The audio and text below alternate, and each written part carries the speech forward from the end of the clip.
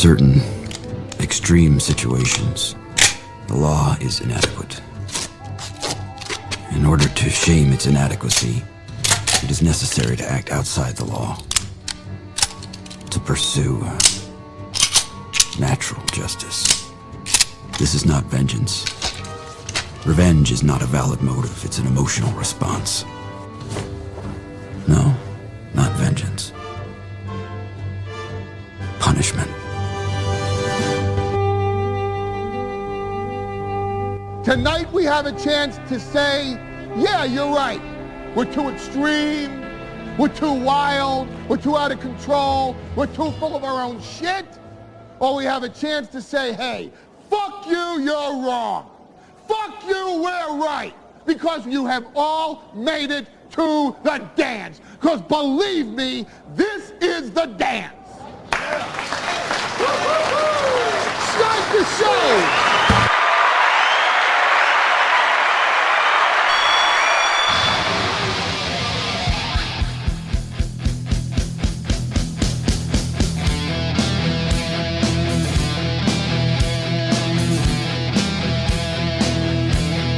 Hey, good morning, one and all. Hello, everybody. Welcome to the Steel Toe Morning Show. I'm Aaron. It's Monday. Johnny's here. Hey, That's some real blues energy you're giving us today. Hey, how you doing? I come in. I was waiting for the camera to pop up. I'm sorry. You not your sneaky fault. little I'm just devil. saying that's why I you wasn't little 8 million motherfucker. miles. You're not supposed to say motherfucker in the first 5 minutes of a stream, but oh well. Hello. No, I come in with my big swinging dick energy thinking I'm somebody on a Monday, and then Johnny, hi. How's it going? Not a 6 a.m. guy. How's it? Well, you've been doing a 6 a.m. show for only 6 or 7 years. At some point, you're going to have to be a 6 a.m. guy. What are you, some kind of fucking millennial? It's not my job, but it is. It's not. Somebody else is supposed to do that. You kids today, I tell you, you millennials are just the bane of this country's existence. Oh, wait a minute. Oh, shit. Damn it, I'm one of them. Oh, well. No, we have a very good show today, regardless of how Johnny feels about it. It's gonna be really good. No matter how much Johnny is not excited to hear about it, no matter how little he thinks of what we do here, I promise you, we are going to have results today. Today's show is going to be very good. Don't listen to Johnny. Don't pay attention to his tone. He doesn't know what he's talking. Lying Mo. The reason he doesn't know it's a great show is because I forgot to send him the prep document last night. And that's entirely Johnny's fault. If I would have remembered to send John, no, I'm falling on the grenade like I did with the camera thing. Move over a little bit. I'm out of frame as well. God, I'm just, right? You know what? How dare I think that I had a good show ready for today? Johnny has proven me wrong. I have nothing for you. You might as well. What did I see on my phone? Opie went live. You can go watch Opie. You know what? We're gonna be fine today. Yeah, we'll be all right. Yeah, we'll do fine. We do have a really good show today. This is one of those shows like you wake up in the morning and you're just excited. You know, you're counting down the minutes until you get to hit go live or start streaming or whatever it is. And I've been feeling this way since Saturday, because on Saturday, I don't know if you got the news, and today's episode is titled Joy to the World. Joy Reid has been fired from MSNBC. They have let her go. Oh, my God, it's my birthday. And she got fired for the reason you're supposed to get fired. You know, I don't believe in firing people because they're on a talk show where they give takes and they gave a too spicy of a take. I think that's horseshit. She got fired for having low ratings. I miss those days. I miss the days when people were fired because they sucked at their job, not because they were like nowadays people get fired because they're really good at their jobs. Yeah. Like now people get fired because they go, all right, here's your job. You're going to have a show where you just talk a whole bunch of shit. A topic comes up and you just, boom, hit it as hard as you can. We need viral takes. And then they go hard in the paint and then, you know, they believe it. And then people go, whoa, not that hard in the paint. You know, like I'll give a great example. Tucker Carlson at Fox News. Mm-hmm. He was getting a little too close to the, to the way it is. And Fox decided to cut him loose. Piers Morgan, same way. So it's nice to see one of these talk show hosts get canned for the reason you're supposed to get canned. You suck and nobody's watching. I can't tell you how happy that makes me to see that day come back again, because then I can feel good about them losing their job. I don't feel good when, like, the last time Trump, about 4 years ago today, when Kathy Griffin, people call and they stooge her out and get all of her gigs canceled because she held up the Trump head. Mm-hmm. I can't celebrate that because I'm a free speech guy. And I believe you should be allowed to do shit like that. I believe that's really important, that we don't treat our leaders like they're gods, Yeah. I want to live in the country where you can hold up a pretend severed head of your leader. I mean, I'm the kind of guy who's this close to wanting to live in the country we can carry an actual severed head of your leader. Like, I want to take, these guys down a peg or two. They're not gods. They're not kings. That the whole point of us is we're not supposed to have I'm a United States Senator. Exactly. So I couldn't celebrate the Kathy Griffin thing. Can't celebrate the Tucker thing because it wasn't right. What I'm saying about the Joy Reid thing is it's right. She did her best. Her best wasn't good enough. Nobody was watching. And now, quite frankly, I feel bad. Because Why? I feel like I could have maybe watched more Joy Reid. And I could have kept this thing going, It's like hearing that a bar or a restaurant you really like is closing down. Like Paulie's at the end of this week is no more in Maple Grove. Mm-hmm. And I go, well, since October, I went there 3 or 4 times. Maybe I could have gone there more. Hey, maybe they would have stayed open. Now I feel the same way about Joy Reid. Maybe she would have stayed open. She would have stayed open, No, God damn it. I didn't mean to say it that way. But, yeah, Joy Reid is gone. We'll talk about that later today. I think one of my favorite clips personally that we have today is, I don't know if you saw it, Donald Trump versus the governor of Maine. Oh, God, yeah. They were at some kind of brunch thing with all the governors. And He just called him out. the governor of Maine, he called her out for not abiding by his no trans people in the girls' sports thing. And then she piped up and he's like, you're not going to get any federal money and you're a joke and you're not going to be governor much longer. Like, just going hard in front of everybody on her. And to her credit, she didn't back down. But then I looked into the governor of Maine a little bit. She's a wackadoo.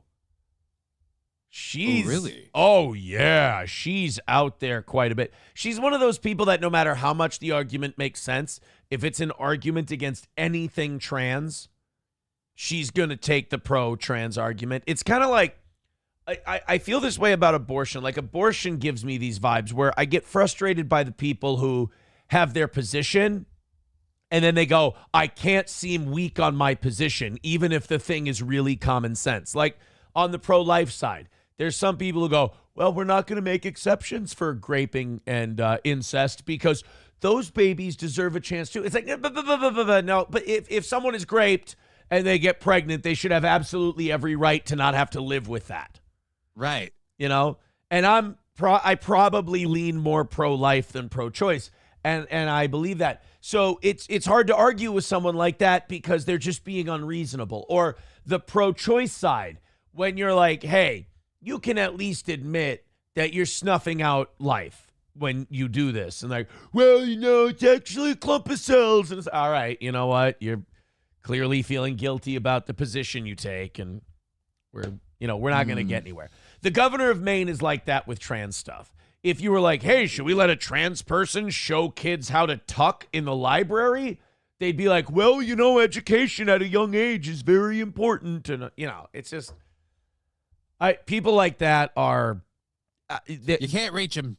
You can't reach them. They're one part dishonest and another part tricky. So I don't, there's a lot of disingenuousness there. Tricky dick. I tell you what, we had some fun last night, boy. And it's led to a good start to the week, and it's led to hopefully, a great day today. I always give these opportunities to have an easy day, where it's a shorter goal and whatever. And I'm always like, here we go. This is one of those days. We get a couple of these a week, a show where we just get to do a show. And today is starting out like one of those days. It's up to you guys to jump in, be generous, what have you. Thank you very much. The members only show audience last night asked me if I would change the scoreboard as they went. Mm-hmm. And I said, sure, because, not a lot comes in during the members only show. These people are already paying to be here, right? Right. Oh, by the way, I'm transferring a lot of old radio bits into video, and we're going to start putting those up as members only. So if you want to become a member on YouTube or a subscriber on Rumble, you'll be able to see one or two of those a week.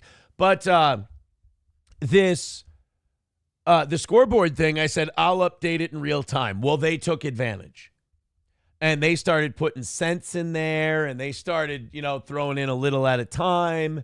And it just, I was just up at that board for a solid 15 minutes last night. I was like Steve Kornacki on election night. And we got Fuck You, Dude. See, this is the kind of dicks they were being. Fuck You, Dude is at $21.41. Nice. We've got Adam's not on the board, but he was at $16.66. Got another guy at $6.88. So they were throwing in funky numbers to dick with me a little bit. But you got Fuck You, Dude in first at 21.41. No Pen 15 in second at 21. And Rebel Fluff and Aspacker tied at 20. So we got about $75 into this morning's goal. They started the work for you. So now you guys start at $255 today, which means hopefully, $55 in 2 hours means I shut the fuck up about the goal until 9, which would be awesome. Yeah. That would be truly great. So Streamlabs, PayPal, and Venmo, those are my 3 favorite ways for you to contribute. I believe on YouTube, the shop is down below as well. You can pick something out there. Or you can throw in your super chats, your Rumble rants, and your... Now, if I could rank them, Streamlabs / PayPal's my favorite. Venmo's my second favorite. Rumble's my third favorite. And super chats, my fourth favorite. And it all has to do with the percentages. That's it. It all has to do with those goddamn percentages. Sam Show says, so you're telling me nobody donated $14.88? This audience sucks. That's a good point. You figure somebody, yeah. You figure somebody would, but nobody did. We've got, like I said, great show today. I'm excited to get to the Joy Reid stuff. I did something really mean to myself, though, and I put the Joy Reid clips kind of in the middle of the show and not the beginning. I kind of tortured myself and saved it for later. We have a lot of other stuff, though. In a little bit here, we're going to find out that... Do you remember Bryce Mitchell? Yeah. Bryce Mitchell is the UFC fighter who decided to start a podcast. And on his first episode, he decided to let us know that... He really wanted to go fishing. He wanted to go fishing with Adolf Hitler. He thought that Adolf Hitler would be a really fun guy to go fishing with, but before he started doing meth. Right, that's an important distinction. That's really the important part that we need to get to, is that if Hitler hadn't, gotten on the meth, Bryce Mitchell would have really loved to go fishing with him. But it was after he got on the meth that he went a little kooky. But then Bryce Mitchell says, the books they was burning? By the way, I say this around SP. I think I said this around SP twice this weekend. I love that line. I go, what kind of books they was burning? She goes, what? I go, queer books. I love saying queer books. That's Bryce Mitchell. Bryce Mitchell's accent? Yeah, Bryce Mitchell's accent where he goes, they was burning queer books. They was turning the kids queer. It's like, God damn, that's an old-timey Southern way to say queer. So he's followed that up. You know how, a band has a big hit, but people like they're like, they hold their breath on them a little bit because they don't know what the follow-up. In case it's a flash in the pan. Right. I'll tell you this, Bryce Mitchell with this next clip is Outkast following Miss Jackson with Hey Ya. Oh, shit. I mean, it's not sympathy for dictators, but it's crazy. It's wild. It's nuts. It's kooky. It's silly. So you're saying he has a future as a podcaster? Oh God, if he gets he's got to protect that noggin of his in the UFC. He's got some big ideas. He could be a really good not stupid. Oh yeah. So we got a Bryce Mitchell clip coming up. By the way, also I think I'm married again. I think we're on marriage number 3. When this happened over the weekend? Jesus. Overnight, actually. From last night to not even a heads up, let alone an invite. Jesus, well, you tell me if I'm married again. I'm not sure. Let me know. So last night, SP gets warm in her sleep. Yeah. She got warm in her sleep last night, and she got up. She went downstairs, and she turned down the thermostat 2 degrees. Okay. I feel like I'm married now. Yeah, that's pretty much it. She has taken control of the thermostat. I think once you're dicking with thermostats, that's a contract, right? That's till death do us part. Yeah, I think so too. That locks you in. Panhandler with $5 on YouTube. He's mad at me. Thank you for the $5. He says, invest $25 to your show and purchase a cheap digital sign. You do absolutely nothing to improve your, and then he puts in quote, studio. Now I resent that because it is a studio. You can't put it in quotes. It might be a studio you don't like the look of, but it is indeed your idea of a studio. Yeah, it's not. You may not like it, Panhandler, but it is indeed a studio. He's probably not the biggest steel toe fan in the world, but he needs something to complain about. I guess I'm not doing enough. I got to give these people more to complain about. They're upset.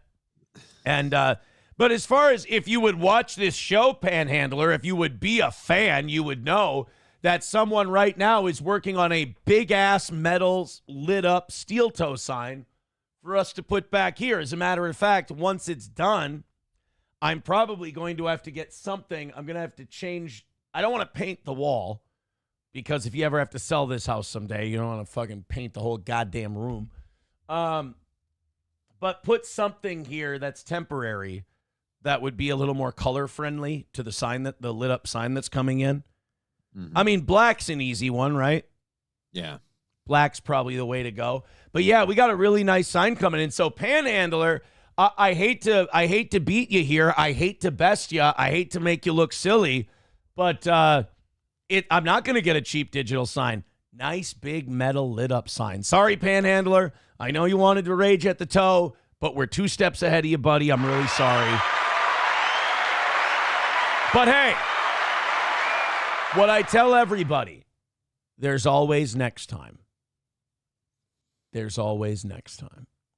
Labglass says, what the hell would a digital sign do besides fuck with the camera? Look, you got to leave him alone. He doesn't like me, all right? And he needs something. I have a little sympathy for people like Panhandler. I really do.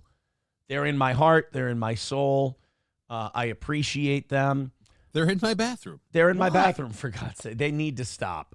They're hiding in my upper deckers. Yeah, they're hiding in my potted plants. It's very strange.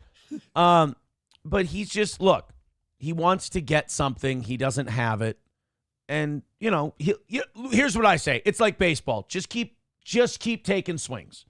Yeah, you're going to miss 99% of the time, but you might make some solid contact and foul one back one of these times. I believe in you, buddy. All right, let's continue on. I really want to get to this. I'm like cutting down tall grass to get to this Bryce Mitchell thing. Bryce Mitchell. I thought you were going to say to get to the Joy Reid. Oh, I'm a ways away. Man. I'm a ways away from Joy Reid, my man. I'm a ways away from Joy Reid, unfortunately.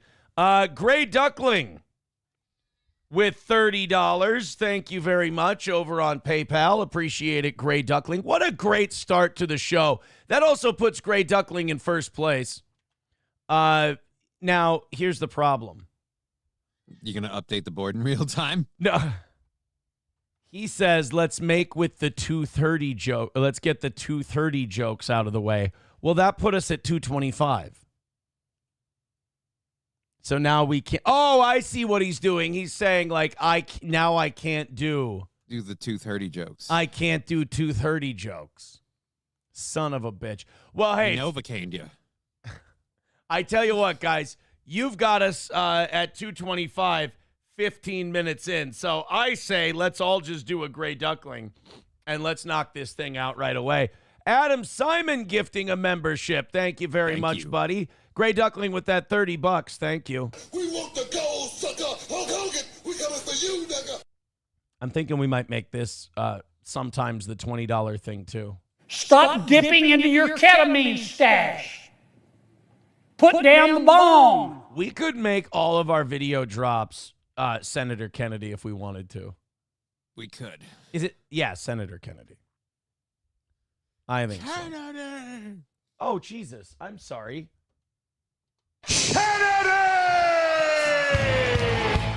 The Tatler says, letting a woman control your thermostat makes Aaron an even better cock. Well, better. I mean, better is good.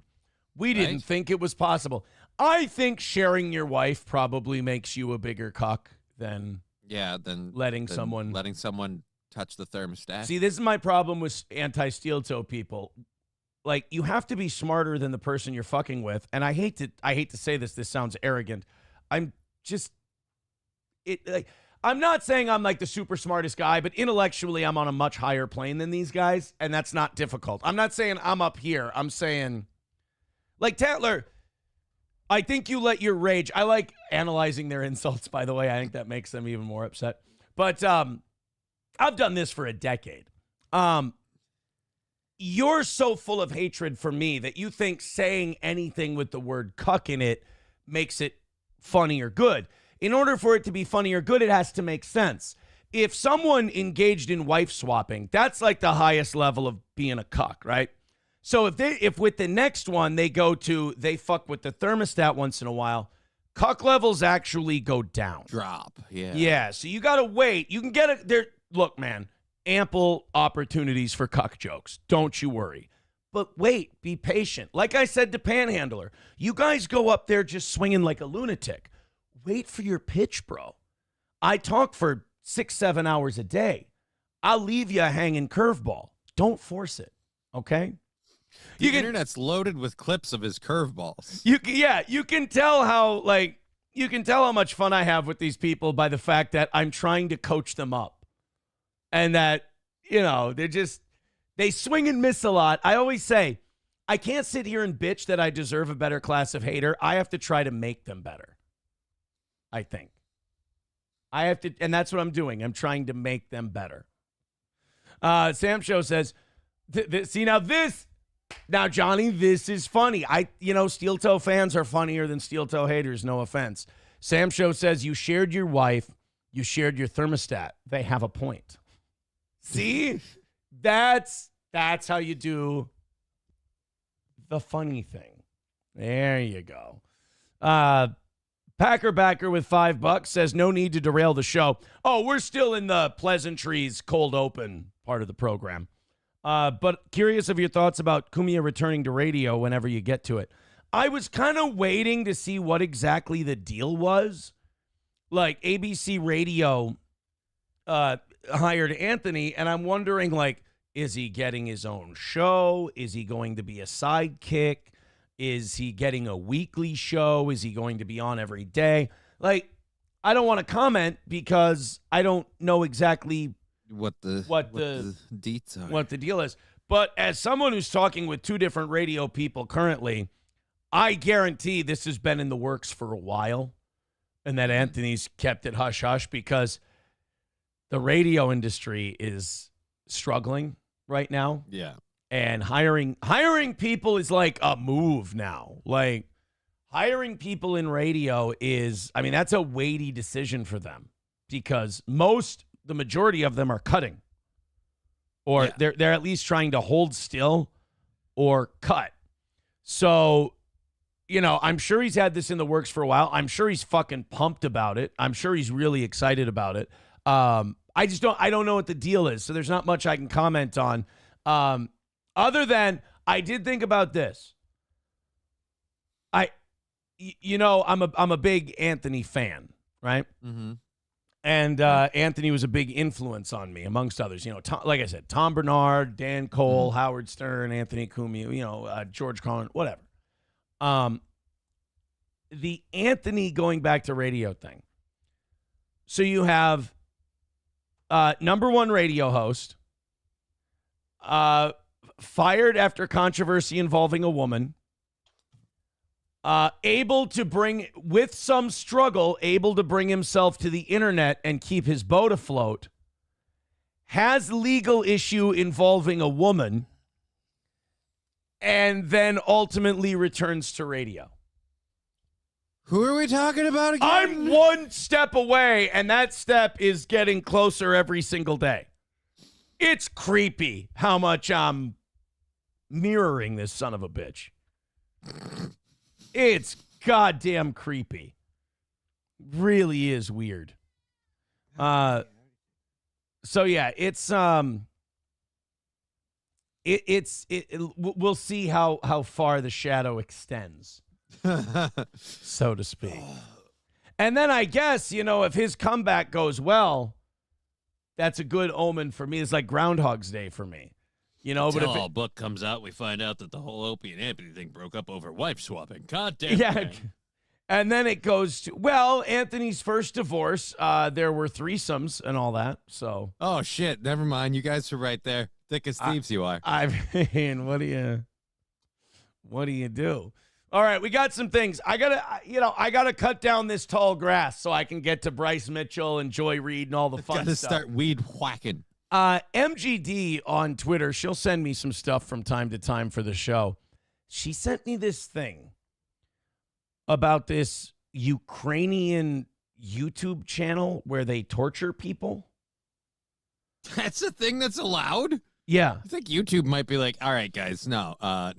Well, MGD's telling me about this yesterday. She's sending me DMs like, oh, they're making them eat cabbage and onions, and then doing tasks, and then force feeding them, and then keeping them awake for X amount of it's weird torture, but I don't know what it is. I don't know if these are people who volunteer. I don't know if these people are being captured. It's like a Squid Game thing. Well, all I know is YouTube's allowing it, so there's got to be some kind of explanation here, because it's got to be a Squid Game thing. we were off for a week on YouTube because of a video we did a year and a half ago making fun of some lady.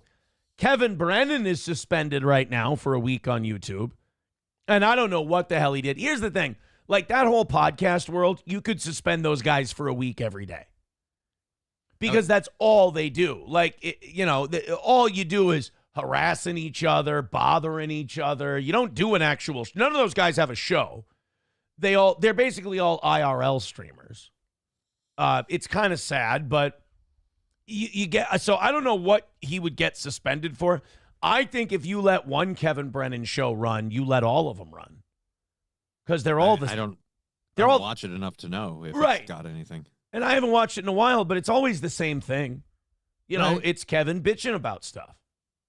Yeah. And bitching about people and telling everyone how stupid they are and how smart he is and all this other shit. So it's monotonous, it's repetitive, so I don't understand how you end up getting how do you pick out what's a strike? Is my question when it's the same show that's going on all the time. So, a show like this, it's a morning talk show. We got different stories, different topics every day. You never know what's coming. In my opinion, more exciting, more interesting, funnier. But this Ukrainian thing now, this channel doesn't get suspended. And they're legit torturing people. So here's I told MGD, I'm I don't get this. I don't understand this. I can't make heads or tails of it. So she sent me a quick 1-minute clip that kind of explains what's going on here, because I haven't seen this covered by mainstream media. I haven't seen this covered by really anybody. I Google searched it to find out what's going on with the Ukrainian YouTube torture channel. Nothing. Hopefully this helps. a real torture chamber. They filmed the brutal abuse and broadcast all this horror on the internet. And right during a live broadcast, law enforcement bursts into the secret studio. Did the cops manage to save the tortured victim? How did the poor soul end up in the hands of thugs, one of whom, you won't believe it, is completely green? Look closely yourself, but make sure to keep children away from the screen, because what we will show you, even an adult mind can't handle. What? Yeah, so they got the blue meanie over here. Yeah. It's nice to see that the blue meanie found work after pro wrestling. Yes. Did she say, though, this guy's completely green? Am I colorblind? That looks blue to me. Maybe the translator misspoke. Oh, that was okay, that makes sense. Yeah, it I was says like, dubbed with 11 labs. I was gonna say that lady doesn't look like she's talking that way. Right. Okay. So yeah, like they whip these guys, they force feed them, they do all kinds of other shit. Bloggers. Their internet channel has thousands of subscribers. They became popular only thanks to their limitless sadism. Oh, sir, she felt that something was wrong with her, sort of. All right, and that's the end of the clip. So yeah, they do this thing where like the police bust in, and I don't know if that's a gimmick or not, but like, yeah, they torture people, they force feed them, they beat them up, they do all kinds of stuff. I don't know. What? But that's the other thing, too. Is that legal in that country? The part that's weird to me is that YouTube is still airing it. But then again, it's Ukrainian. If they shut down a Ukrainian YouTube channel, what? You don't support Ukraine? Well, yeah, see, it's a great analogy for us supporting Ukraine, ironically. We're sitting here like, no, guys, let's support Ukraine. What are they doing? Don't worry about it. Annoyed Wawa supervisor with a good one. Says, Aaron, I know you think you're aunt, but you're really more like the Opster in that a low-level celebrity fucked your wife. Respectfully, of course. Well, you know, there can be comparisons on both sides, I suppose. Thank you, Annoyed Wawa supervisor. You know, Annoyed Wawa supervisor sent me a message once. They're like, yeah, Wawa's not happy that I'm including like promos on your show with me saying vile, horrendous shit. I'm like, well, you know. Whatever. How do they know it's you? We're happy to promote. Numero uno Josh Denny fan says old KB is looking for advice on the ins and outs of Rumble. I would say this, get Rumble Studio. We do anywhere between 1,000 and 1,200 people on Rumble Fridays. We do about 1,400 when we're off for a week. So I would assume that Kevin can keep pace with our numbers at least, right? Because... yeah. You know, we do about, anywhere from 800 on a bad day to 1,000 on a good day. YouTube, Rumble, Facebook, all that. Kevin does, anywhere from 800 to 1,000 on his show, I think. So we should do similar numbers on Rumble. I would say he should use the Rumble Studio platform. He can make a couple $100 extra for each of his shows, doing live reads and stuff. That would be my... If he wants to counteract the effects of losing his YouTube, Rumble Studio will do that for him. I'm going to start using Rumble Studio on Rumble Fridays just because it's an extra $150, $200 a show. And it's literally, if you're only doing that platform, then using a studio isn't a big deal. Right. Like, I don't know how hard it is to pipe in OBS into like multiple studios at once. It's technically easy, but it sucks for like the presentation, the thumbnails, the descriptions, all that. It kind of sucks for that. So I'll still use Restream Monday through Thursday. But yeah, Rumble Friday for sure. And whenever we get suspended, yeah, Rumble Studio. Absolutely. Let's get caught up here. All right, we're set. Yeah. Numero uno Josh Denny fan says Ukrainian fish tank. No, it's I think it's a little worse than fish tank. Like I said, the best I could think of it would be is if these people for some reason agreed to do this for money, then it's Ukrainian Squid Game. But yeah, I think probably more Squid Game than fish tank. Fish tank like can be mean, but it has It sets the idiots up to make themselves look bad. They don't really do anything. Whereas these people are like Ukrainian thugs. Just flat out getting tortured. Who are just beating the fuck out of people. More than anything, more than anything else. Although some people in the chat, as I look, are saying this is like Slavish fish tank a little. I don't know. I don't remember these people getting whipped on fish tank. They just go harder in the Slavic lands, man. Well, look, one of my countrymen once gave their analysis on the Slavs, and let's just say, when it comes to... I can't imagine what he said. When it comes to opinions, I don't think you necessarily throw the baby out with the bathwater, you dig? Yeah, he just wanted to throw out the baby. The bathwater was still usable. You know what? That's a great segue into Bryce Mitchell. Oh, Jesus. What? That is a perfect segue into Bryce Mitchell. Now, if you'll remember, the last time we checked in with Bryce Mitchell, he was talking about how Hitler just ain't that bad of a guy, right? Mm-hmm. Well, until he started doing meth.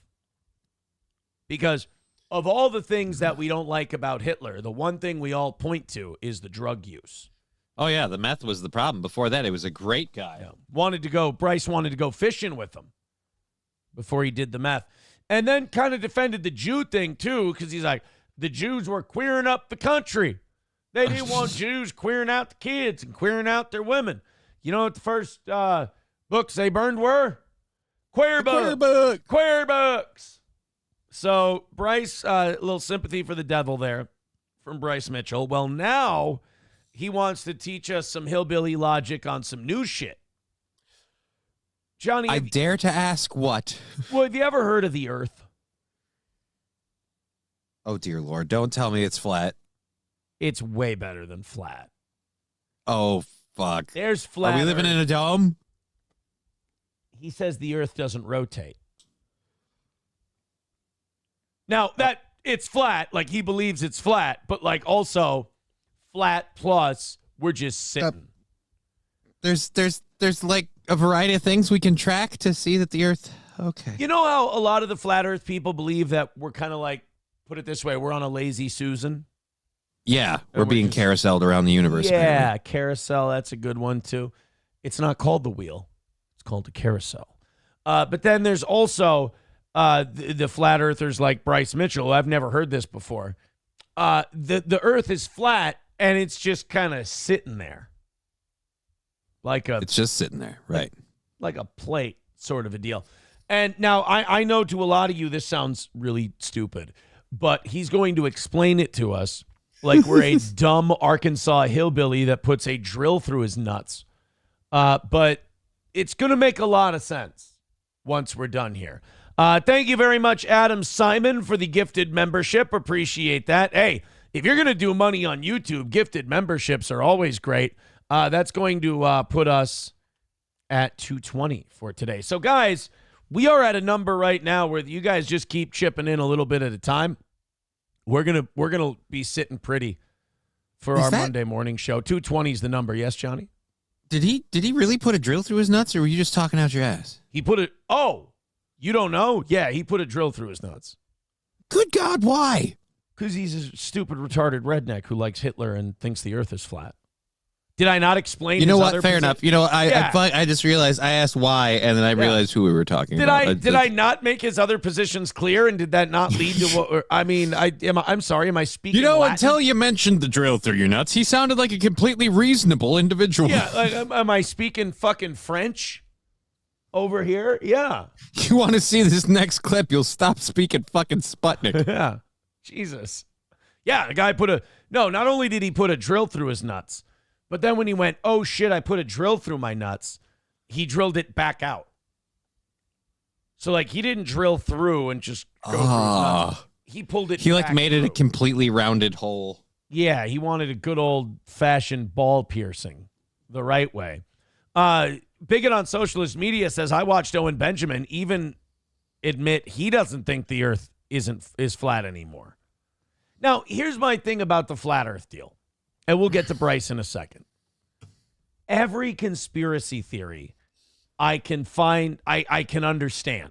Like, I can understand the motive behind it. Okay, we never landed on the moon. We needed to beat the Russians in the space race. We needed a victory over the Ruskies. Going to the moon made us look really good, and it made them look, slow. It made them look shitty. 9/11, George W. Bush wanted to go into Iraq. All his buddies in the cabinet were from Halliburton, and they stood to make a shitload of money if we got the oil fields. Okay. Pearl Harbor. FDR wanted to get into the war. The American people didn't want to go to war. We needed a catalyzing event. Okay. Pearl Harbor. Every other conspiracy theory, there's an ulterior motive that goes, oh, okay, that makes sense. That's why we're doing this. Flat Earth, I have no fucking idea why that would be kept from us.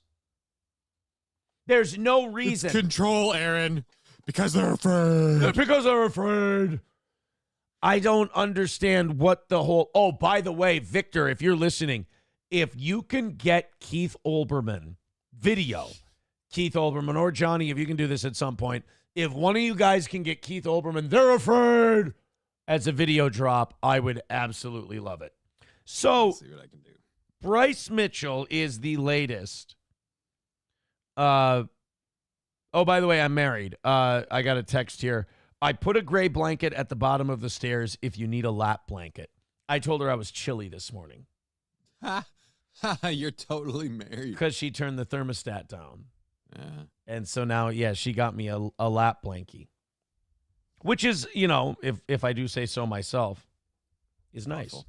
Oh, by the way, Adam Simon gifting those 2 memberships does put him at, because everyone was an asshole last night, $21.66, which puts him at second place behind Gray Duckling at $30.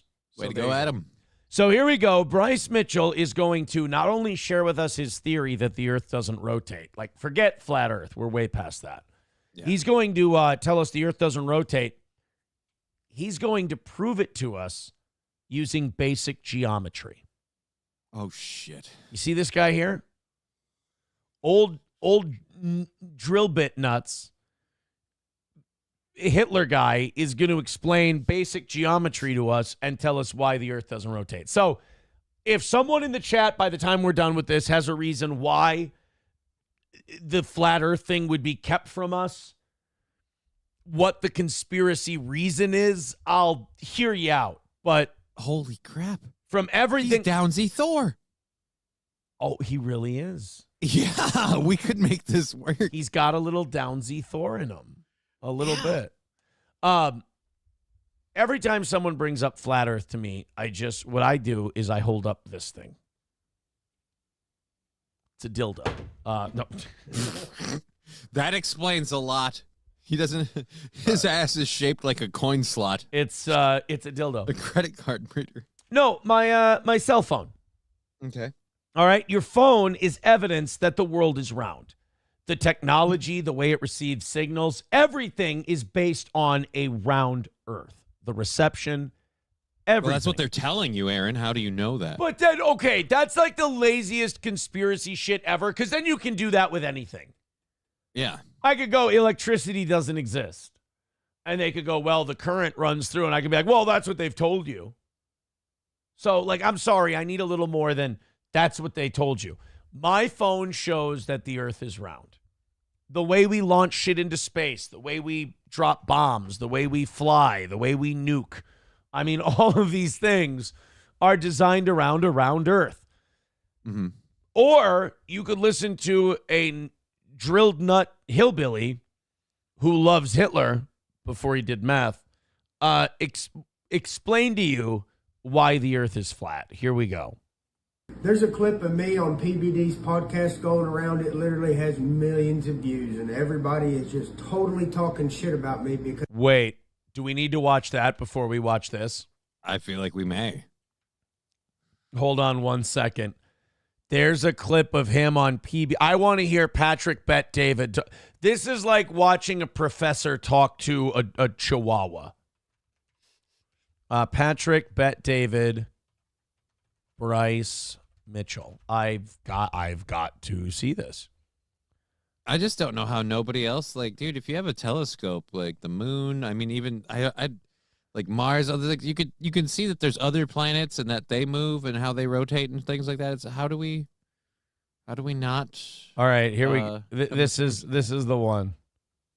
So now you're saying you can't go to the end of the earth if it's flat? Why can't you go to it? Well, it's not legal, but you can go, like, for example, Admiral Byrd. It's not legal. Hey, if the Earth's Guys, flat, they'll arrest you if you go there. Yeah, if the Earth is flat, why can't you go to the end of it? Because it's illegal. Well, why isn't anyone driven up to the people guarding the end of the Earth? Why don't we have those videos of the guys guarding the Earth's edge? That would be interesting. He's a guy. You know, the thing about flat Earth is it's so crazy you can't debunk it. Yeah, because the people who believe it are just plain nuts. They're not going to accept reality. Right. It's so crazy. Like, this happens. People will take positions that are so nuts that you can't disprove them because they're not based in our reality. So it's like, how do I prove? Like, you can almost get so crazy you can't be debunked. Guy who I completely trust. He died shortly after testifying that he went past the ice wall. Sure. And when I say the ice wall is the end of the earth, that's as far as I know. But a guy named Admiral Byrd, he said, I flew to Antarctica. It was ice. It's the ice wall. He saw the ice wall. And then he kept flying past it. And there was more land past the ice wall. And he said it's the greenest grass he ever seen. So they might actually be hiding land past Antarctica. So now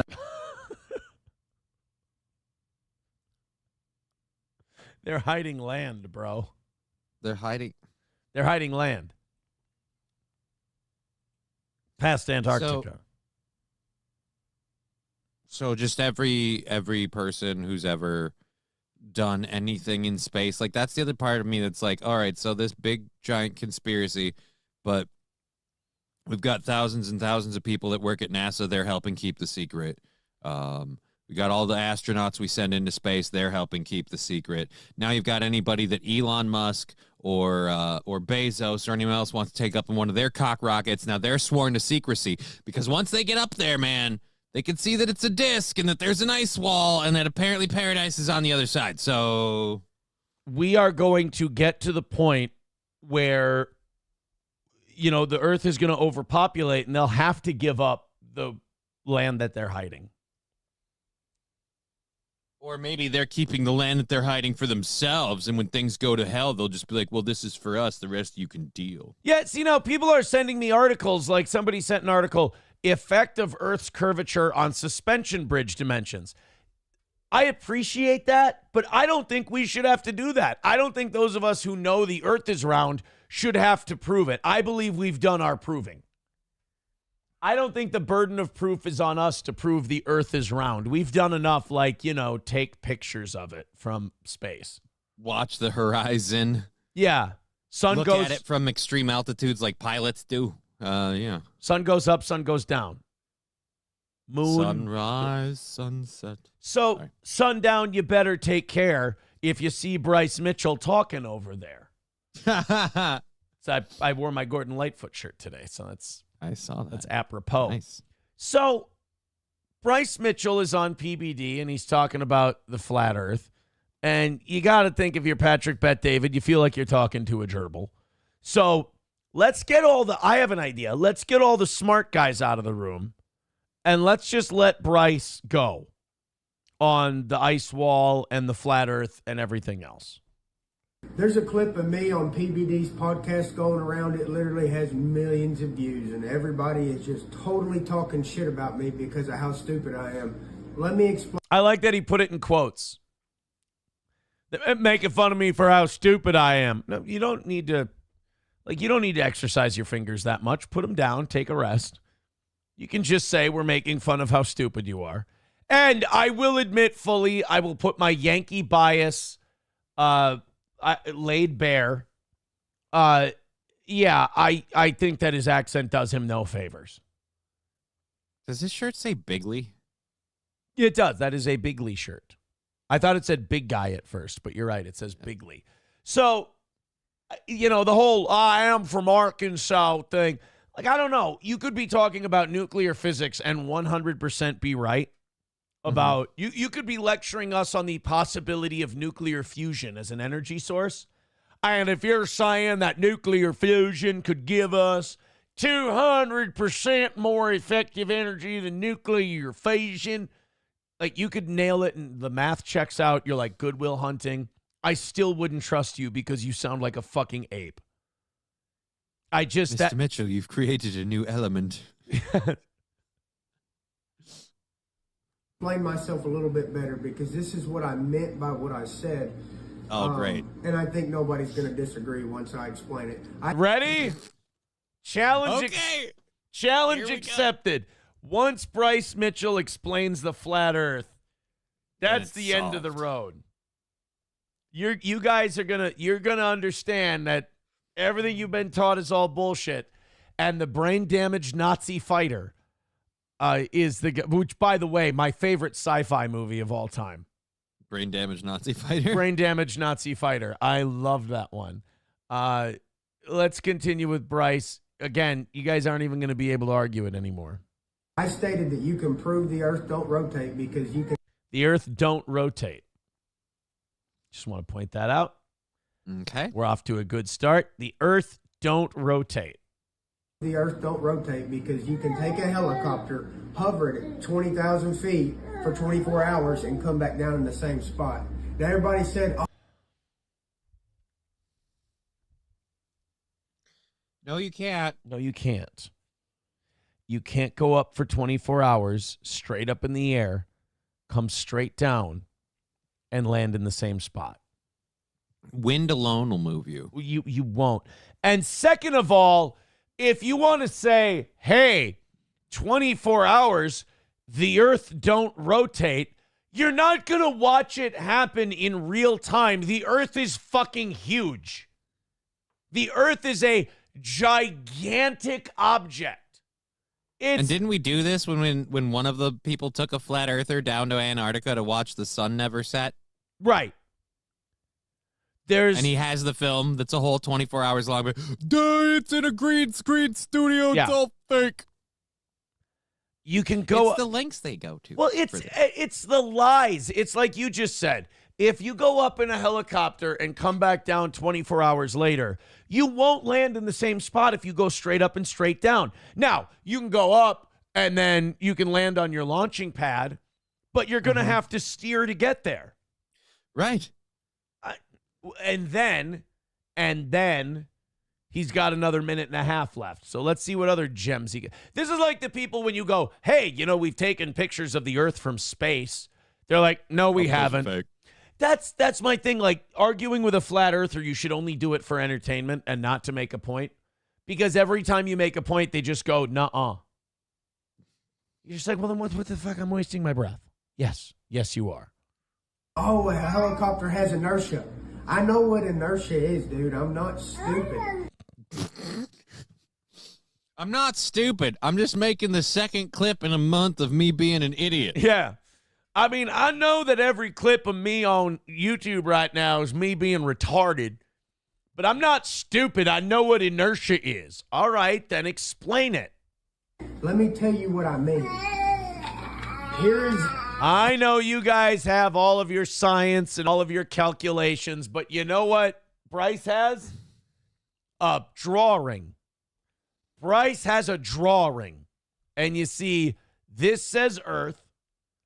This is an arrow that rotates this way. This is an arrow that rotates this way. I'm assuming this is the helicopter. Right. Get ready. A picture of the circle of the Earth, supposedly, if you believe in a globe.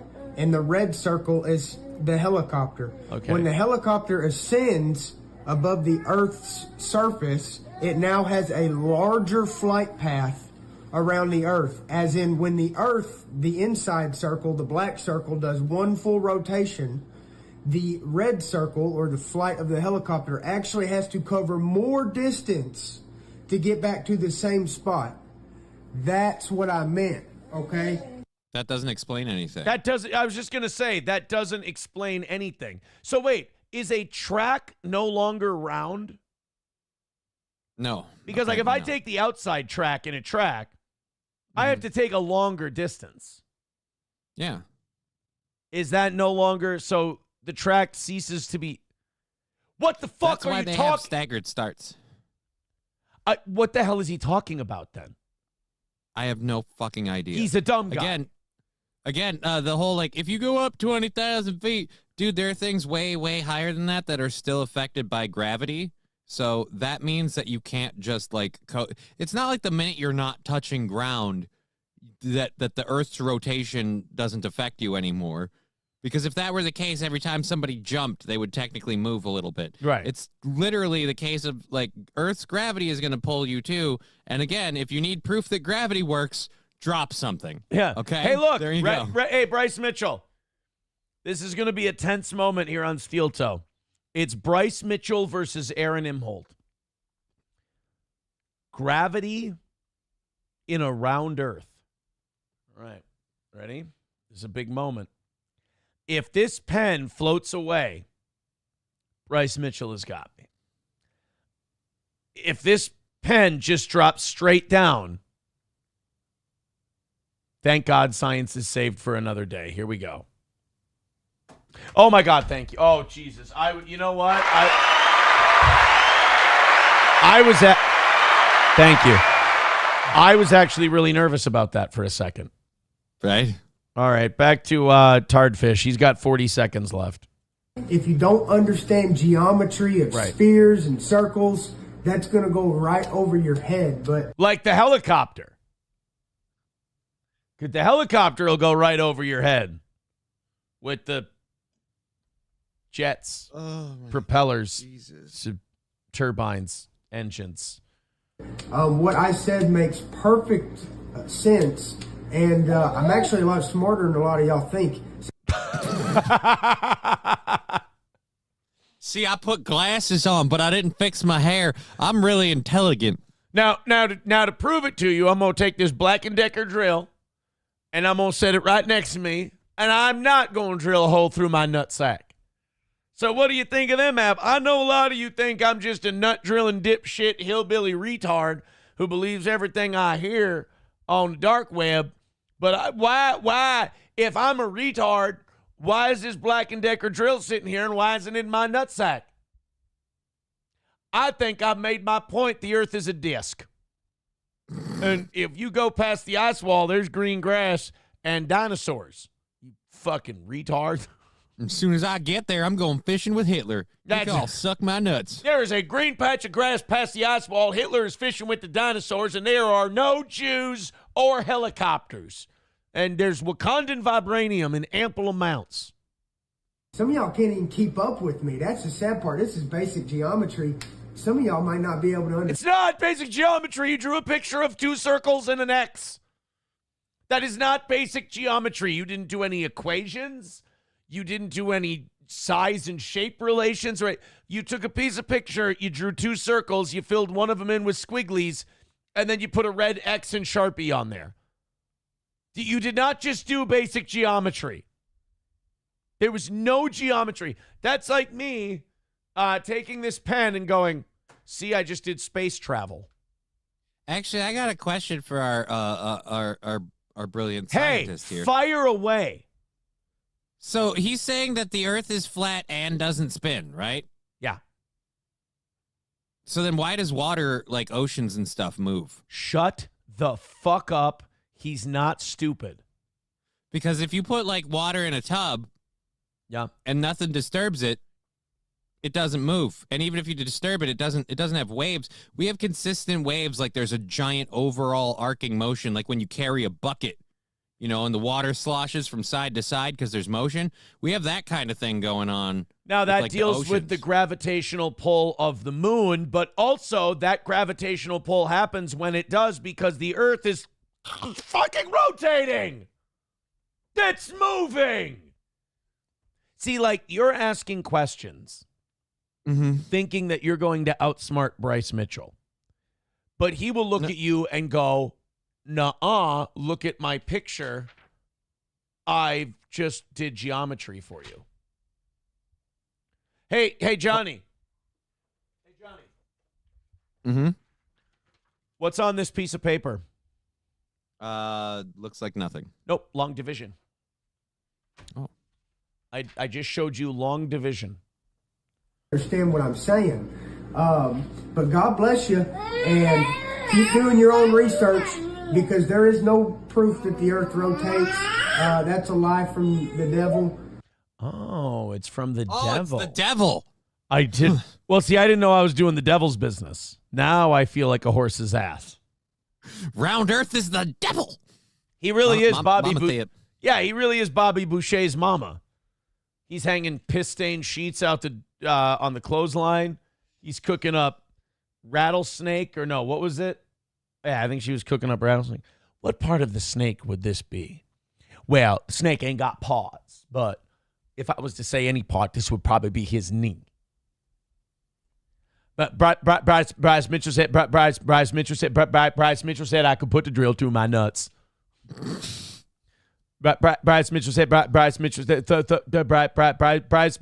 the earth don't rotate. And keep thinking what you want, calling me stupid, but I know geometry, I know inertia. An object in motion stays in motion. If I put my foot up your ass... That's a fucking law of gravity, dickhead! And a lot of that is based on how the earth works, including its rotation. Son of a bitch! Stays in motion. You don't... If you're going to be flat earth, you can't use our science. That's not fair. You have to use your wizardry and your hand drawings, and we get to listen to Michio Kaku and Isaac Newton and people like that. You have to use your drawings. That's all you get. Well, you know, my name's Bryce Mitchell, and I like to do drawings. He should be sitting in a bathtub while he does this. If I put my foot up your ass, it's going to keep going up your ass till I stop it. How about that, buddy? Well, that doesn't sound very nice. Oh, there you go. Yeah. If you don't like it, well, I'll fucking beat you up because I'm right. Boy, I mean, Dana White right now is just scouring the globe. Oops, sorry, the disc.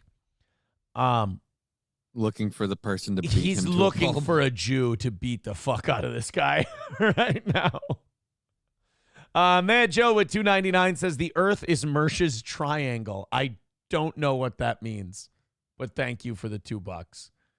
The Rexstart parody account says, I'd like to believe you, Aaron, but where is your drawing? You guys ready for me to blow your fucking mind? Check this out. Ready? I'm going to prove to you guys that the Earth is round. Ready?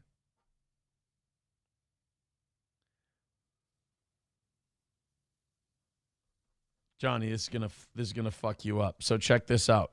Pablo Picasso's about to blow your fucking mind. Look at this. Look at this. You see that? That's the sun, right? Right. You see this down here? Yep. That's the Earth. What do you notice about the Earth in my drawing? It's pregnant. No. It's not a complete round. circle, right? Right, it's a half You circle. know why it's not a complete circle? Why? Because over here it's rotating around the paper. How do you like that shit, huh? That's fucking crazy, right? You didn't know that, but I just proved it. I just did geometry for you. This is geometry according to Bryce Mitchell. There's the sun, and there's the Earth, but the Earth isn't a full circle because half the Earth is off the page rotating around the sun. So, Bryce Mitchell, you can suck my dick. I just disproved your theory with my own geometry. Here, you want me to disprove something else? What are you disproving now? I didn't know that we could do this. I didn't know we could use geometry. You didn't? It's been in the notes for a while. We're allowed to use geometry. Hold on. I've got I love how we're both getting pens now. Ready? It's art class. Ready? I'm going to do geometry to disprove a theory people have about me. Ready? All right. Here. Hey, Johnny, what does that say up top? It looks like it says Nick's cum. Right? And who's that? It's Aaron down at the bottom. Am I anywhere near the cum? No, you just have your arms open, ready to receive. No, that's not what the geometry says. You're reading the math wrong. That's not the geometry at all. It shows that I'm way far away from it, wanting nothing to do with it. I'm going, no, I'm good. Johnny, you don't know geometry. That's embarrassing for you. Well, how have you ever thought embarrassing. to use it to prove a false? How could you not know geometry that badly?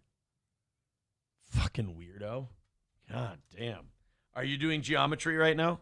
Yeah, I'm doing some geometry. Oh, okay. Let's go through some of these. $5 from Waylon says, good morning. $5 for half, $5, one half for FBI, Dan Bongino and Rumble, and one half for Johnny.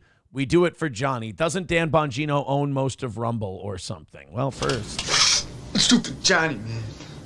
We'll do it for Johnny. Gray Duckling with $2 says that Earth is way too big. That's true. I made it kind of like half the size of the sun. Adam Simon gifting another membership. Thank you, buddy. Adam. I appreciate that. It's going to put Adam at about $24. And Gray Duckling's at 32. Now we also have to update our numbers here. We're 215 away from today's goal. Guys, keep it going. We're low on the goal today. You guys are doing great. Keep it going. Throw a couple of bucks the old steel toes way, and let's do this. People are saying I should use marker for my geometry so it's easier to see. Yeah, dude. Should use pens. They show up better. Suicide. See, people are doing the geometry wrong. It's Aaron saying, shoot it on my tits. That's not, no, Suicide Jockey, that's not what it's saying at all. You guys just don't understand geometry. That's fine. Again, it's been a while since geometry for me, but it did, like arms open was a weird way to take it. I'll be honest with you, that's the only way I know how to draw stick people. I know. Yeah. I'm just using There's no other way for me to draw stick people. With arms wide Let open. me prove to you, let me prove to you with geometry. Here we go again. Ready? Hold on 1 second.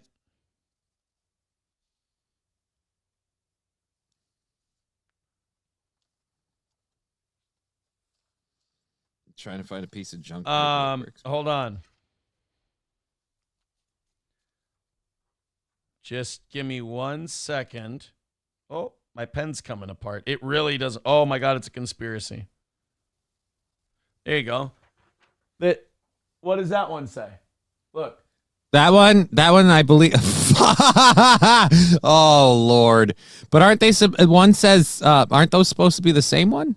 Shouldn't they be one character? No. See, the Jew's way up there and I'm way down there. So I'm not waiting to receive him. I'm staying away. That's like symbols in math. You need to be able to read them. Yeah, but I was told that Aaron was a goddamn Jew baby. So you're not? No. This whole time I thought that's how you I thought that's how you noticed them all the time. Is it's like you sniffed them out like, hey, we're family. Like that's not a thing. Bigot on Socialist Media says Aaron was far away from the Jew. Yep. There we go. That makes sense. Oh, boy, this Adric guy, boy, he's fucking mad at me. I'm sorry for whatever I did to you and your family, Adric. I apologize that I've got you so messed up. This weekend was a great weekend for podcasts. I don't know if you saw, but Joe Rogan had Woody Harrelson on his show. Oh, fuck, no, I didn't. That one I would like to see. Let me just warn you in advance. Woody Harrelson heavy. Woody Harrelson is a great testament as to why, people think that weed is harmless or whatever. It's not. Like, it has very serious long-term effects. Weed is not good for you. Drinking has long-term serious effects. Eating a high-fat, high-sugar diet has serious effects. I think because weed is treated differently than all those things, the people for it have overcompensated a little bit and kind of lied. They've lied about weed a lot. There's a lot of lies about weed on both sides because people are getting extreme to try and prove their point. I think the most honest argument around marijuana is there are things that are just as bad as it that are legal. Right. That you're allowed to do. Not the least of which is our pharmaceutical industry and the prescription drugs. Oh, yeah. But then you could argue marijuana should only be allowed via prescription if that's your argument. So it gets kind of tricky.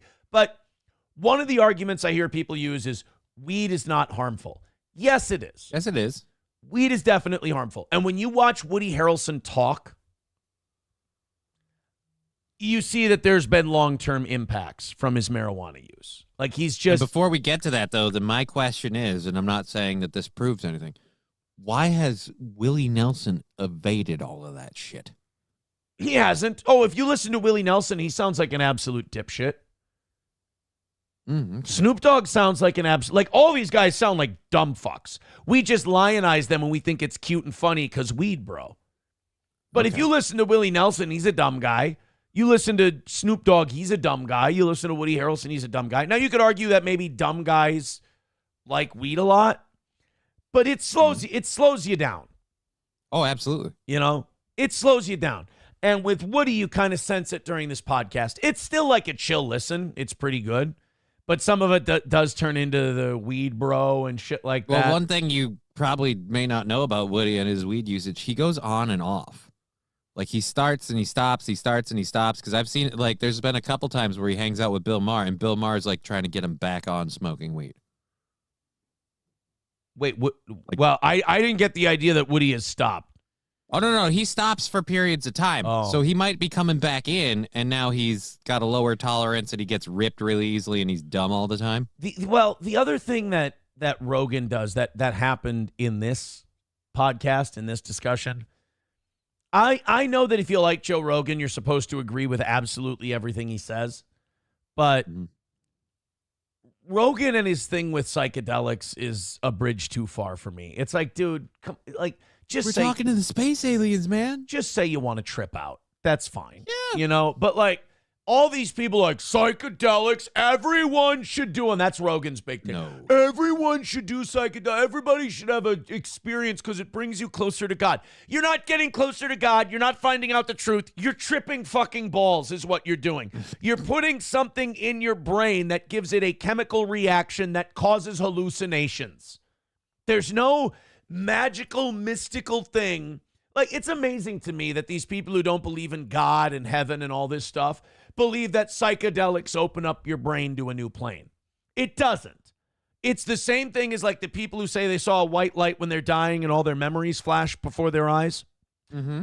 What scientists believe that is all the chemicals in your brain shutting down, and basically like a computer, all of your memories and all the things you have are it's causing a hallucination. Like all these chemicals depleting quickly causes you to hallucinate, and you'll access things that are in your memory bank. And you'll see a lot of the things from your life, a lot of things from your past. The people who go, psychedelics, man, everyone should have a psychedelic experience. It's just another way of escaping reality, but then acting like it's bringing you closer to God. You didn't have a crazy experience. You tripped balls for a while. That's all. So like when he and Woody Harrelson get going on that, and they're like, oh, Lindsey Graham should have to do psychedelics, and that would everybody who wants to be in office should have to do psychedelics publicly. It's like, no. And also, you don't think that would be more helpful either. Just be honest and say you want to see Lindsey Graham trip balls. Yeah, I do. I think that would be fucking hilarious, but I don't think it would teach him anything. I don't think he would learn anything. I just the psychedelic kick just kind of it's the new tea tree oil. Well, you know? It turns out I was looking into this and I found out you can explain this very, very easy with some simple geometry, and I've actually put down the equation to show people. Joe has figured it out. You see, it's literally oh god, that's right, because you screwed my camera thing.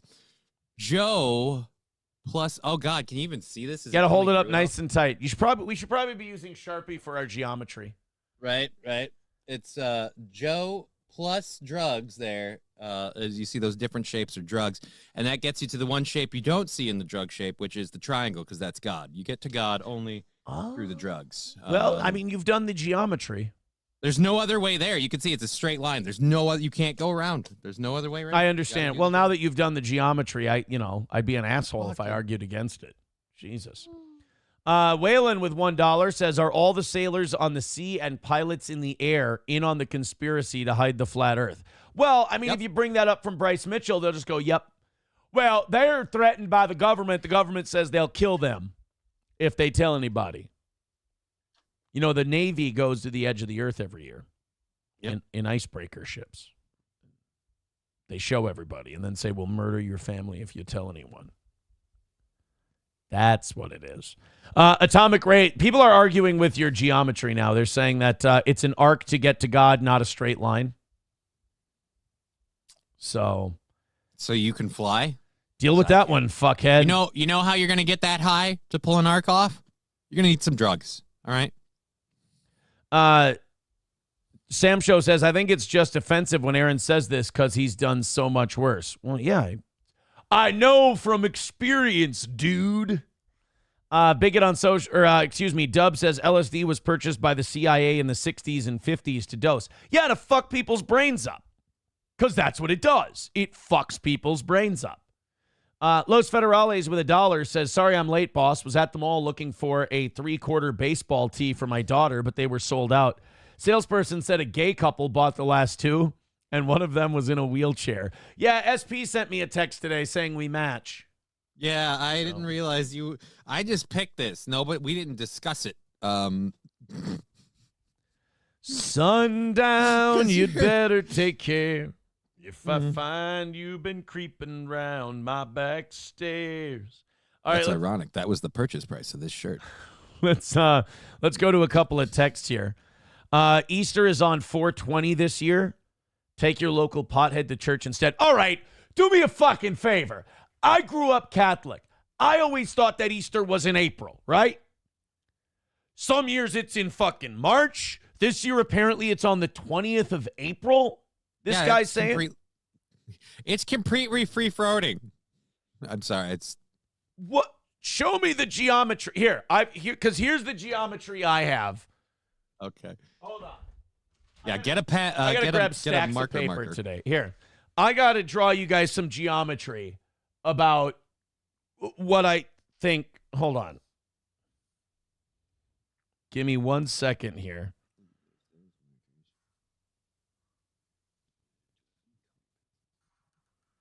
Oh wait, I fucked it up. Hold on. Oh, I Jesus. fucked it up because the toes have to be nailed to the cross. I thought it was the ankles. Ready? Or wait, no, did they go through the feet? I don't remember. There's no good way to do that, honestly. Hold on. Just seems really impractical. Wouldn't it just be easier to kill the guy if you had a problem with him? Hold on, I got this. Geometry is hard. This is my Takes geometry of Easter, right? So that's a halo above his head. Because he's Jesus. So, that's how Easter works. Why isn't this just on a day? Because the traditions that they were replacing weren't celebrated on a specific day. Fuck that. That's my argument. That's like the flat earth people just going, no, it doesn't. Put Easter on a day.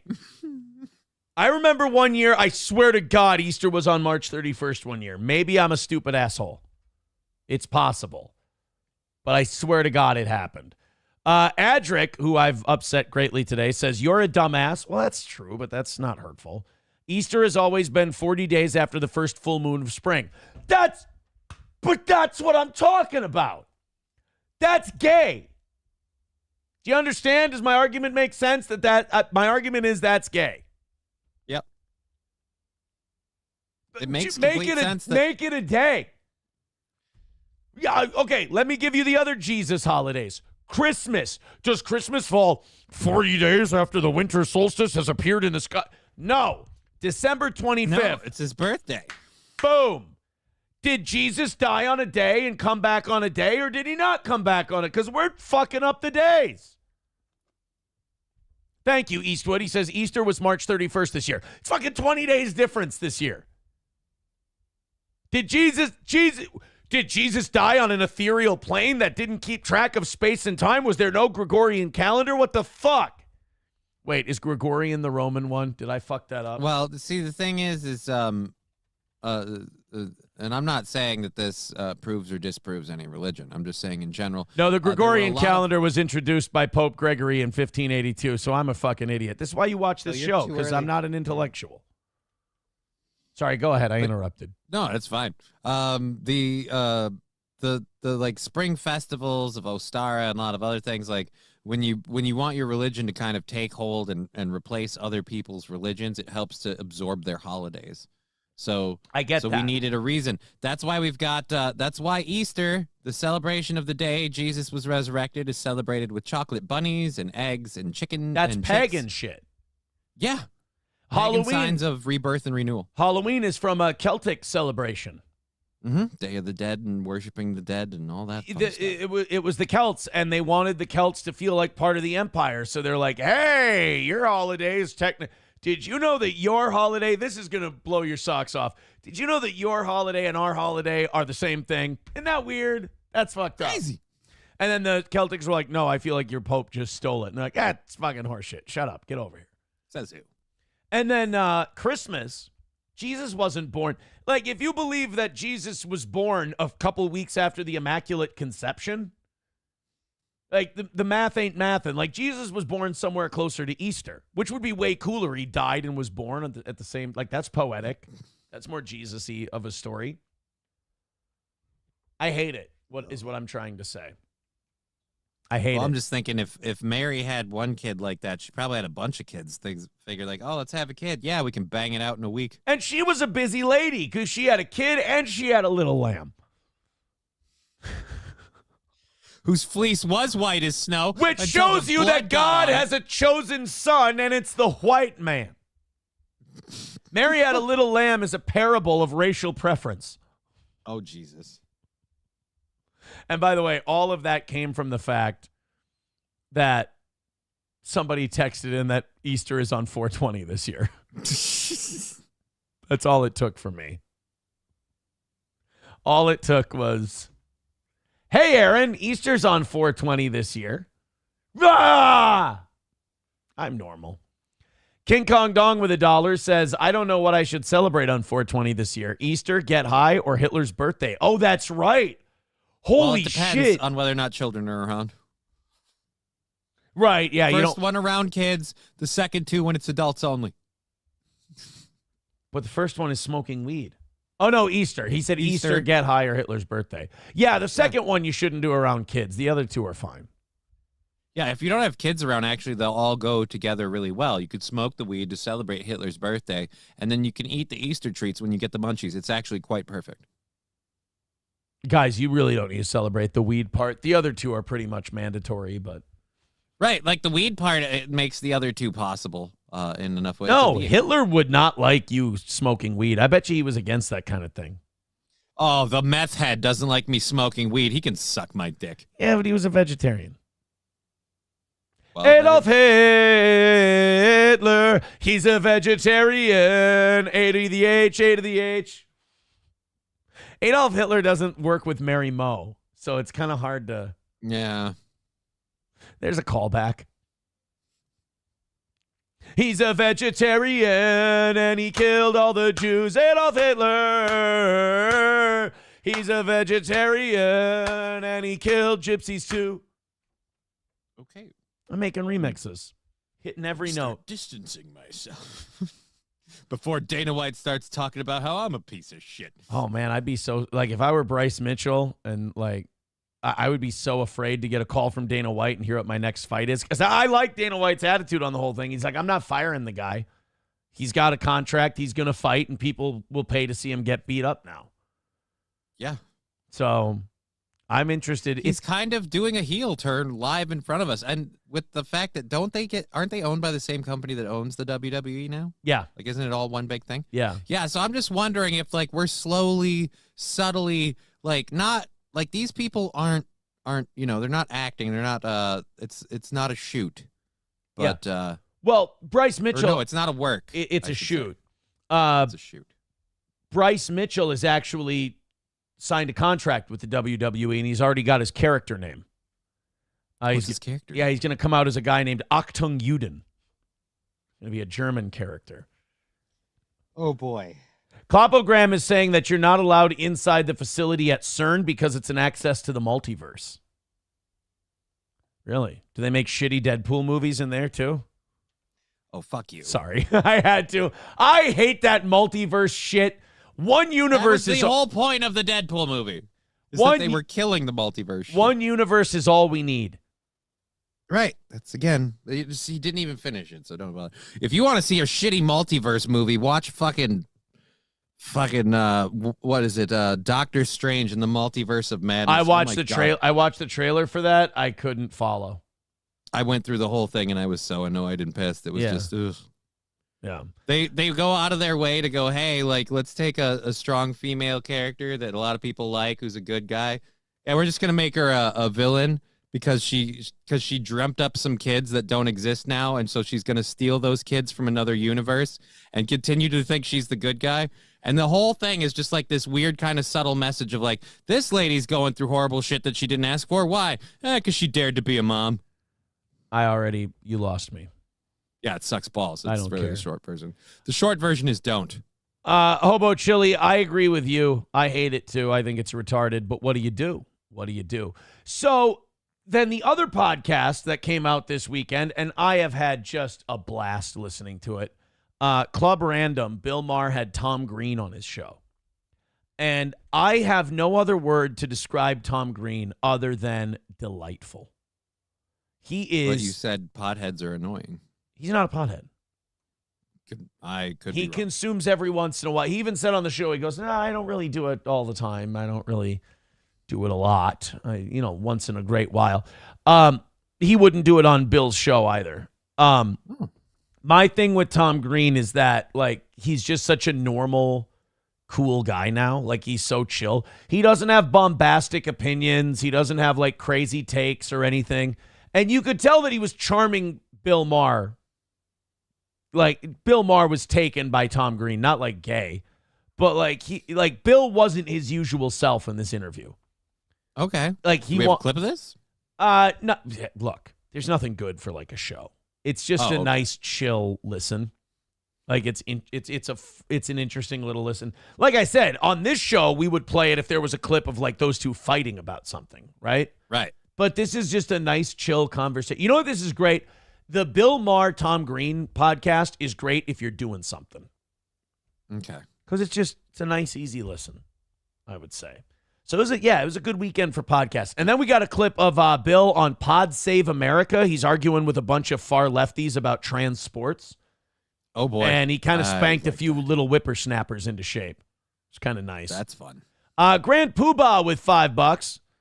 Thank you very much, buddy. Hey, by the way, we are 210 away from today. 210 away from today's goal. Keep it up. We started at 2-something, 270, 250, whatever. Keep it going.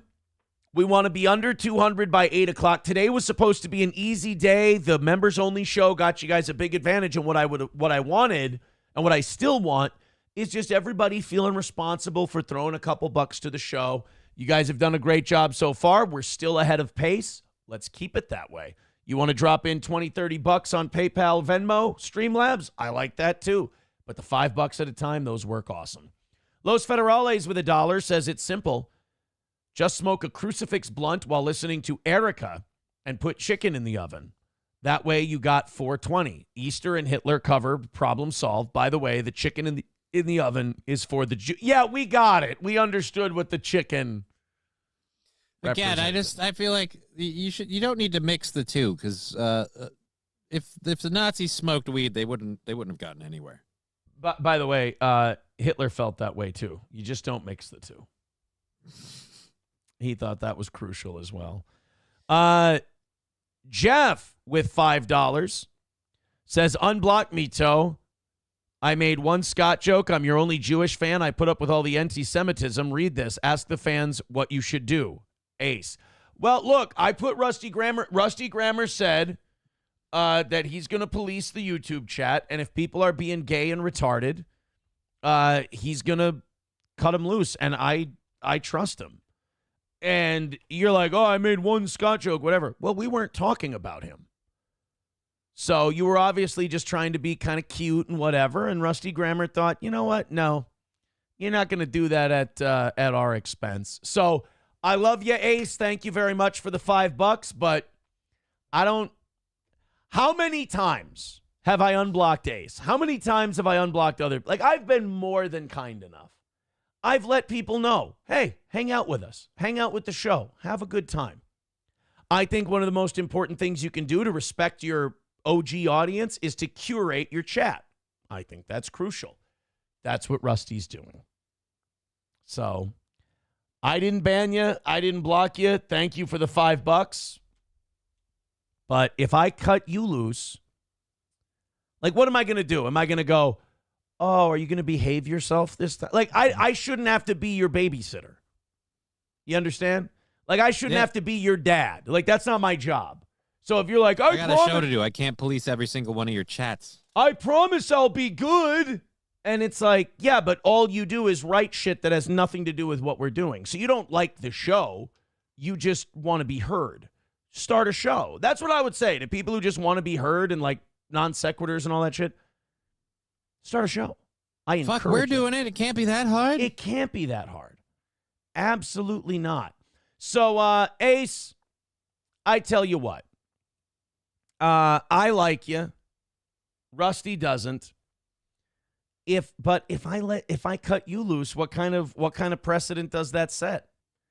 Maybe I have to be a strong-handed daddy and I have to say, you're either going to fucking behave or we're going to bring you all to heel. And that's what we're doing. See, you also can't be a tough shit talker and then when you get brought to heel, roll over on your belly and go, but I'm okay. I'm fine. Like, you got to kind of take it like a man. You know what I mean? Talk some smack. I got smack bag. Yeah. If you get brought to heel and daddy smacks you around, you can't go, but. You kind of got to go, well, that's what I do. That's kind of my thing. And if that's my thing, I got to kind of take the lumps that come with that. I was actually in the middle of a funny bit, but it's taking a lot longer than I thought. So now I'm just wasting time. Uh-oh. I was going to do a funny bit where I'm like, and there you go, Ace, you're unbanned. You paid me $5. I appreciate it, buddy. But I can't find Ace on this list. So therefore, I don't know. Oh, Jesus Christ, man. I tell you what, Rusty Grammer has been busy. He's been whacking with that hammer. Holy fuck, dude. What have you been up to, my man? All right, Ace, you're cool. That's the only one I'm doing. Because otherwise I'm disrespecting Rusty and what he brings to the show. Waylon with $1 says, sometimes I feel like you're mad at me when I tip you money and call you gay. I love you, Waylon. You guys get so self-conscious. I'm not mad at you. Bigot on Socialist Media says, should be at least $20 to get unbanned. Oh, no, fuck that. Fuck that. $500. Anyone who gives this show $500 gets unbanned. I think that's more than than a one-time thing. Like they can get banned again. They have to pay another. Oh, we can ban you again. You have to behave after the $500. It's not it's your bail money. Basically, you have to pay bail to get out. But if you fuck up again, we'll throw you right back in. So if you can't behave yourself, probably shouldn't throw the $500 around. That's all. All right, let's go ahead and let's go to this. I do have a Rogan Woody Harrelson clip for you today. Okay. They were talking about something that I think is very important, and I think it's a shame that it's not something that's discussed more in media. And obviously it's not going to be. Like, the mainstream news media is not going to admit they were wrong about everything COVID, and everyone they bullied and tried to cancel that was a bullshit move. But Woody and Joe are talking about a guy named Dr. Malone. You know Robert Malone? Sounds familiar, but I'm not placing it. He's one of those guys that warned that a lot of the COVID restrictions weren't science-based. The vaccine is not going to work. All of this, like he said all this stuff early on. And Joe caught a bunch of shit for it, for having Dr. Malone on, because it's anti-science. Everything Dr. Malone has said has been true. It's come to pass. This was a clip of those two talking about it on Joe's show. What you do. Like, get allowing voice to people. Other people will be like, you're wrong, just to interview that person. Yeah, you get a lot of that, for sure, but that's ridiculous. That's ridiculous. That's ridiculous thinking. I don't even understand that. I really don't. I don't understand how we got to a place where you're wrong to have a conversation with someone, even if you disagree with them. I'll tell you how we got there. We got there because people got their dopamine rush by getting outraged at people for talking to a guy. Like all of this outrage culture, cancel culture, whatever you want to call it, it all stems from one thing. Angry people being addicted to anger. And they don't have happiness in their life. The happiness doesn't do anything for them. They don't get their dopamine rush on positive, good, happy things. They only are fueled by rage. And this is where I trigger the shit out of people because I'm not that way, and it makes them upset. And they can't own their own feelings, so they got to project it onto someone else.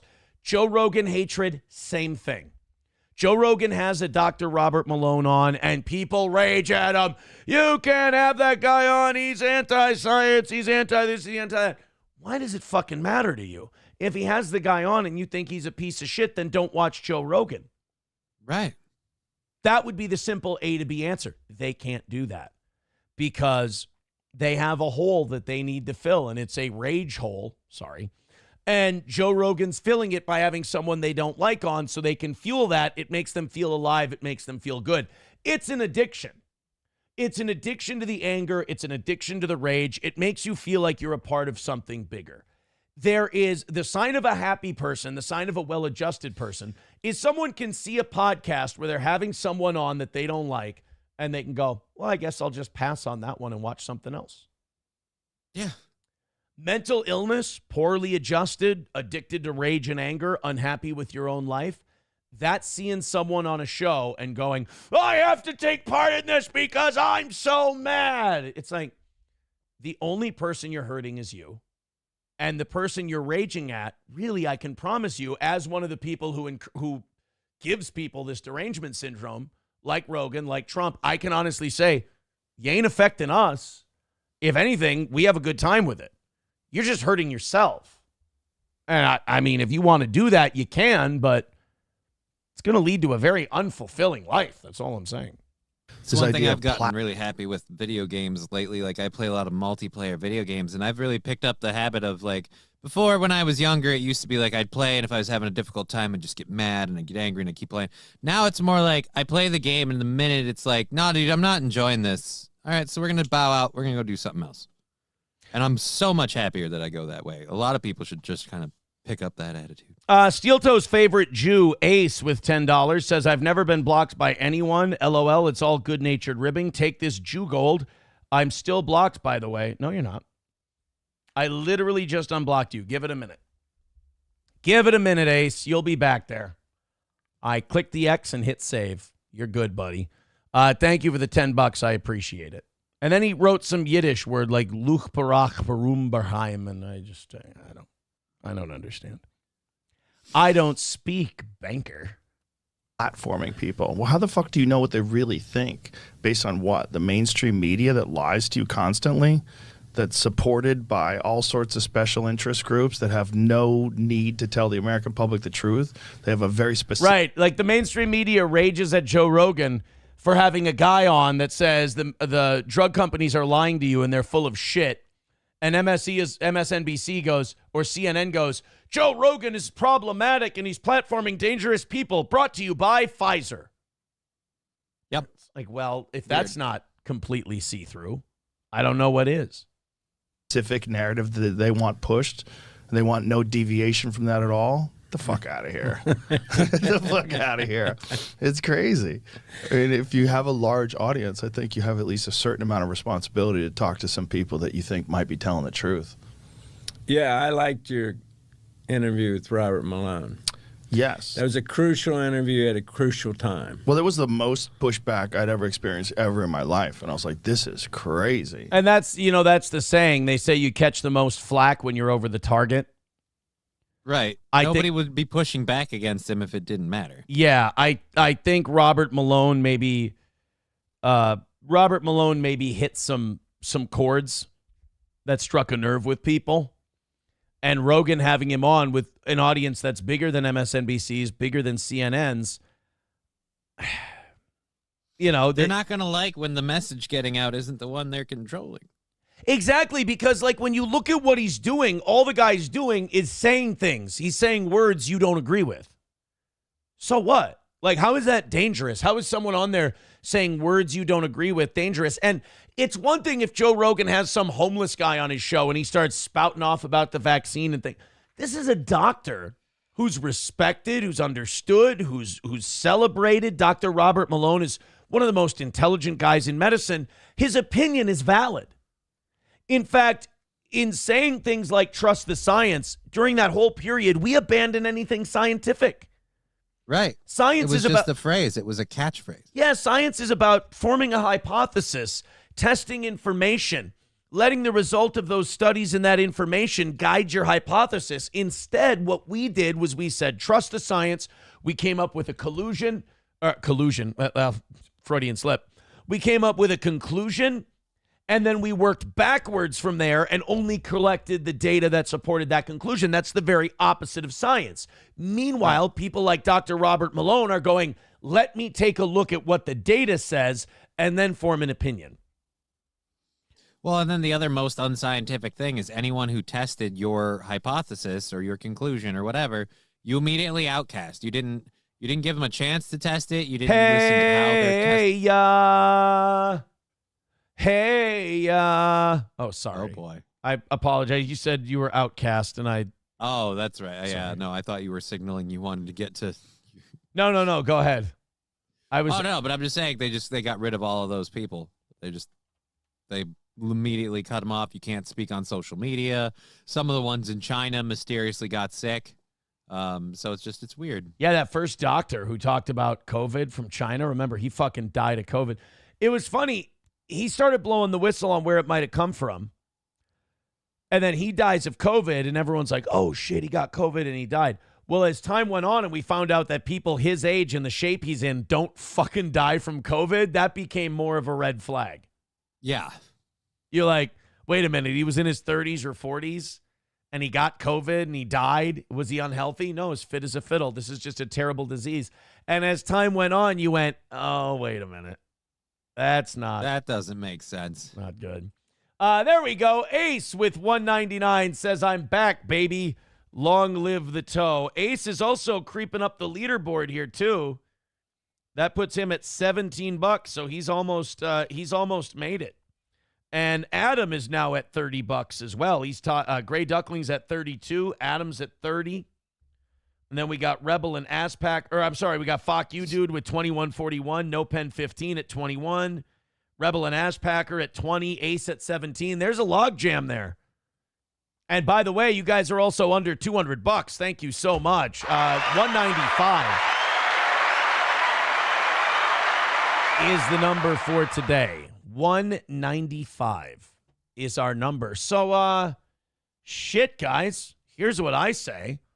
Streamlabs, PayPal, Venmo, Super Chats, Rumble Rants. Let's keep going. Let's get this thing done early today. You guys have an hour 20 to get it down to 100. Yeah. I challenge you to see if you can get it to 100 before 8 o'clock. I think that would be awesome. All right.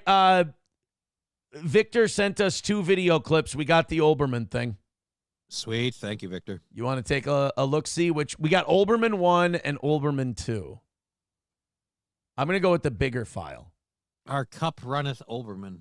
They are all right, this afraid. This is gonna be good.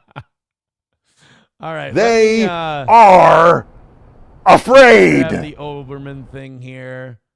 Olbermann afraid. There we go. Now we're ready. All right, you ready for it? Yeah. They are afraid. That's exactly. You know what? Very rarely is it exactly what I wanted. But that is exactly what I wanted. What number do you want that for? You want that for 10? Oh, no, 10 we got Senator Kennedy. 20 we got Hogan. 50 we've got Elon. You want to do Olbermann for 100? Or do you want to do Elon for 100 and Olbermann for 50? Yeah, that seems like a better deal. All right, Elon, this one's 100. And I just want to say thank you for making it happen. Thank you. All right, so we'll do Elon for 100, Olbermann for 50. They are afraid. Victor, thank you. That is perfect. Hogan still for 20 and Senator Kennedy for 10. That's what we'll do for our video drops. Thank you, boys and girls. Looks like we got about 800 of you checking out the show. Oh, God, over 800, pushing 900. Thank you guys very, very much. Hit like, hit subscribe, hit follow. We appreciate you being here, boys and girls. Hit that like button. It helps us out. Okay, we got a lot of things to get to. Let's get into our Elon stuff. We got a couple of quick hits. Like, I'm so excited to get to the Joy Reid thing today. I know. I've been sitting on my kind of on my hands here, hoping that we're gonna get to it soon. But I don't know how much I give a fuck about Elon Musk today. I'll be honest with you, because of Joy Reid. Like, I'm excited for the Joy Reid stuff and Trump yelling at the Maine governor. I'm excited for the Maine both of governor those. one is funny. The Dan Bongino news is really fucking crazy. We'll get to that. The Pam Bondi, Jeffrey Epstein stuff. Like, I've got half a mind to skip all the Elon shit today. Does anybody did Elon really do something super worth talking about? One thing, yes, but does anybody, now that I'm looking at it, I don't know why I put this in the sheets for today. We got black people fighting at the Atlanta airport. You want that? Oh, God, yes. Always. Elon Musk and Ashley St. Clair's baby, do you give a shit? No. I don't either. Because who fucking cares? Yeah. Like, the one thing I don't give a shit about with, like, there are so many kids out there that don't have good parents or don't have two loving parents or whatever. You're telling me Ashley Sinclair and fucking Elon Musk had a baby. Like, at the very least, he's paying for the damn thing. I'm sure they're fine. Think about it. Coming in girls feels really good. The only reason you don't do it is you're worried you might get them pregnant. If you've got hundreds of billions of dollars and you can just write a $10 million check, dump it in them, and if they get pregnant, you just pay them off, why wouldn't you just do it? So Elon is just having sex with beautiful women, dumping loads in them. He's had 13 kids now, and he just cuts them a check. Well, dude, he's offered to impregnate women. Like, yeah. Didn't he offer just out there willing to make a baby? Didn't he offer to put one in Taylor Swift? Yep. Yeah. So that's just what he does. Like, he just gets to have sex with this girl.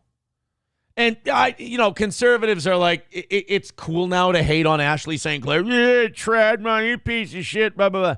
She hasn't done anything wrong. She's fine. Who gives a shit? We could hide these cords a little better. But, who am I to talk? But that's a pretty girl. Yeah. Like, I always do this. Whenever people go, she's not that hot, my test has always been, that walks into the bar in your hometown. Yeah. Are you trying? Are you giving it a shot? Yep. Yeah. You're giving that a shot. So I don't want to hear any of this false bravado out of people who live on the internet like, hey, she's gross. I wouldn't fuck. Yeah, you would. Yeah, you would. And then when you look at half of the people saying that and you're like, let's be honest, out of that one, who's turning down who? Right. That's your defense mechanism, knowing she won't sleep with you. Yeah. Your defense mechanism is, I wouldn't fuck her. Well, yeah. And it's the wrong attitude to have, guys, because, the right attitude to have is, fuck it, I'll take my shot, I'll be puckishly charming and see what happens. And more often than not, you'd be surprised. That's me like saying, the Browns suck, I wouldn't play quarterback for them. Yeah, but nobody's asking me to. If somebody said, hey, Aaron, you want to run one series with the Browns and you get to play quarterback, I'd be like, I'll fucking die. I would love to. Like, that would be the most amazing thing. I'll take the hits. I'll take 1 day's pay, whatever that is for an NFL. I'll take 1 day of Deshaun Watson's contract to play a series for the Cleveland Browns. Fine. Numero uno, Josh Denny fan with $2 says, did you two tards not follow the whole Grimes thing where Elon is absolutely ignoring his duties as a father? Any guys you were considering skipping? You guys were considering skipping anti-Musk stuff? No, the story I had wasn't about Grimes. I don't know anything. No, Elon, is Elon a good dad? Fuck no. I didn't start this segment by saying Elon Musk is Elon's a shit father. He's an absentee landlord. No, he's an absentee. He could probably pay child support. Yeah. He's an absentee mother. He's an absentee mother. He's an absentee father who's totally skirting his responsibilities. It's not good culturally. This is not a good thing to do. What I'm saying is purely selfishly for him, he gets to dick chicks down, come in them, pay them off, and not worry about anything. Is that a scummy, shitty thing to do? Yes. But it clearly seems to make him happy. And the ladies, by the way, it's not a secret that this is his MO. The ladies aren't saying no to him either. So, I mean, I'm sorry. It's not like it's news that, he just likes blowing loads and kind of walking away. Oh, this is going to be funny for the Joy Reid thing. Who sent that? Thank you. I think Kloppo sent that. Thank you. So, no, the Elon Musk thing is weird because people, again, it's people getting involved in people's private lives to a level that's more than just skin deep. Like, they're like, Elon's a terrible father. And somebody said about a conservative, I think it was Chevy fan, says conservatives defending single mothers now, LOL. Because Ashley St. Clair is seen as like a conservative influencer or whatever. And now she's attacked single moms before, and now she is one. There is a big difference between, I mean, let's not pretend it's the same thing.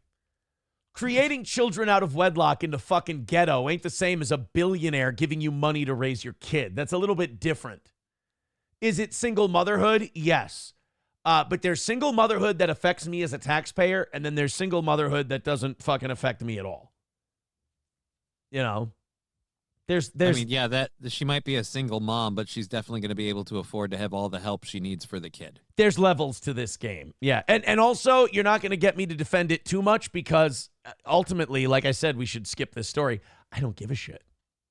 And I have another question for you. How long is that mom single? All right? Right. No offense. Single mom. Fuck how long?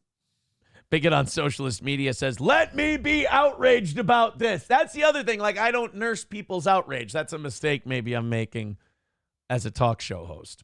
Ace with $4.99. I love this. He says, please donate this to Joy Reid's severance package. Oh.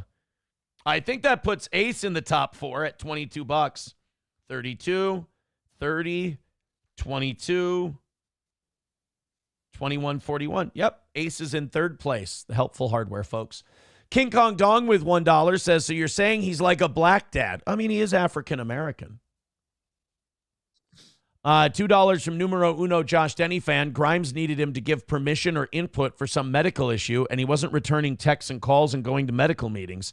She had to tweet him. He then deleted her tweets and shadow banned her. Well, yeah, he's kind of doing the same thing with, what's her name? Ashley St. Clair. She's ignoring her tweets. She's trying to get a deal done now on Twitter to get her kid taken care of. No.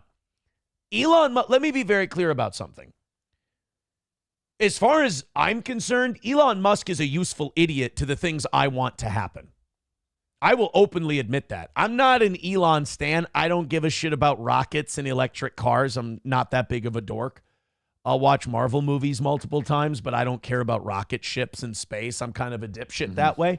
I don't care about Elon Musk. Elon Musk, if someone else were going to take up the job he was doing with Doge and do it, I'd like that guy too. I don't really give a shit about Elon, which is actually a really nice feeling because you don't feel like you have to defend everything he does. Because people do that with politics. They're like, oh, yeah, well, what about this thing? He's a piece of shit dad. I can be like, yeah, sure is. But I'm not focused on what he's doing as a dad. I'm focused on how much can he balance the fucking budget. You know? Look, I know a lot of guys that are piece of shit dads. All right, how many of them are kind of righting some of the economy wrongs? That's my question. Right? Yeah. I mean, shit dads, sure. He's a dog shit father. All right, now balance the budget. There. That's as far as our relationship goes. Thank you guys very much for those contributions. 190 away from today. Keep it rolling down. Let's drop it all the way down to $100 in the next 10 minutes. What do you say? Streamlabs, PayPal, Venmo, Super Chats, and Rumble Rants. So yeah, fuck Elon Musk. He did do a fun thing where he said all federal workers have to now email by today what they got done last week, or they'll be fired. I thought that was kind of a cool gimmick. Like, basically justify your job, and if you don't turn anything in, they're taking it as a resignation. Now, I don't know if you can do that. A lot of this shit that they're doing, Like super mega people are like, yeah, fuck yeah, nobody can stop us. And I'm not that way. Like every time there's a court challenge, I'm like, this might be the end of the parade. I'm more worried about, like, if you root for this complete unabashed, like, they're not going to stop us, we can do whatever we want. Like, I'm always like, yeah, but what happens when the shoe's on the other foot? So you're going to sit back and watch them just do whatever they want? Let me be very honest about this. Like, I'm a complete hypocrite. Like, when it came to COVID, I was against the stimulus checks. I thought it was a terrible idea. They should have just left the economy open. But I cashed mine and kept working. You know, like, I said it's going to cause massive inflation. It's going to be a huge problem. Still did it, you know? Well, not doing it wouldn't have spared you. True. That too. But like with this Elon thing, like, oh, this is Trump acting like a king. And like a lot of MAGA people are like, no, it's not. No, it's not. Yes, it is. It's 100% him acting like a king. But the people who came before him paved the road to make this possible. So these politicians that you love so much, they're the ones who created this. So I would say the politicians before him were acting like kings as well. They just weren't doing it out in the open. Right. And their agenda was very, like, the problem that I have with this is people are like, oh, he's acting like a king, he's doing this or that. It's like, yeah, the people before him were doing that too. Only the people before him were doing that with like, hey, we're all in lockstep that we'll just fleece these useful idiots and just keep all the money and just do whatever the fuck we want, right? That's just it. They were acting like kings to get our money in the pockets of their buddies in the corporate world, in the contractor world. Now they have a problem with Trump acting like a king when he's using it to take that money back for the American people. Like, the reaction to all this stuff should tell you what side the media is on, and they ain't on your side. You know, what's the old Carlin line? Everybody loves it. It's a big club, and you ain't in it. And now Trump's trying to let people in the club, and the people at the Velvet Rope don't like it. He's trying to burn down the club and show you the receipts. That's true. He's trying to take us on a tour of the burned down club. Thank you, Adam Simon, for another gifted membership. This Adam Simon. Wow, he's on a tear. Thank you. We take 3 of each of those. So Adam Simon is now officially in first place over Gray Duckling. Look at that. Congrats, my man. 33 to 32. So yeah, that's our Elon stuff. Now we've got, I've got a few stories because, you know, I have the big topics, like the A topics, and then I grab a few stories in between. Do you guys, people are sending me Joy Reid stuff. Do you just want to jump right into the Joy Reid stuff and we'll do like the Bill Maher Pod Save America stuff and all that and the Bonnie Blue stuff after? I feel like we can get to those after because I don't know how long Joy will take. We might be on her for a bit. So phrasing. All right, let me open these up. I'll just mute Johnny real quick just so you don't hear that dinging noise. There we go. All right, now you're back. Let's so Joy Reid, this was just absolutely terrible. This was awful news to hear this weekend. The lovely and talented Joy Reid was fired from MSNBC. Her job at MSNBC is gone. And you know who broke the news to me? Who? The most trusted name in news. Broke this news to me. By the way, thank you, Adam Simon, for another gifted membership. Thank you very much. And, you know, the more of those people take their memberships and set them to auto-renew, Adam Simon is making us a monthly revenue there. And I appreciate that. Thank you. It also gets us down to 185 today. Guys, keep going on the Streamlabs, PayPal, Venmo, and Super Chats. That's very nice of you. Get it down to 100 by 9 o'clock.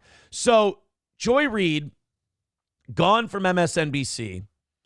And again, the person who broke this news to me, none other than Alex Jones. Oh, fuck.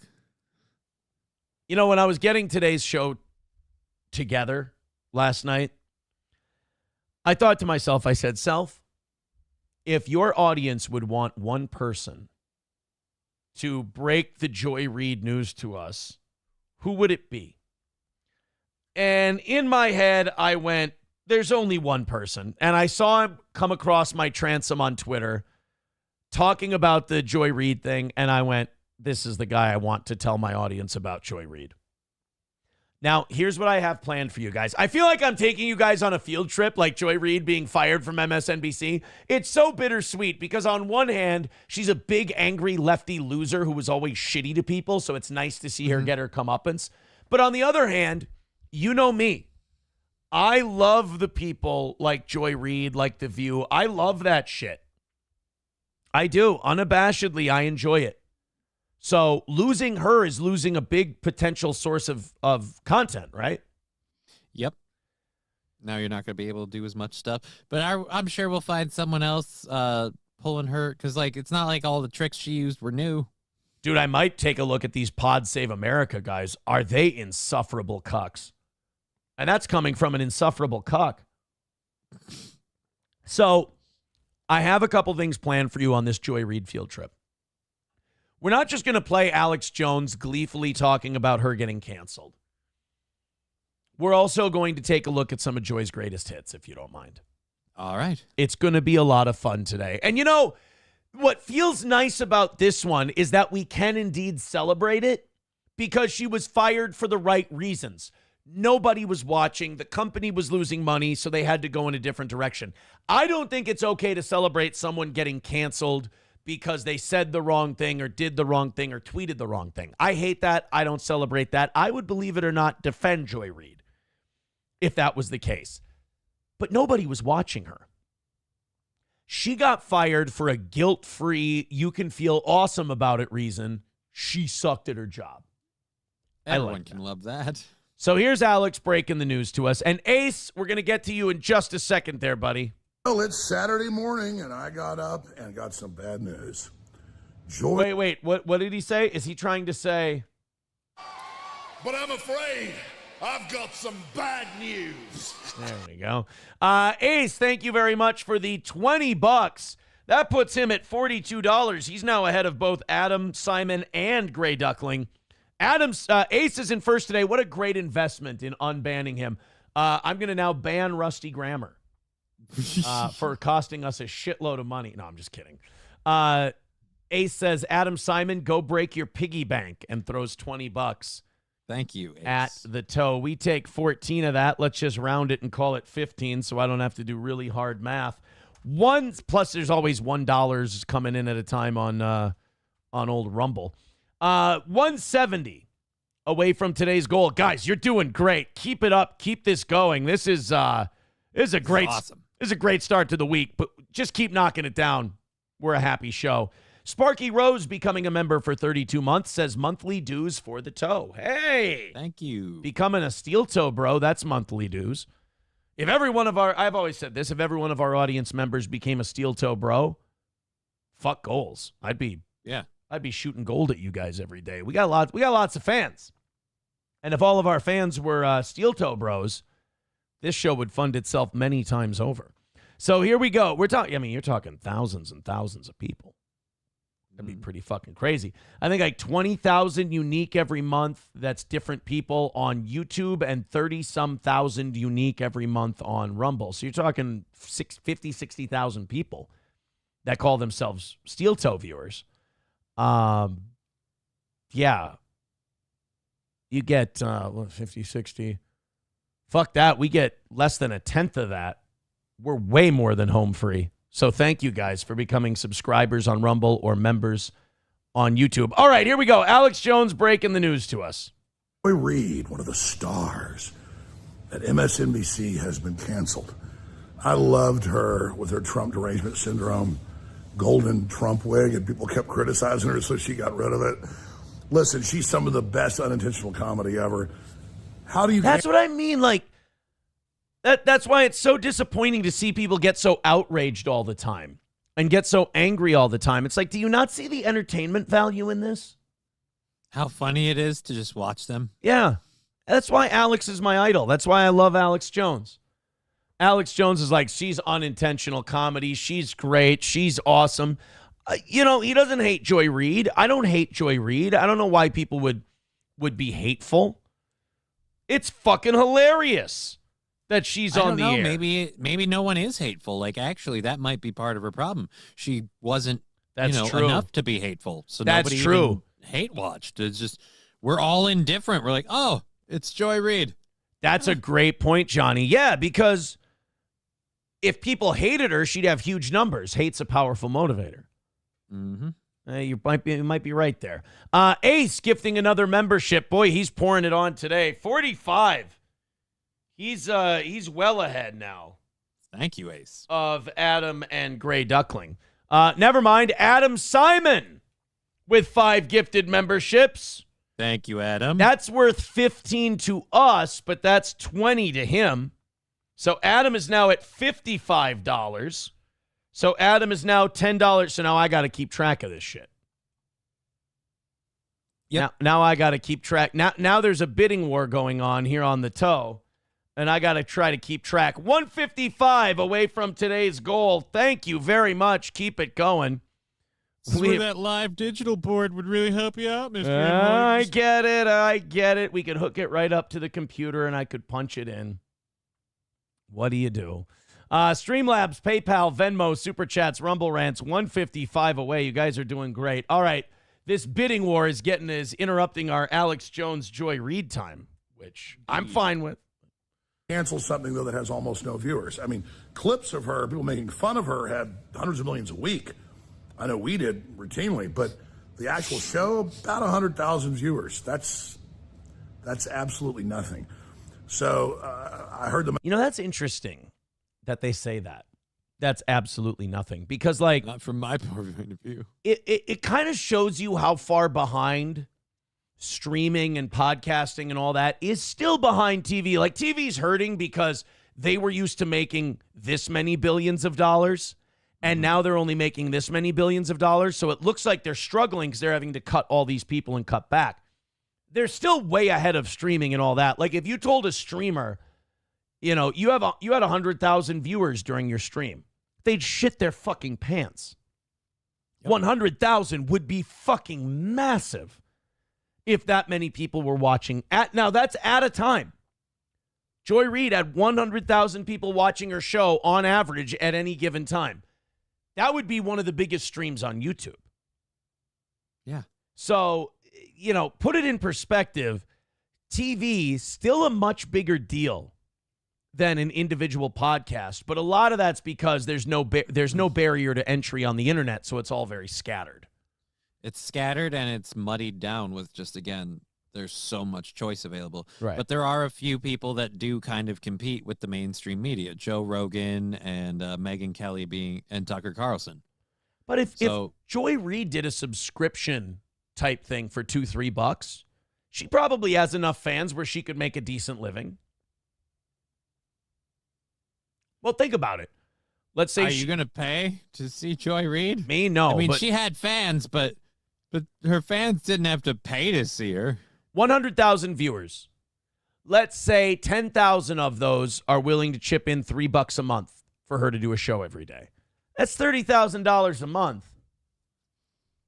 That's not enough for Joy Reid's lifestyle. Yeah, you're probably right. But I mean, it's $360,000 a year. You take home $250,000, something like that. I mean, that ain't peanuts. It beats working for a living. Joy. I know, but it beats working for a living. It's working for a living to Joy. The only other thing Joy Reid could do is be like a political operative. I just figured she'd stand on a street corner screaming race war. Oh, see, now that could be fun too. I'm announcing the new host, even who they were, had to look them up. It's like Obama staffers and people.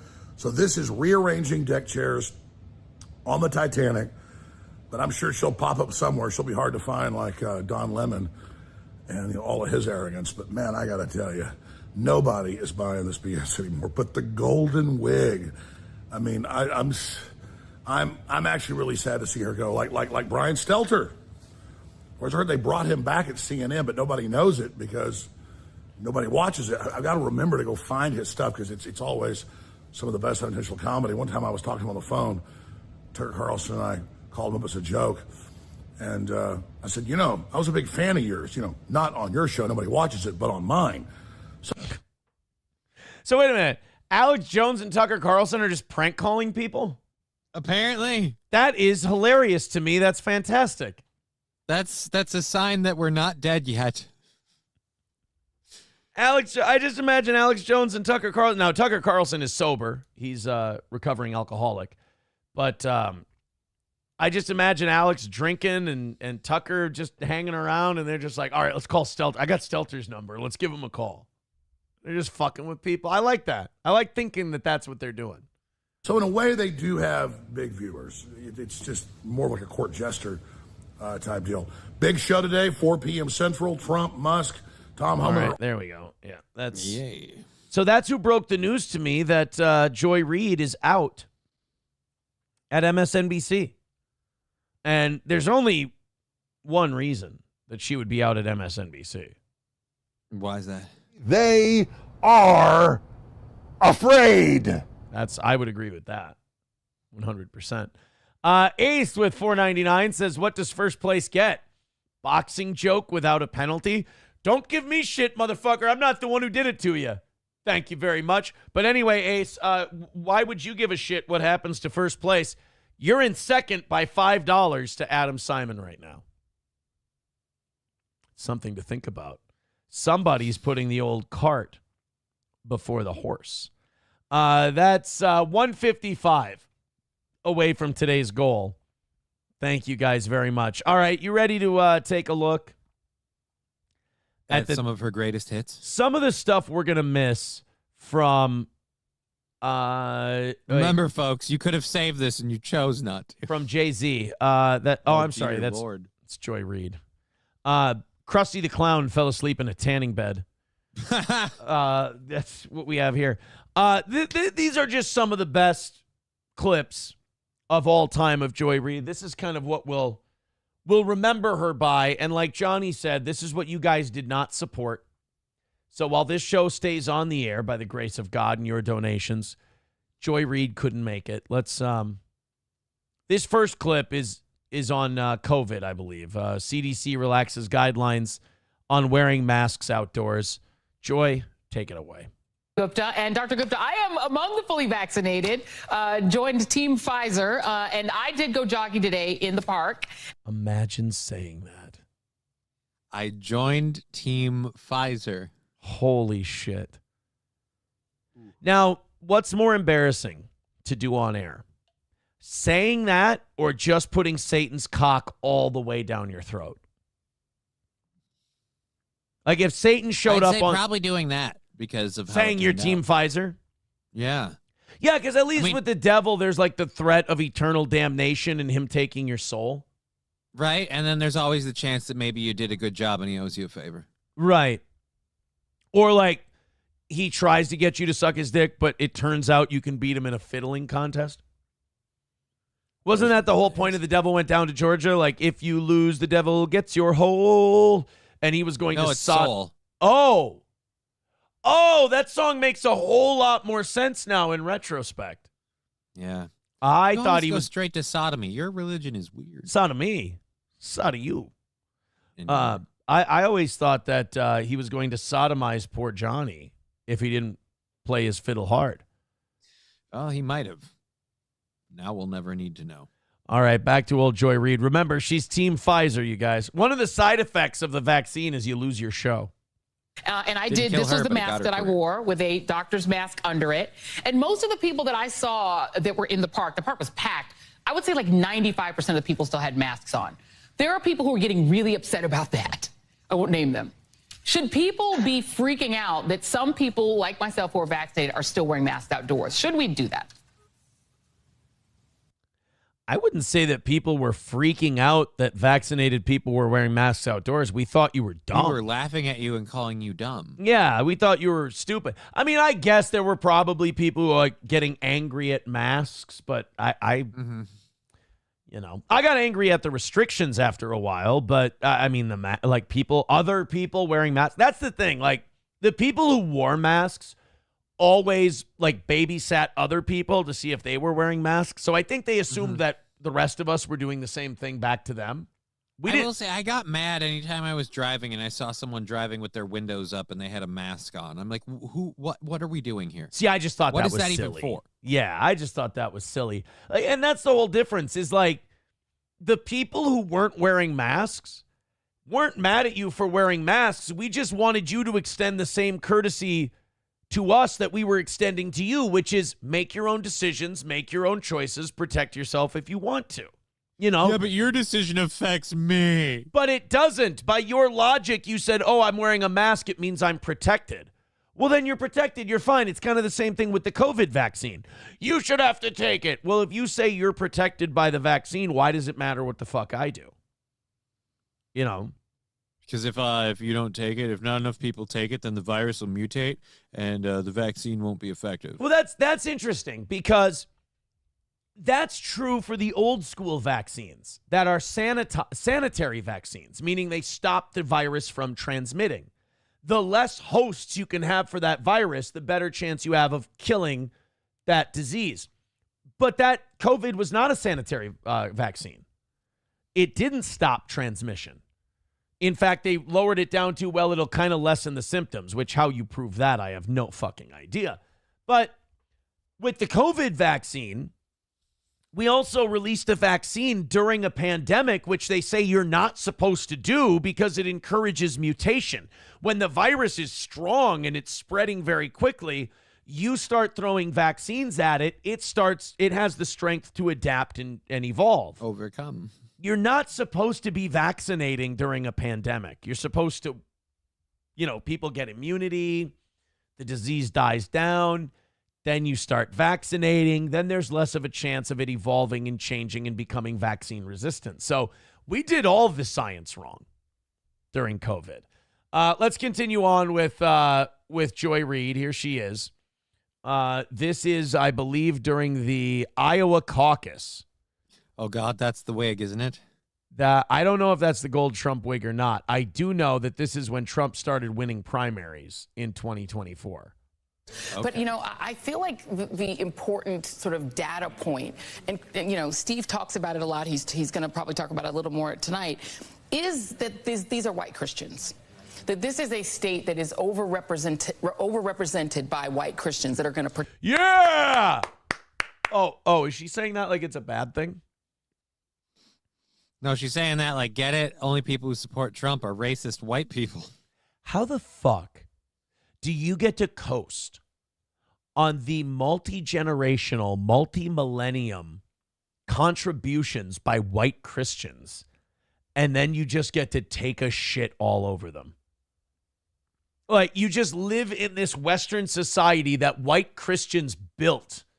The ideas, the concept, the Enlightenment, all of these things. And then you just get to come along 1,000 years later and go, fucking white Christians, it's stupid. Well, they didn't build America, Aaron, because as we all know, the slaves built America. Right, because if you just would have brought black people over from Africa and just handed them America and say, here, build something, they definitely would have built it.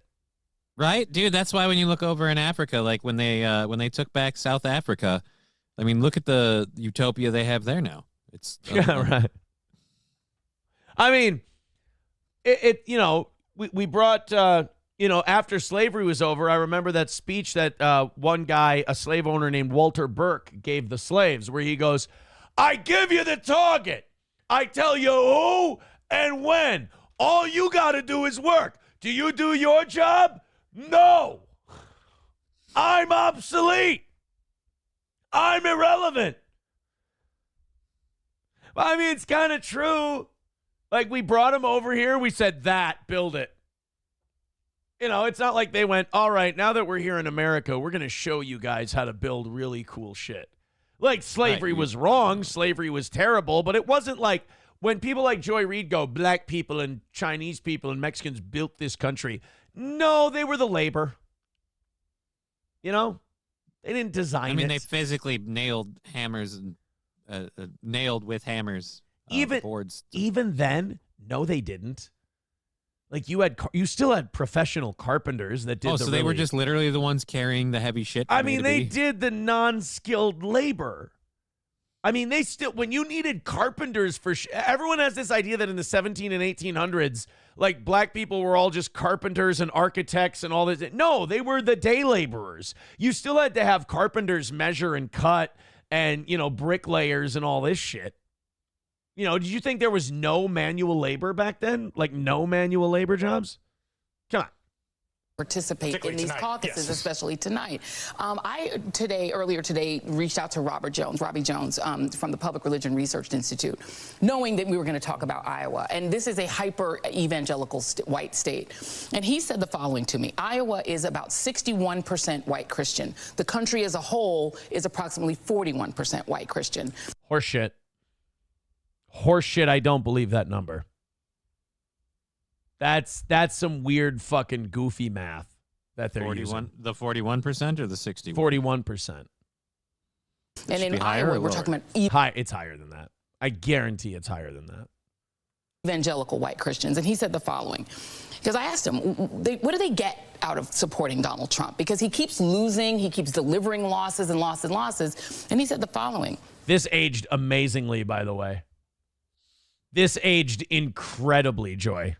He keeps losing themselves as the rightful inheritors of this country, and Trump has promised to give it back to them. All the things that we think about electability, about, you know, what are people gaming out, or none of that matters when you believe that God has given you this country, that it is yours, and that everyone who is not a white conservative Christian is a fraudulent American, is a less real American. Then you don't care about electability. Nobody thinks that. You care about what God has given. Right. No. Nobody like. Nobody thinks that. That's your conclusion that you're drawing off of the fact that a large group of white Christians live in Iowa. That is the craziest part about the Joy Reids and the MSNBCs. Is that you just pull this out of your ass with no evidence. You like, if you were going to say that, then you would cut to clips of people at the Iowa caucus saying that. Right. People with signs that are like, you know, like time to get back on the boat or some shit like that. But it can't be that. It can't be that they've heard your message and they reject it and they don't like it and they want something else. Well, the only way you could prove that is if black people voted for Donald Trump. $1 from Chevy fan says, holy fuck, Aaron's the Joy Reid of streaming. Bad hair, fired from job, clips making fun of. No, I am not the Joy Reid. I mean, that's wishful thinking on your part, Chevy fan. He was never fired. He resigned. Okay. I mean, I'm more the Trump of streaming. I trigger the fuck out of them, and they feel like they have to come get me. You can't deny that, brother. Sorry, Chevy fan, you can't deny it. I am the man whom they lust after me regularly. Sorry, bud. So when's your Pennsylvania speech? Head movement, very important during those Pennsylvania speeches. Head on a swivel. Yeah, you gotta keep turning it and moving it. That'd be funny if Trump would have came back and he was letting on that he was really confident, but you could tell he was paranoid because he kept giving speeches going like this. He just randomly ducks. And he's like moving and dancing and weaving and shit. Schmitty becoming a member for 32 months. Thank you. Adam Simon becoming a member for 14 months says she really does look like a clown. Oh, for sure. For sure. Let's go to, we got a few more Joy Reids. We're saying goodbye to Joy Reid this morning as she says goodbye to her MSNBC gig. We lose one of the true legends, one of the true pioneers of Trump derangement syndrome. Here she goes. Mr. This is where woke comes to die. Little mini Ron DeSantis, the little tiny governor of Florida, the tiny. Was that her white guy voice? I think so. She doing white guy voice? She's doing white face. You allowed to do white guy voice? I didn't know we were allowed to do race voices. You want to hear my impression of Joy Reid? Yep. Oh, Lordy, I don't like Mr. Trump. Not one bit. Mr. Trump coming around, running, walking around like he owns the place. I hope he doesn't slip on a watermelon rind and break his ass. Is that okay? Jesus. Is that allowed? I feel like you went a little harder in the paint than her, but I think it'll fly. I just thought we were allowed to do voices now. All right. Oh, Donald Trump, not okay. Me no like Donald Trump. Donald Trump are crazy. Is that okay? See, I don't even know what that voice would be. Are you allowed to do that? I would say so. It seems like. Oh, if Donald Trump become president, I'm going to bend this goat over and fuck it in the ass. Is that okay to do now? Because she did the white. The voice, yes. What it described, definitely not. By the way, how awesome is it that other races' impressions of our voice just makes us sound really smart? Like every Our time words are clear and distinguishable. every time we do an accent, it's always like, "Oh, Lodi," or it's, "Oh, how are you, sir? How are you today? Come again." Or it's like, hey, senor, you want to come over and help me build a roof? Or it's like, "Oh, all of these people are crazy." You know, it's shit like that. But whenever anyone does a white person impression, it's always, excuse me, I would like to enunciate properly and say things intelligently. It's like, we should almost thank them for the white impression. I would like to speak slowly as if I'm thinking about my words before they come straight out of my ass. Right, like their impression of us is just a plain-spoken, thoughtful human being. I never looked at it that way. Thank you. I'm going to now take all white voice impersonations as a compliment. That is... how do you do your impression of the race that isn't yours? Well, I just get a lot smarter and I speak a lot clearer. Oh, really doesn't seem like an insult. Man Joe is $7.99 Australian. Says, what does she mean by Christians? And did she put a muzzle on her kids if they would let her in the mansion and not pick on Jesus Christ? That, I believe, was a slave reference. That man just did. 150 away from today's goal. Guys, we are still ahead by about 7 minutes. Let's drop this thing down to 100 by 9 o'clock. It has been a good start to the week.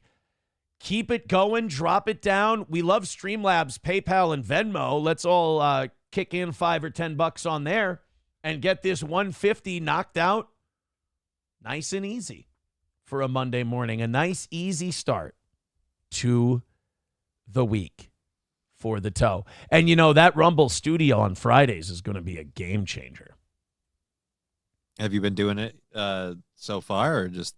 I've created some streams. I haven't launched them, but I've created them and got them ready to go. It's doing those reads on Friday are going to be really nice. All right, those Joy reads. But yeah, back to old Joy. You guys kick in a few bucks, and we got ourselves some Joy Reid. And I would say probably the most functionally racist governor in America, Ron. Now, in fairness to Ron DeSantis, she did say functional.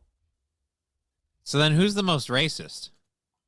Yeah, who's the most dysfunctionally racist governor? That'd be an interesting one to know. DeSantis. Turns out he's super anti-immigration, super anti-woke, but his great-great-grandmother, Luigi Colucci, came to the United States not on the Nina, the Maria, or the Santa Maria, as it's the Nina, the Pinta, and the Santa Maria. Somebody didn't pay attention in history class. Maybe if your relatives haven't come on the Amistad, you'd have known that one. I'm not proud of that. I know that got a lot of laughs. I know people are chuckling. I know coffee was probably spit out at work desks with people with headphones on when I did that. That doesn't mean I'm proud of it. No, the smile does, though. And that. Look, some of our ancestors came here on a steamship. Some of our ancestors came here on an inner tube. All right, our stories are all different. Mine are Polish. We don't even know how we got here. We just woke up and went, I guess it You works. guys just wandered across the land bridge. Dude, we were drunk when it happened, and even if we weren't, that's all we remember. You got lost looking for Slovakia and just kept walking because you're retarded. It's so totally true. Dude, it might be my Germanness, but fuck do I hate Slavs. I just have to stop pretending. I really fucking don't like them. I see them as less than. I really do have... I wouldn't go that far. I mean, wow, now I'm getting hurt. Look, man, I have to get this out so I can feel better about myself. I see them as inferior. I can understand that, but offense. unfortunately, I'm a mutt. Well, look, no 50. Offense. You guys are just built weird. Like I'm only 50%, so it doesn't fully count. Your guys' skin is papery and silly. It's not paper. You guys are kind of dumb. White. Like, you don't look like white people. You look like white people mixed with some... Like, you know how, like, Aldi has, like, snacks that are kind of like Oreos, but there's just, like, an ingredient missing? That's Slavs to real white people. And like, don't take offense to it. I see Irish and Italian people as the same way. There's just something. That's the only problem is my other half isn't going to help either. Then apparently, shit. Yeah. No, there's something about us Hunnic people. That's and retarded. The Nordic and German people, and I got no beef with the French either. Well, that's your first problem. But there's just something about the rest of yous. The English are good too. Scots. Yeah, I really love being judged by as a cultural species by someone your track record says. And no offense, but if we go into your cultural line, you guys have been a little off. Well, I mean, like, totally take Hitler out of the equation. Our people have been big on that hierarchy shit. Like, look at Friedrich Nietzsche. Mm-hmm. Like, Friedrich Nietzsche was like, there's man, there's Superman, there's this level of person, there's that level, and and he's respected because he didn't kill anybody. But like, that we know of. Back to Joy Reid. I'm really going to, like, my Amistad joke went to a dark place. Right? He might have you. Not just the cargo. Oh, not just the underbelly of the ship. Oh, row, wade in the water. That's one thing I don't understand. Why didn't they have them row the boats? It would have got there faster. Because PJ Fleck wasn't the ship captain. Fuck. PJ Fleck's great-great-great-great-grandfather was actually a slave trader, and that's where the row the boat thing came from. Oh, no.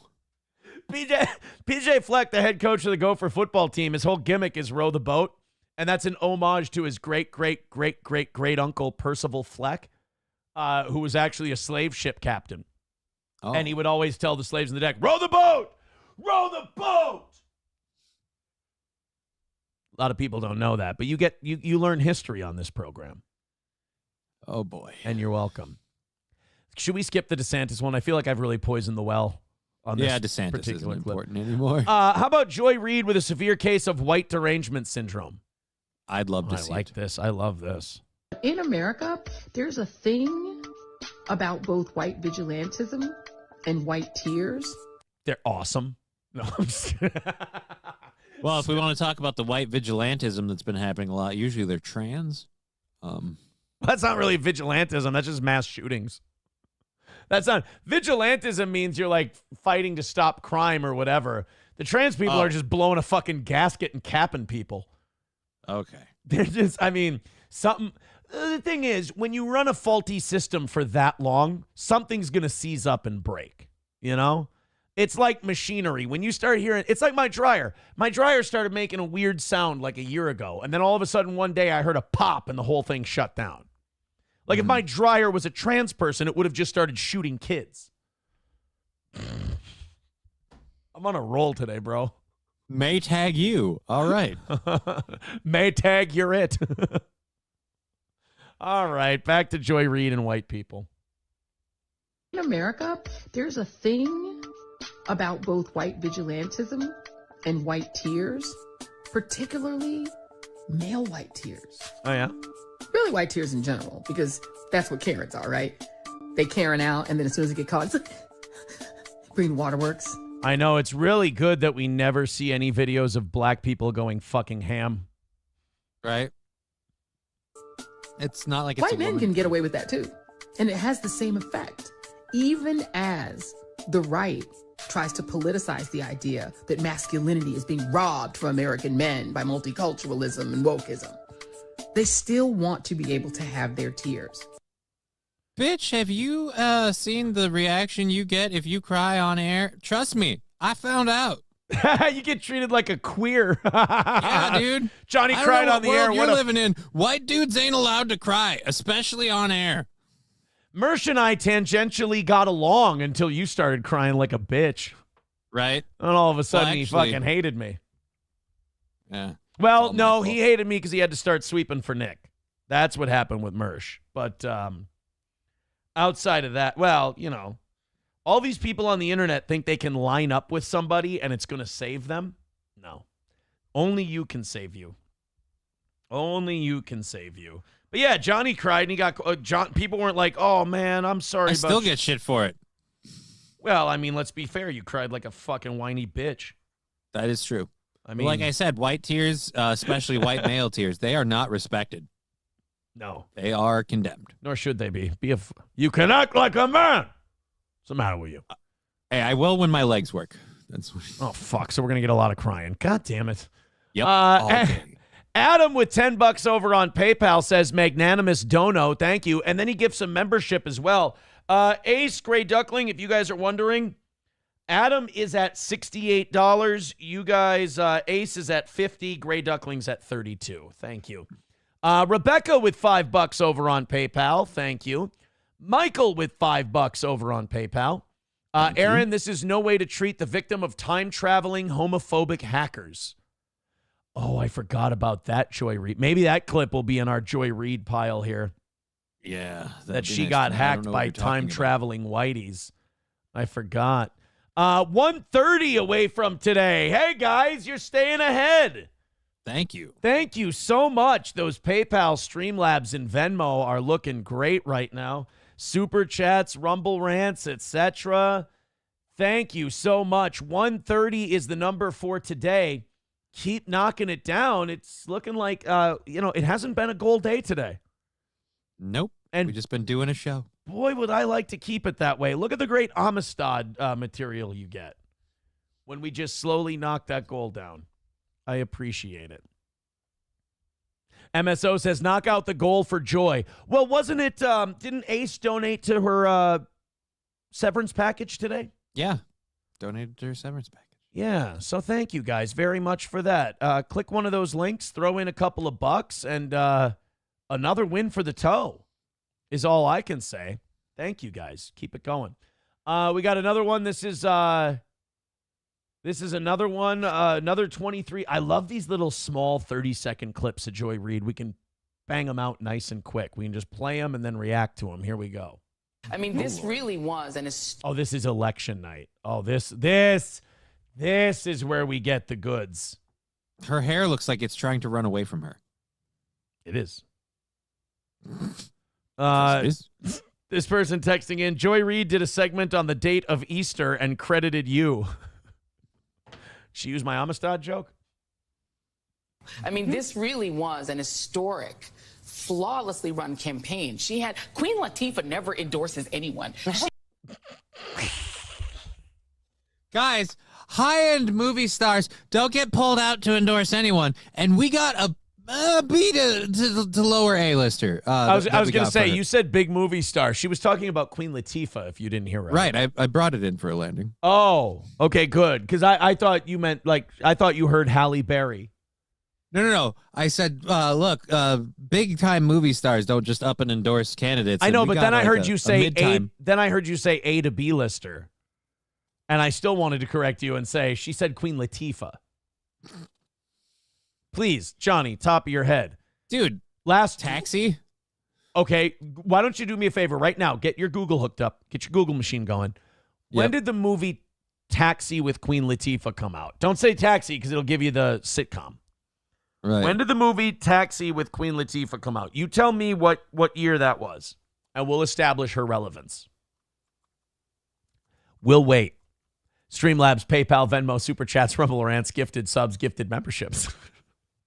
It gives me a chance to do some plugging. There's a couple of them, but the one with Queen Latifah came out 2004. So over 20 years ago. Yep. Yeah. Could you do me a favor? What was the number one song of 2004? Go ahead and do that. I'm going to say Nelly Hot in Her, but you go ahead. All right. Number one song of 2024. Oh, crap. And then we'll see how relevant Queen Latifah was. Or is. Number one song of 2024 is Lose Control by Teddy Swims. I rest my fucking case. The last Queen Latifah movie you could reference was the same year as Teddy Swims. No. Teddy Swims is 2024. You didn't say 2004. You said 2020. Oh, I was going to say, I have no idea who the fuck Teddy Swims is. Right? Yeah, by Usher featuring Little John and Ludacris. Okay, do you remember how long ago that song was? Okay. But I still play it. Fair enough. Still play Taxi? I've never even seen Taxi. Right, exactly. I saw, I just know Taxi was the one movie where, like, Queen Latifah and then fucking Jimmy Fallon, and it's like, and both of them went nowhere after that. Here, I'll give her a break. Google, when was the movie Beauty Shop released? Now, I don't think Beauty Shop did as well as the Barber Shop movies, but when did Beauty Shop come out? Why did they make a beauty? I didn't know that was a thing. You didn't know and I about was that? They did a happy. Barber Shop. Well, the Barber Shop movies did well compared to their budget. Right. So they decided, well, let's give Queen Latifah 2005. I rest my case. Oh. Don't you feel silly for calling her a borderline A-lister, B-lister? I was trying to be nice, okay? Dude, if Celebrity Apprentice was still on, someone Queen has to Latifah would offset be the on it. ballast of the Amistad jokes, okay? I'm just saying she'd be on Celebrity Apprentice today if it was still on. That's where she's at. Queen Latifah would be commenting on I Love the 2000s on VH1. That's where she'd be. All right, let's go. Joy Reid on election night. Remember, Queen Latifah never endorses anyone. I mean, this really was an historic, flawlessly run campaign. Queen Latifah never endorses anyone. She came out and endorsed. You know, I mean, No, that got what it deserved. They laughed at her. had every prominent celebrity voice. She had the Taylor Swift, she had the Swifties, she had the Beehive. Like, you could not have run a better campaign in that short period of time. And I think that's still true. She had the Swiftie. She had the best support that money can buy. Yeah, ask Travis Kelce how having the support of the Swifties worked out this year in the Super Bowl. Boy, I tell you, everything Taylor Swift is endorsing lately goes to shit. She killed the Chiefs dynasty, and she let Donald Trump become president again. Your girl's fucking up, ladies. I got to laugh at MSO. Chia joy. I like it. All right, we got another one. People were tweeting all weekend their favorite Joy Reid moments to celebrate her firing from MSNBC. Let's watch as Joy Reid slowly morphs into Simone Sanders. That's a nerd political joke for everybody. Republicans like Vance and Trump advisor Stephen Miller, who is tangentially connected to... Some people call him the space cowboy. Some call him the gangster of love. You know what some people call him?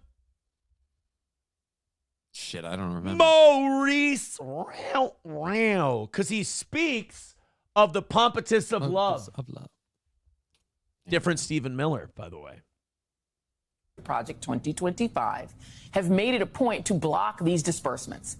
In Project 2025, folks like Miller, Vance, and Trump want to... people like Miller? Sorry. I don't have that drop anymore. Son of a dick. That's right. So people like Miller. Nationalize their... What's some of them other advisors we got? Got Caitlin Levitt. Caitlin Levitt. Elon Musk. Kash Patel. Robert F. Kennedy Jr. Dan Bongino. Fucking, that's all I got.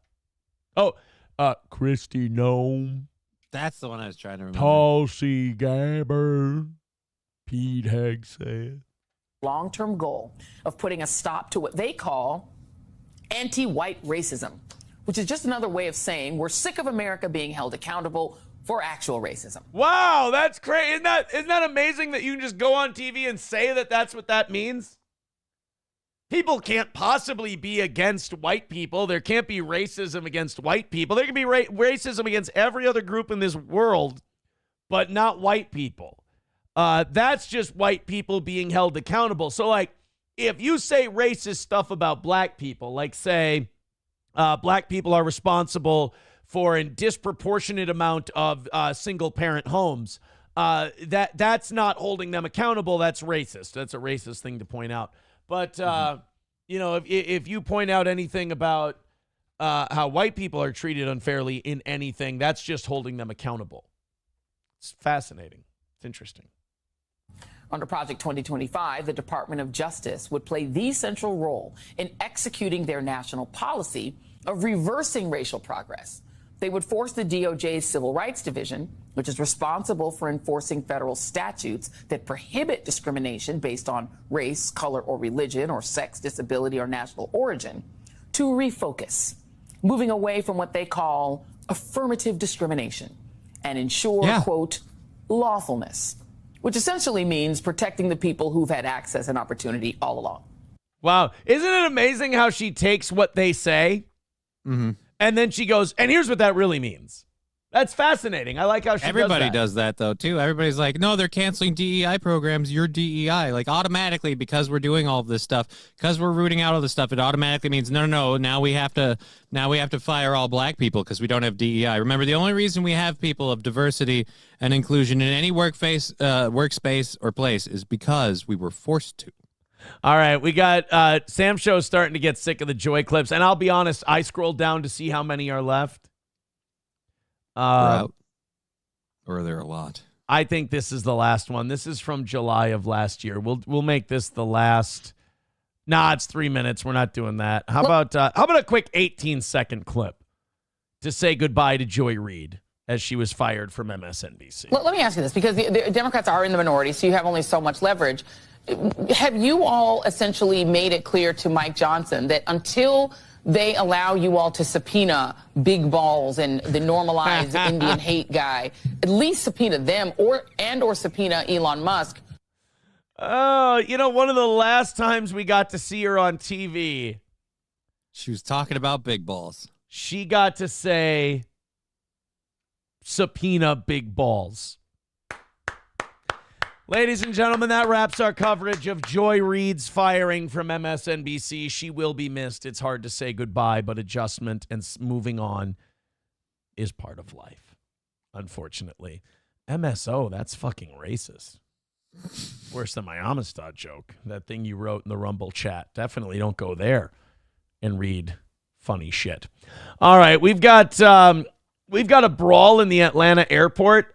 This is not newsworthy at all. This is just a bunch of black people getting in a fight at an airport. Never happens. I don't want to throw this out there and be like, what greater point is Aaron trying to make? None. I just wanted to watch people while out in an airport today. Does that sound? And you know what? I'm not the only one, because the minute I went, hey man, here's a story about a brawl at the Atlanta airport. You want to do that today? And Johnny immediately went, yes. Yes, we do. That's instantly where Johnny went.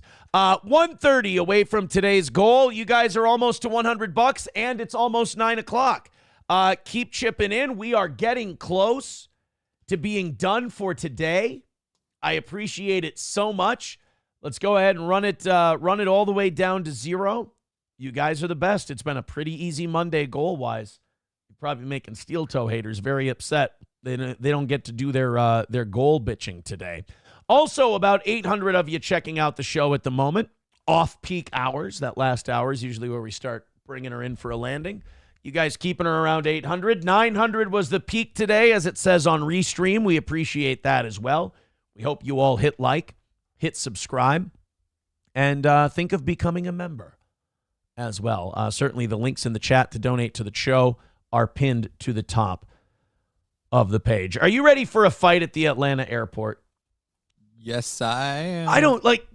We've all been to an airport before. I cannot imagine getting worked up with a kiosk worker, let alone throwing hands in a fucking airport. Like, I don't even understand where this behavior can come from. Like, you're so, like, when you're going through an airport, there's only one thing to do at the airport while you're waiting for a flight, and that's either drink or sit there. Me personally, I'll have a drink or two at the airport, and then I'll get on the plane, and I'll have a beer there, and then I'm ready for my vacation. Not on the way home. On the way home, I don't drink, because it's like, I'm going home. I'm bringing it in for a landing, literally and figuratively. But on the way out to your vacation, usually you fly out in the morning, so you get to day drink, you feel kind of rebellious, and then you sit there and you relax and you wait for your flight. Getting into a brawl especially the way these brawls happen at the airport. Two people start fighting with each other. And then all of a sudden, people start pairing up like it's a middle school dance. You have to do it. Right. They had no problems before. There was no issue beforehand. And now all of a sudden they're like, well, they're throwing hands. We should throw hands. It's just odd group mentality. Get up, get up, get up. Oh, damn. All I know is y'all touch me, I'm knocking the shit out of everybody. Y'all niggas. But do you hear that? This guy goes, y'all touch me, I'm knocking the shit out of everybody. Hey, bro, that's kind of the problem we're dealing with here.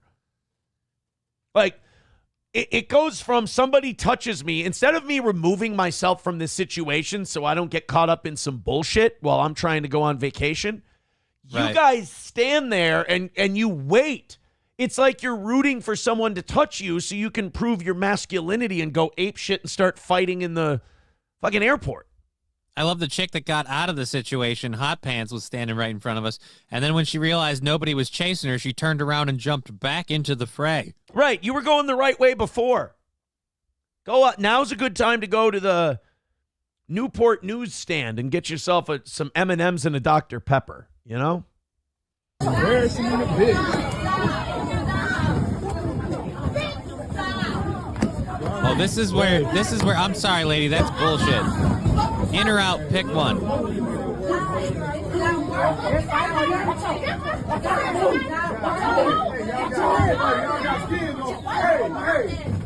Now this guy in the red just starts throwing at this person. There was no reason. It was all kind of calming down. People were trying to separate the whole deal. And now we're winging shots at everybody. And by the way, all of these people in these fights throw such bitchy arm punches. Mm-hmm. Like, if you throw a good punch at somebody, that should pretty much be the end of it. It should be one or two punches, and now that person can't defend themselves. But they throw these wingy arm punch things. You might as well be slapping them. Like, you might as well be hit with their forearm more than the fist. Right, and a lot of them don't even turn their punch over and hit with the flush part of their fist. They hit with this part. They'll throw punches, and they won't even turn them over. And it's like, if you were throwing a real punch, like if you've ever been hit with a real human punch before, it doesn't take many before you're like, oh, fuck, I'm in trouble. So the fact that these people are just windmilling at each other and they can just keep going shows that they hit like bitches. Oh,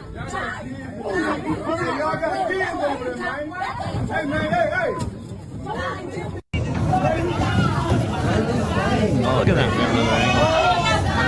Look at it. It's just everybody just throwing punches at other random people. Punchy party, hooray. And that's the end. Like, I can't imagine, like, you're at the airport. You just want to get on your flight. You want to get to your destination. You just want to be done. And now you're going to go and get in a fight. Now you got to deal with the police. Now you're not going to make your flight.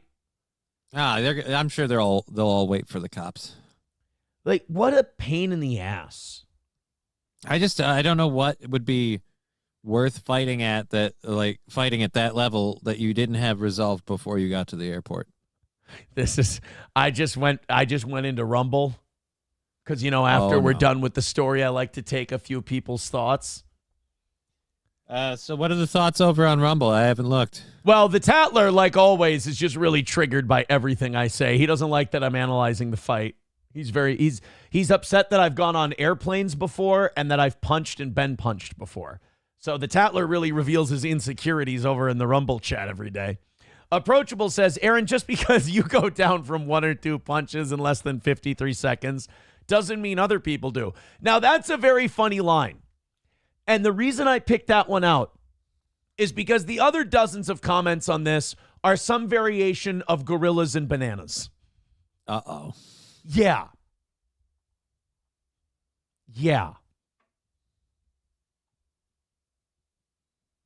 It's Sean Lenane who got the last banana in the end.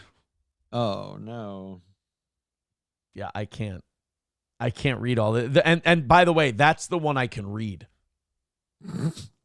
See, this is why it pays to be literate, kids. Illiterate Andy over here can't read the rest of the comments. This is Ryan the Garbage Man says Frontier or JetBlue terminal. Oh, bro, that's a Spirit if I've ever seen one. Frontier or JetBlue, stop it. That was, I mean, is there even any argument that that wasn't a Spirit Airlines? Ritzy place like that had to be Spirit. They serve you grape drink on the plane complimentary. It's amazing. Right, and it comes with a straw. Oh, isn't that something? You can punch it right through the foil top on the box. You got to be careful. When you're a flight attendant, you got to whisper that you're now serving Kool-Aid. Uh-oh. Why do you guys have to? Why do you guys have to get me hooked up into your horse shit? Huh? And there will be gorilla shit all over the army. Well, that's not. That was not part and of. And there will be gorilla shit all over the army. That's not what. MSO letting us know it's not Spirit. Spirit. Oh, it's not? You know what that was a gate for? What was that a gate for? Amistad Airlines. I didn't realize they were still in business. They make the. I heard that airline was a sinking ship. They make the black passengers fly the plane.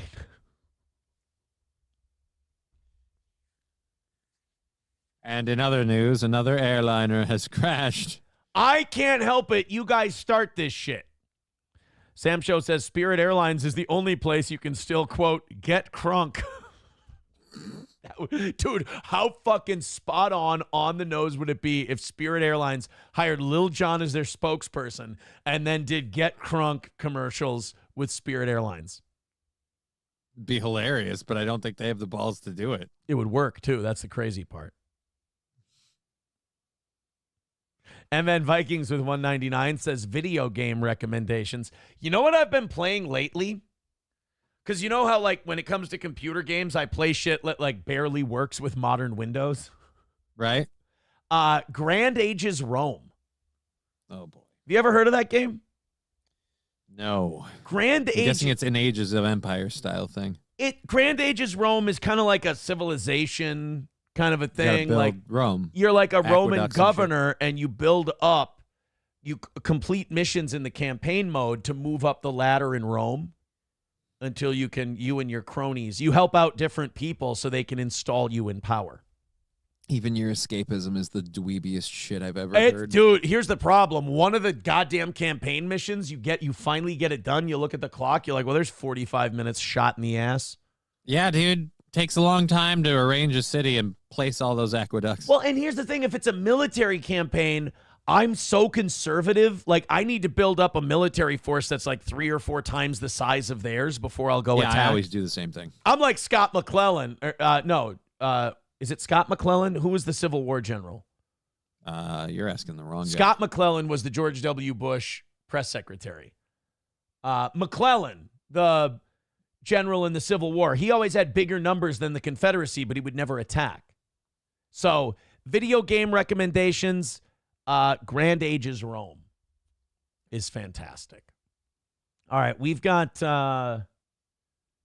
somebody asked me somebody had some ideas for advertising Spirit Airlines. Okay. Nomo says, we on fleek and off time all the time, Spirit Airlines. Tatler says that's like a 20-year-old game. Yeah, did I fucking stutter?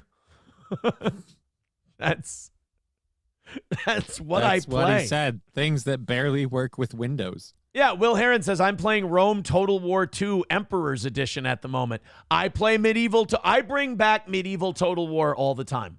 And I either play as Scotland, Spain, or Sicily. Those are my 3 favorite to play as. I play Ages of Empires. That's the oldest one. That's a good one. 2 is the best, right? I play the one I have is there's a 4th one that's out, but I have 3 sucks dick. Yeah, dude, 3 sucks dick. I haven't touched 4, but they did a re-release of Ages of Empires 2 with like redone graphics and shit like that. So I just do that one all the time. There's one game I love playing. It's about like the Napoleonic era in Europe. And it's like a 2004 game. It's so old it won't run on my new computer. I bust out my old laptop. I dust it off. I never use this laptop. It's a slow laptop, but it plays Imperial Glory. So I dust it off whenever I feel like. An emulator or anything? I mean, I probably could, but I'm not that smart. You know. I don't know. Pay me $50 and give me 30 minutes with your computer. I'll make some shit happen. Hey, we got to hit the goal today, buddy. Well, you can get your $50. We'll see. I need my 130 first. All right, then. Gray Duckling becoming a member for 33 months. Thank you very much.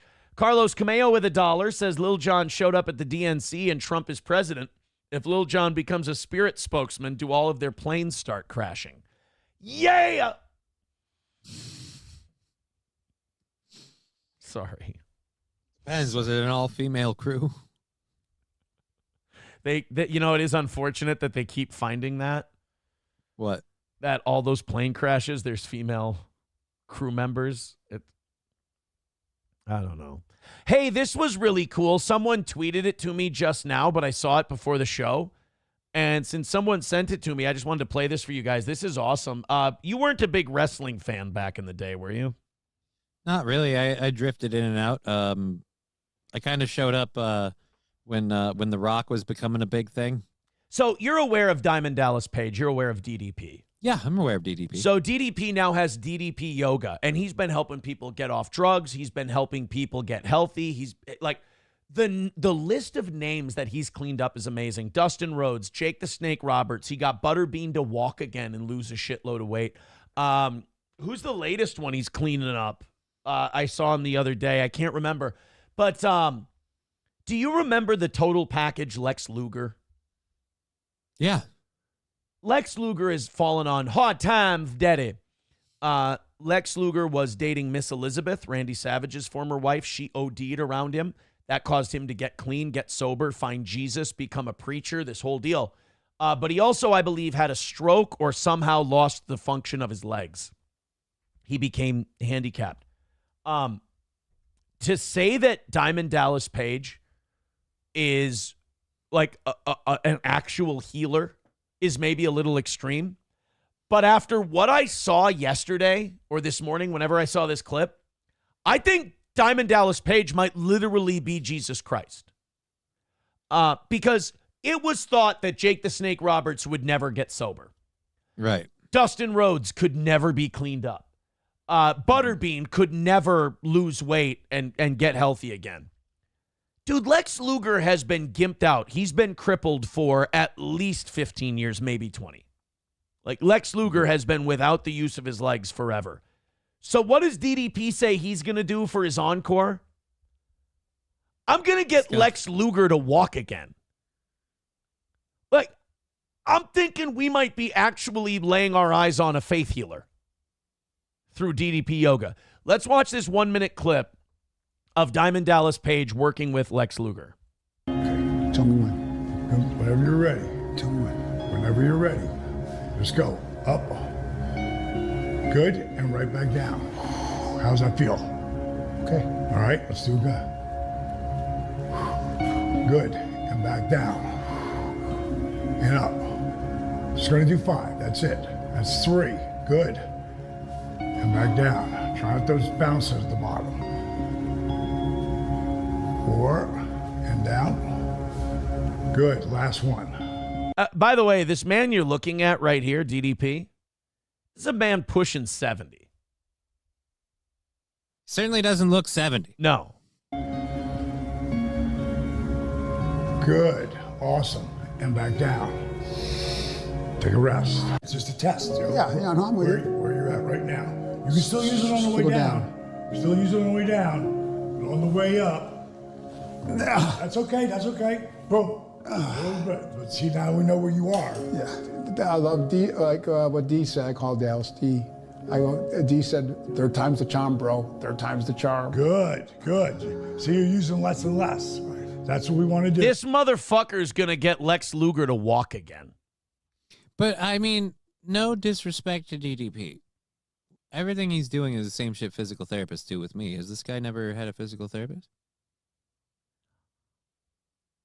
Dude. I mean, dude. So that's a no. The guy, well, he's had to have. But I'm just saying, like, I'm just saying, like, the exit, like, I'm not knocking it at all. That looks like a professional physical therapist. That's the same shit I get, the same advice, the same exercises I do with physical therapists. Like, that's the way they talk, everything. Something about the way DDP does it. I find it hard to believe that Lex What's Luger. the secret in the sauce, Aaron? Maybe we need to get your ass down to Atlanta, boy. Well, no, I'm. You know where we need to take? We need to take you. You know what he calls the house? The accountability crib. I think Johnny needs to get to the accountability crib and get walking. I think you need DDP. The guy might legit be a miracle worker. Well, I'd be willing to try it, man. Nomo, anything that helps me not do medications. Nomo with a great point says, I've done physical therapy, but this feels different. Didn't you hear the music, Johnny? No, actually, I didn't. It didn't come through. Klopogram says, sounds like you're knocking it, Johnny. I'm not knocking it. I'm questioning the guy's prior health care. You know what the difference was between his physical therapist and this? What's that? His physical therapist wasn't Paige Falklandberg, a.k.a. Diamond Dallas Page. Hey, I'm sure Jake the Snake Roberts went to rehab a fuck ton of times. Right. I'm not saying that there's nothing to it. I'm saying I just don't. I don't get what the difference is. People are eating clams theorizing that now Lex Luger has been announced as Jake Paul's latest opponent. There we go. That perfect. Dead Game says if Lex can do it, Johnny is faking. Yeah, like what if Lex Luger starts walking again? Well, there is a slight difference between a neurological disorder that's causing continual degradation of my nerves. I have an idea. How about DDP gets to poke around in your brain for a little bit? I mean, brain surgery can't be far off for the guy. I mean, he's fixing everything else. I'd prefer not. Oh, wow. Jesus. Start messing with somebody's noodle. You get weird results. Okay, what's he going to do? You know, you get out of there. Sure, your legs don't work, but maybe you speak French. Yeah. Now nobody can fucking understand me, and my only chance is to move to Canada. Way to torture me. Thank you. 1:30 away from today's goal. All right, for the first time today, we have officially fallen behind. Shit. That's very sad. Very sad news. But we have had a great first 3 hours. So, guys, knock out that goal. 1:30 away. We have had a goal-free first 3 hours of the show. We do appreciate it. All the links are in the chat. Fire away. Throw in a few PayPals. Throw in a few Venmos. Throw in a few Streamlabs. Let's get that 1:30 taken care of. And let's take care of the only ugly part of this program. Here we go. Here's a text coming in. Technically, because you had a cripple, a stroke survivor, 2 guineas, and a fat homo as second mics at one point, steel toe is DEI. Yeah, I mean, this show's second mic history is diverse as fuck. Right? Although there was one common denominator, most of us were all retarded. That's true. Klopogram saying Johnny has more excuses than Nick Rekieta. Bro, that's a low blow. Excuses for what? That's a man with a shitload of excuses right there that he's comparing you to. I don't know. No, Johnny, I didn't have drugs around kids. I just had a shitload of drugs. Like Nick believes that if you have a door separating the children and the drugs, that you didn't have drugs around the kids. He goes, Aaron told cops that I didn't have drugs around kids. No, Aaron told the cops that you physically didn't rip lines in front of children. They asked me, did you see any drug use in front of kids? And I'm like, well, no, of course not. That would be insane. Now, that doesn't mean it didn't happen. I mean, the 9-year-old tested positive for coke. So obviously, coke Something was happened around somewhere. Coke was around kids for sure. All right, guys, let's continue on. We've got 1:30 away from today. Let's go ahead and, Klopogram did send this in. One more Joy Reid thing. Her first day at her new job. I think this is great. Oh, my God. She just pulled those fries out with her bare hands out of the fryer, Johnny. And I would think that would melt the plastic basket, but. Not in that McDonald's. Not in AI McDonald's.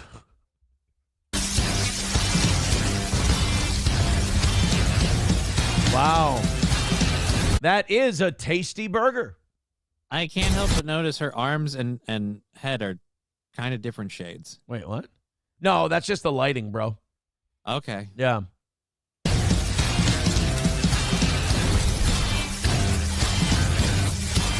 Oh, look at that. Oh, dude, she just swirled the coffee with her bare hands. Maybe this MSNBC firing was the best thing that ever happened to her. She's found her new calling. Breaking food safety rules. Well, I mean, look, you got to break some rules. Are like hearts. They're made to be broken.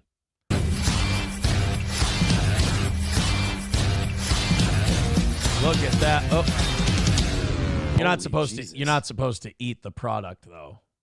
That's the problem. AI still hasn't got the eating thing figured out, have they? It's getting touchy. Yeah. Oh my God! I didn't know she had all that hair under there. You should be wearing a hairnet. That's not good safety.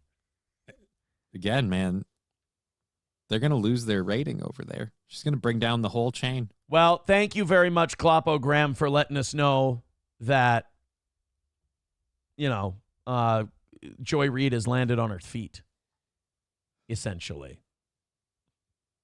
Let's go to, wait, what is that? I just got to see this. I'm not going to read this. MSO. That is a terrible line.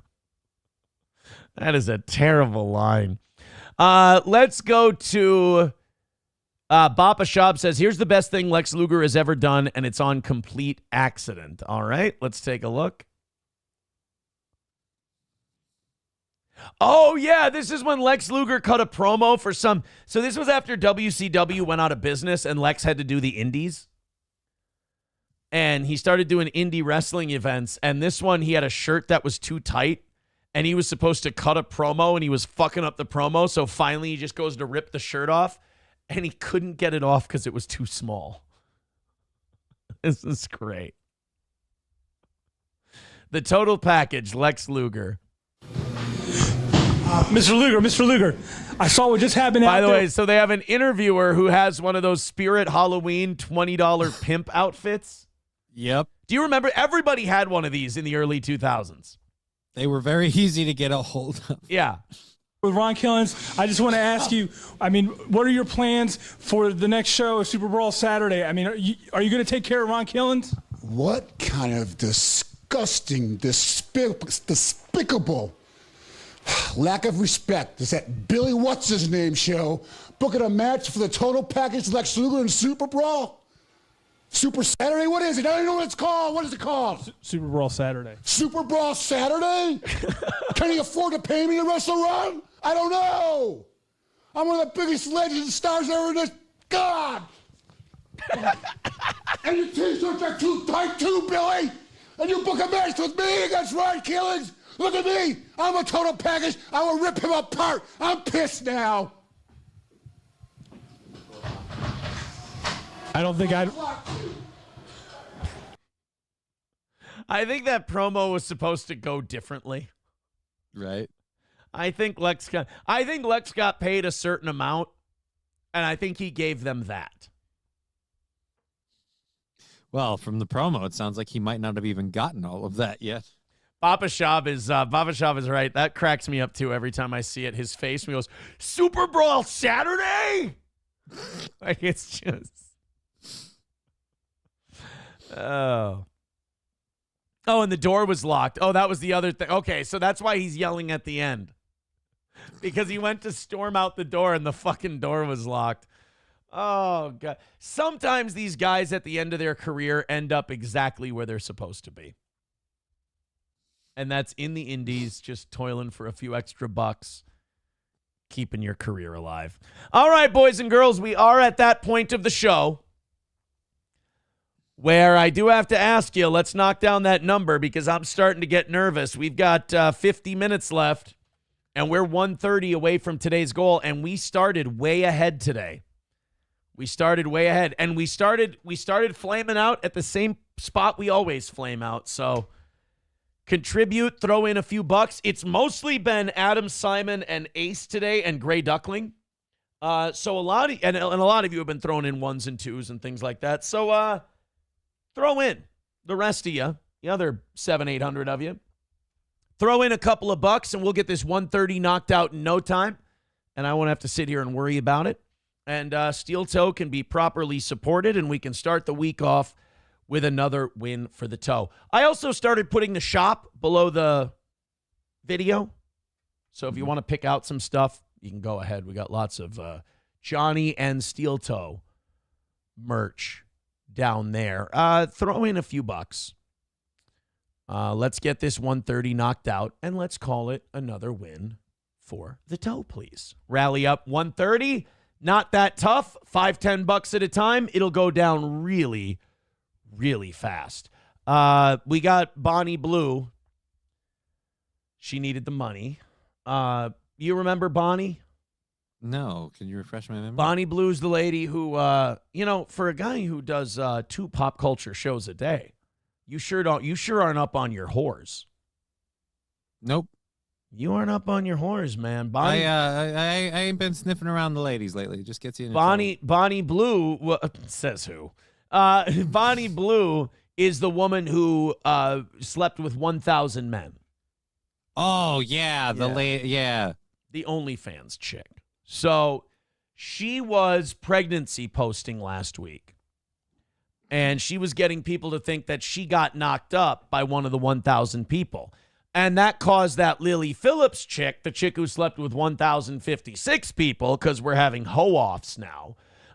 She's pregnant with one of the semen's sperms. Oh, boy. That was fucking her. Or her husband. I guess she's married, too. Either Bonnie Blue's divorced. I think Lily Phillips is married. How? I could be wrong. Offense, dude. Don't quote me on that. I'm not. I'm just saying that. All right, look, I know I've made my justifications where I've been like, well, if she's modeling on OnlyFans, I guess, no, dude. I'm sorry. No, she, what, 1,056? Yeah. So pretty much, the population of any, mid-sized town, she's done it. All right. Can I tell you this? No sharing whatsoever. It's cancer to the relationship. Trust me. Even the OnlyFans. Like, if she's doing an Nope. If she's doing an OnlyFans, she ain't a partner. Wait until she's done with that part of her life. Go find somebody else. Don't fuck around with anyone who's sharing. It's going to lead to disaster. No matter how forward-thinking you think you are, you're human. It's not going to work. Let's go to Bonnie Blue. She's now letting everyone know that she was never pregnant. And she's openly admitting to scamming people out of their money. I didn't know you could do this. I didn't know you could just go on, make a video, and go, by the way, if you lie to everyone to get their money, that makes you a grifter and a scammer. Or just steel toe, because we always say, hey, throw us money. We got a great show today. Right. Mama said just a little white lie, ain't gonna hurt nobody. But Bonnie Blue made this video. And you guys can watch it with me. Check me if I'm wrong here. She just openly admits to scamming people. Let's take a look. No, I am not pregnant. Yes, I have hinted at it. And the reason being is I'm going to use the media attention and the extra income I have had over the last few days because I want to pay for somebody's IVF journey. I want to do good and I want to do better. I want to pleasure people and I don't just mean guys. Paying for someone's IVF journey is something I'm passionate about, something I want to do, and something that's going to be good to do with my money. But if you want to pay for someone's in vitro treatment so they can have children, then take your fucking money and pay for it. Don't tell people you're pregnant. And by the way, I have to, my misogyny is getting ahead of my hatred of people who blame scammers. Let's also put the responsibility where it lies.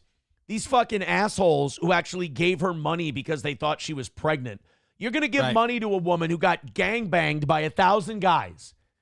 And one of them knocked her up in your mind. So you're going to give her money? You're going to reward that, you dipshit simp? Though, anyone who fell for this deserves it. I'm not saying that she should give anybody their money back. Fuck these people. Let them learn the hard way. But acting like you're doing something nice for someone after you lied to get a bunch of money out of people, I mean, that's not that much different than just stealing the money, giving it to someone and going, here, I helped you. I lied about being pregnant. A bunch of people tipped me money on OnlyFans and Venmo and PayPal and all this shit. But I'm going to use it to pay for someone's in vitro Well, she journey. didn't lie. She hinted at it. Right. The old Ricada defense. I never said I was pregnant. Oh, okay. Right. I mean, now, let me be very clear. I don't believe there's a victim here.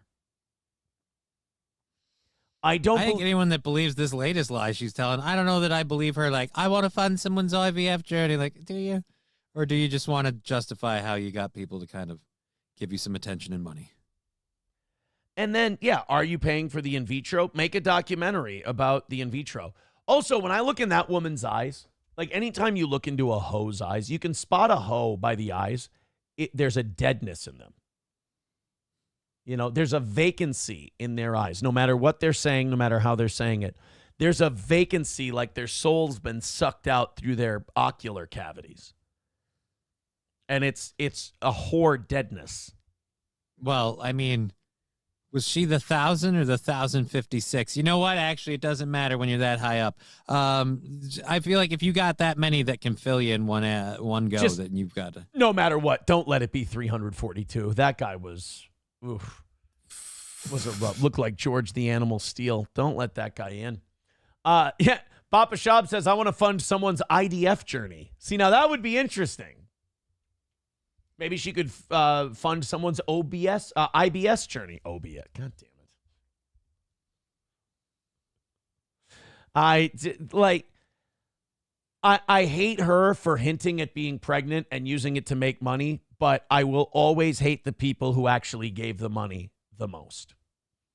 I kind of feel like anyone throwing money at her, it's just like, dude, what are you doing? I mean, is it really going to mean something? Dude, she went through 1,000 dudes. I don't think a physical contact really means something to her. No. Let it go. You know what? Actually, I'm starting to think that maybe this woman doesn't value sex. Or value really people in general. Let's go to this Bill Maher clip. Before we do, All Care Towing, 320-253-5203. For our friends at All Care Towing of St. Cloud. All Care Towing with the biggest variety of trucks and wreckers to pick up everything from motorcycles to heavy-duty equipment. And they're there quicker than anybody else. The weather's warming up, but if you need someone this time of year, you need someone quickly, and nobody's quicker than All Care Towing. 320-253-5203 for All Care Towing of St. Cloud. Also, our pals at Midland Armory, fresh off another gun show here in St. Cloud, Midland Armory. Knives, optics, parts, and gear, plus all the gear you need for sports shooting, hunting, personal defense, and if you're a first-time buyer, Derek and Tracy have all the knowledge you need to make the right decision. So contact Midland Armory today, either in downtown Foley, Minnesota, or online at midlandarmory.com. That's midlandarmory.com. And Stoney's. Our boys Julio Goldstein were performing there this weekend. I saw people posting about it. It was a great time. It was an awesome party. Julio Goldstein there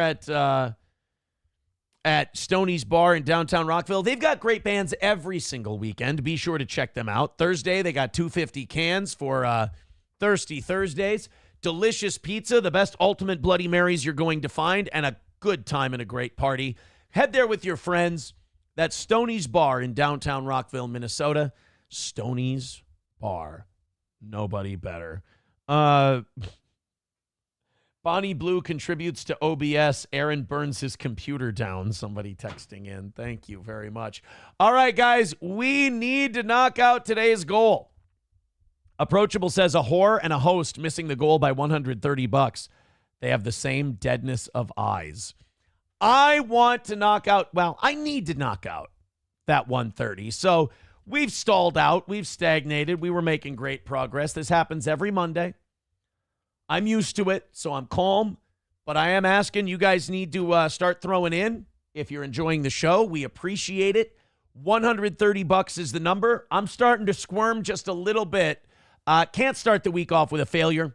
We had a perfect week last week. We knocked it out. We nailed it. I appreciate it.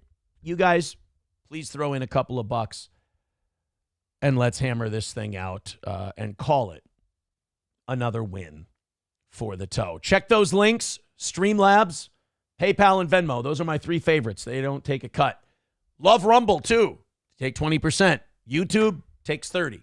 Make a contribution any way you can. Beggars can't be choosy, and we are begging at this point. $130 away. The show becomes the show. The more that goal goes down, becomes a little bit more of an infomercial. the more we're missing. So knock down that 130. We could use a response. Thank you very much. Throw in a couple of bucks, and let's knock out that goal and keep this show alive. Bill Maher was on Pod Save America. Now, I've kind of stayed away from this Pod Save America show. People say it's like the most liberal program you can watch. Okay. They say that these guys are like to the left of MSNBC, almost. And they had Bill Maher on their most recent episode. And as you know, Bill has been standing still as a center lefty for about 30 years now. And the world... It's almost conservative. Yeah, the world has changed around him. And now Bill is seen as like a borderline Republican by some of these far left people.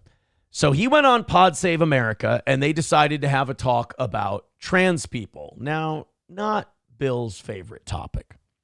Bill is kind of like the rest of us. He wishes we could stop fucking talking about this nonsense and be done. But people still keep pushing things like the reading to kids and the playing basketball with girls and shit like that. And it's just kind of, it gets to be a bit much. Real quick, Thermodyne Diesel with 10 gifted memberships. That's a big one. Let's get Thermo in there. I believe that costs him 40 to do.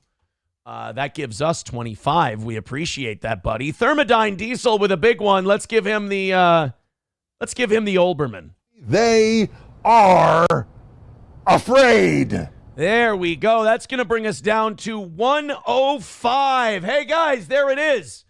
Oh, if that ain't shooting distance, I don't know what is. Keep throwing in. Keep going. We're only 105 away. That's the shot in the arm steel toe needed. Thank you. Numero uno Josh Denny fan with $1 says, do you know what Thomas Crook's last words were? Oh, God. I should have gone to Midland Armory.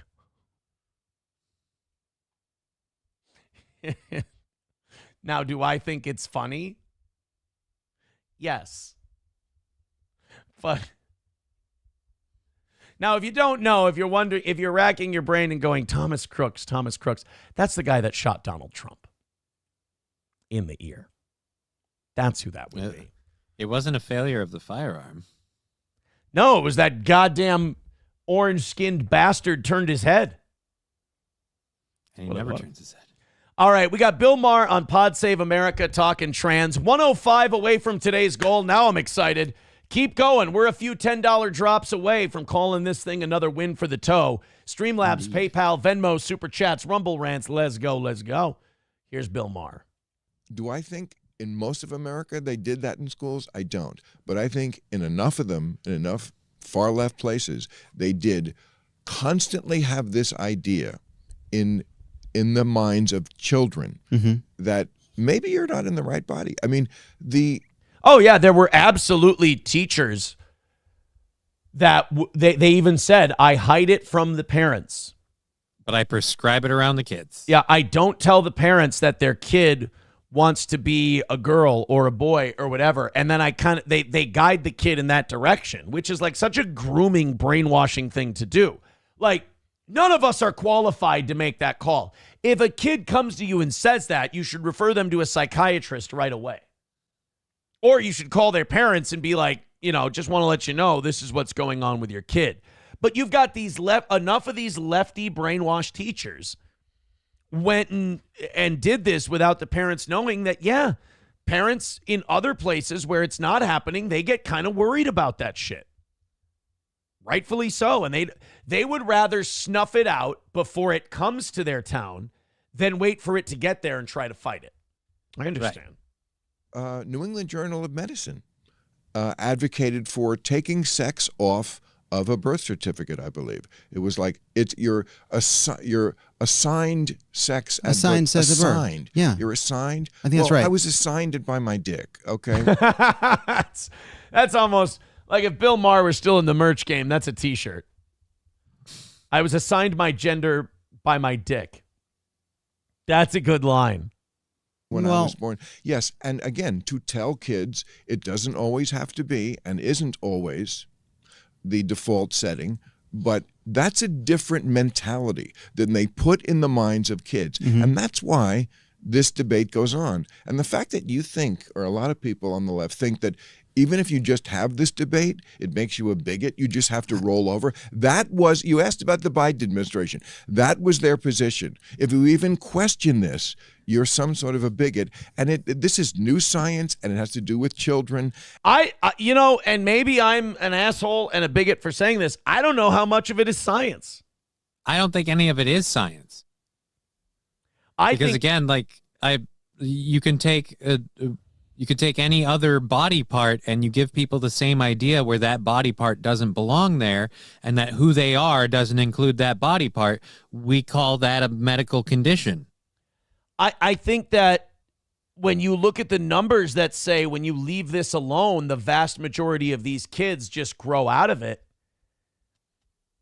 I think that's science.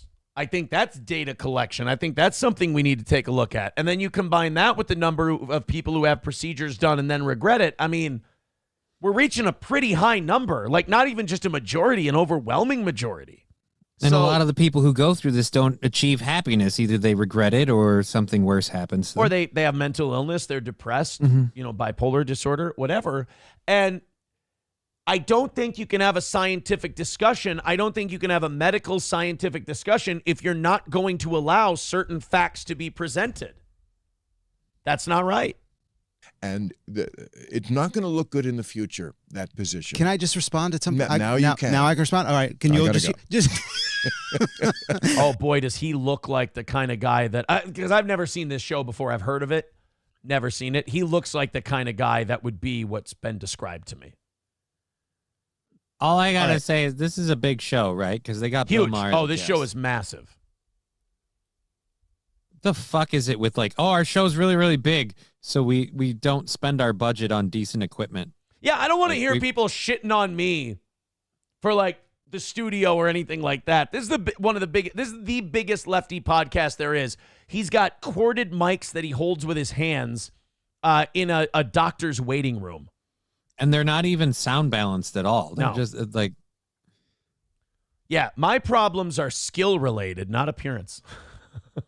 Let's just there's a lot. You definitely said your piece. Just say your bullshit while I'm in the bathroom. Just stay for 1 second. Okay, I'm kidding. Unbelievable. I'm kidding. All right, no, I know. Okay, a lot of things there. First of all,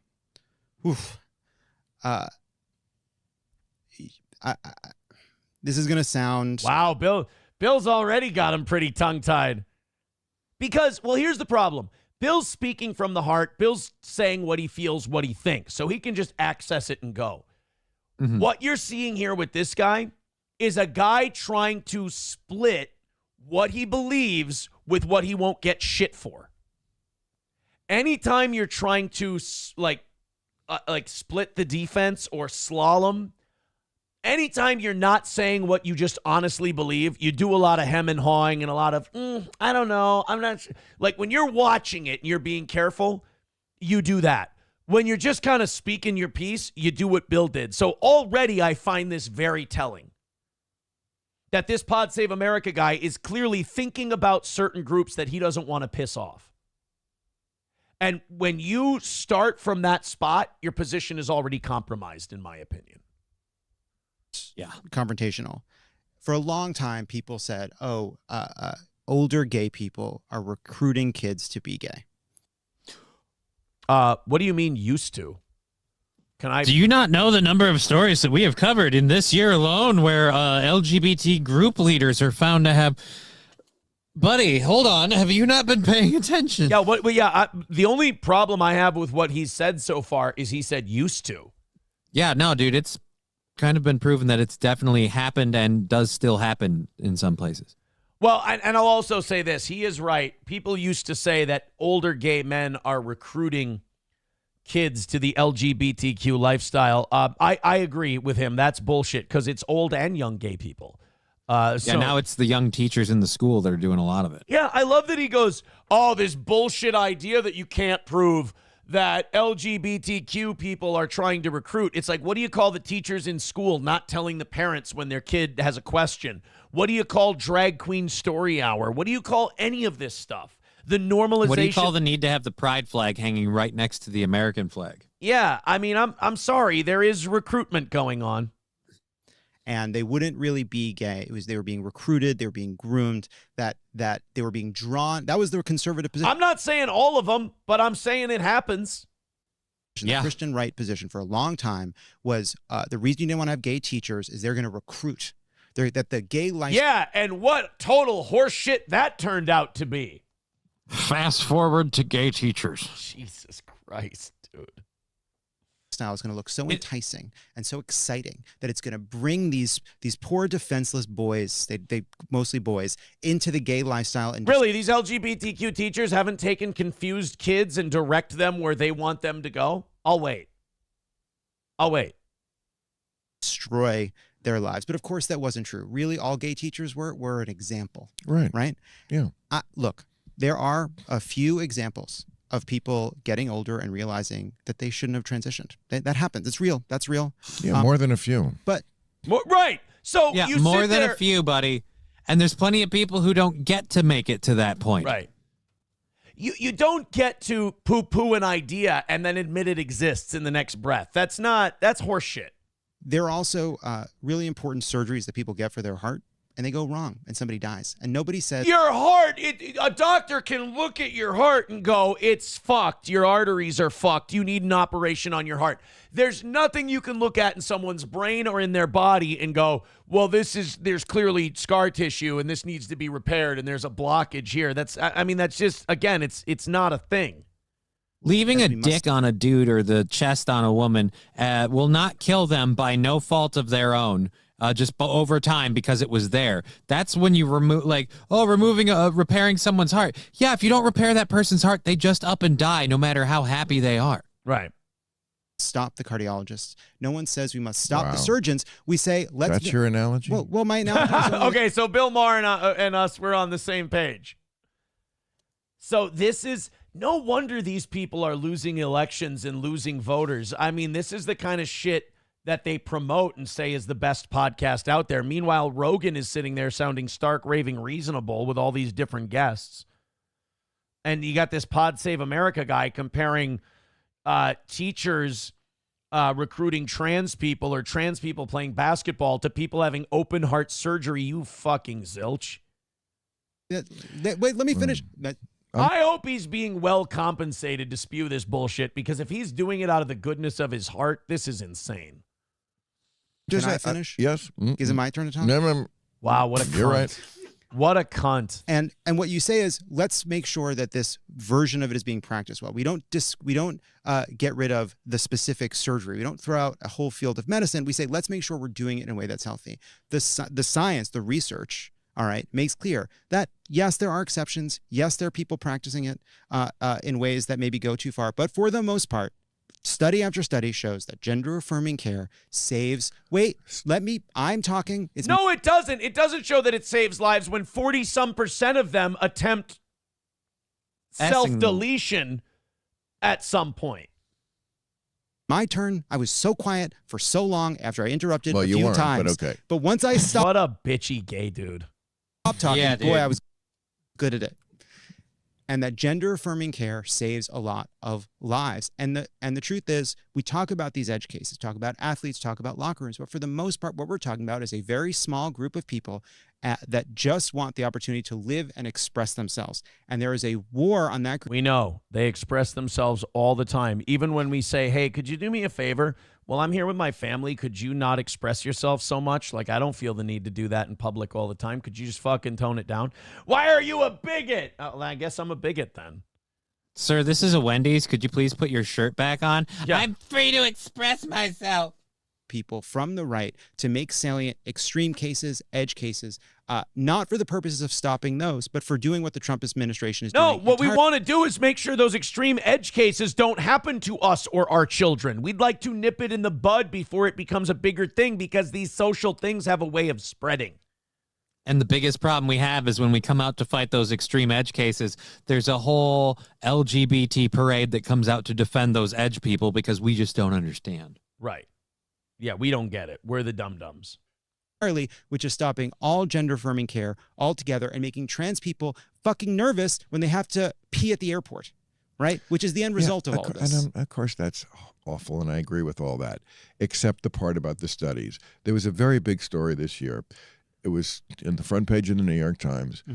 A woman, I forget her name, and she had done, like, it was a 10-year study, did not release it on purpose. I because remember she said this. It would weaponize the argument from the other side. They wouldn't release the facts of the study because they were worried that people would well, it's facts though. Like, we're supposed to follow the science. You did a study. This is what you do when you want an outcome and the facts don't agree with it. Now it's like, no, if we give these facts out, they will be weaponized against us. It's not a weapon against you. It's proof against you. Just it's this weird thing where it's like, no, I can't admit I'm wrong, even though everything says I'm wrong and I realize I'm wrong. So instead, boo-boo, you're just being mean. Let me put it this way. Gravity, the fact that gravity exists is not an attack on my position that I can fly.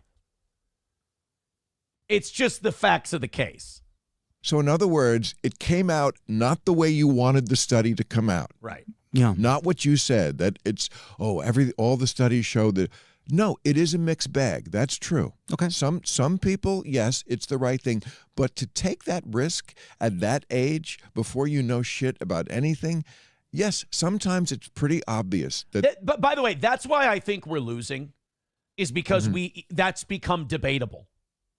Right. The fact that it's become debatable that a kid doesn't know, whether to shit or go blind, scratch his ass or wind his watch. I love those old-timey little sayings. The fact that at an age where you don't know how to do that, you've got teachers and other adults telling you that you should take this puberty-blocking medication or, God forbid, have this operation done.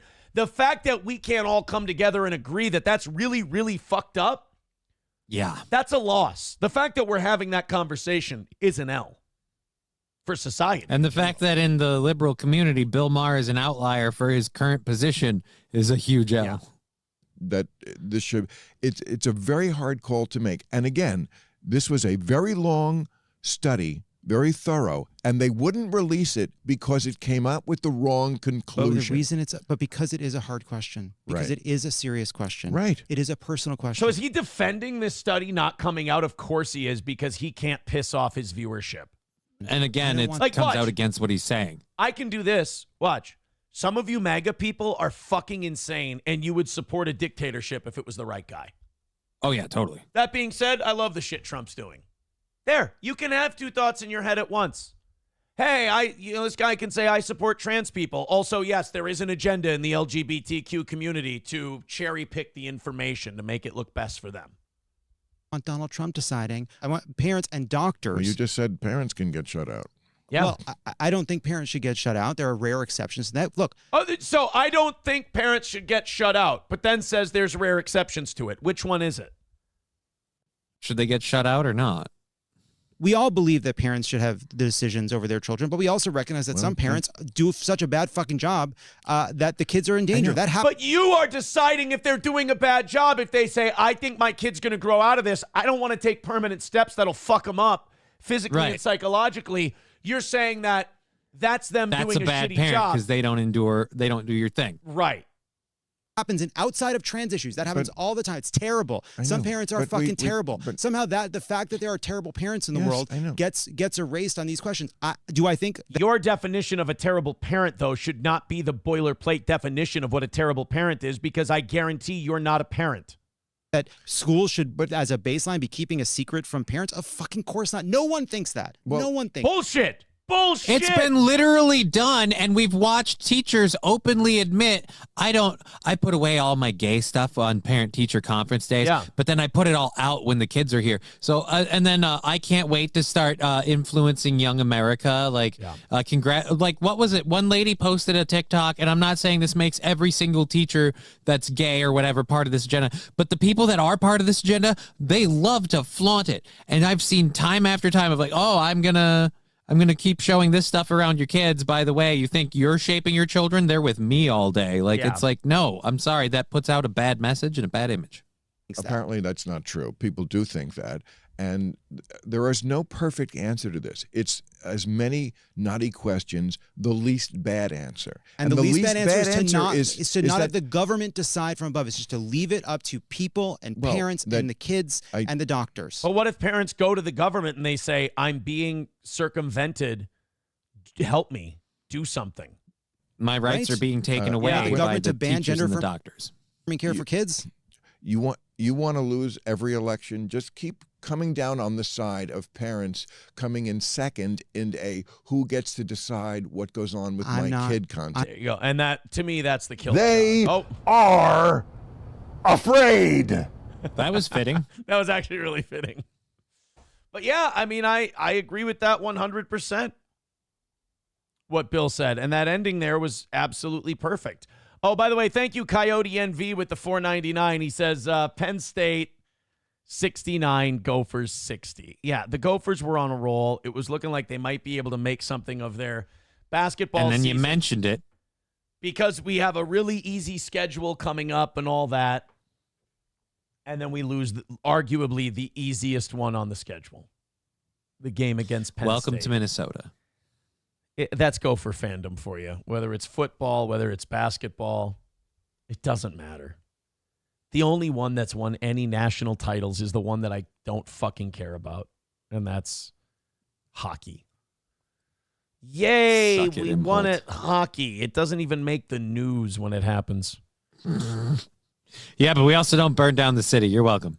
Well, I mean, look, you can't be mad at a guy for spitting facts. I understand. All right, guys, we have, we're 105 away. We've got 12 minutes until we rattle the cans and beg you to knock out the rest of it. 105 is doable. Everybody click Streamlabs, PayPal, Venmo, Super Chats, Rumble Rants right now. Let's do it. Let's get everybody throwing in 5 or 10. This is an easy number to knock out. Go ahead and do it with us. Wait, what? And we'll call it another win for the toe. We haven't even gotten to any of our Trump stuff. Yeah. Today. We've got the Pam Bondi Epstein. Here's what I've got for overtime today. I've got Pam Bondi saying she's going to release the Epstein client list. God, I want that so bad. I've got Trump versus the governor of Maine. That's very funny. And then Donald Trump with a sick burn on Joe Biden using the death of Jimmy Carter to do it. I don't want to give away too much. It's fucking mean, but it's really, really good. All of those coming up if we can get overtime, guys. We're 105 away. I have a dream of a Monday where it doesn't come down to the wire and we can just knock it out. I would appreciate it. Keep throwing in. Coyote NV with another $4.99 says Minnesota U 3-time cheerleading champs. All right. That's, you know what? Now I'm. See, we're great. We're great. You just got to pick the right ones. Thanks, guys. I appreciate. Yeah, that's remarkably helpful. So we're an even 100 away from today's goal. There you go, guys. Even 100. That's a digestible number. Go ahead and hammer it out. Thank you, Coyote NV, for your contributions. 100 away. Keep chipping away.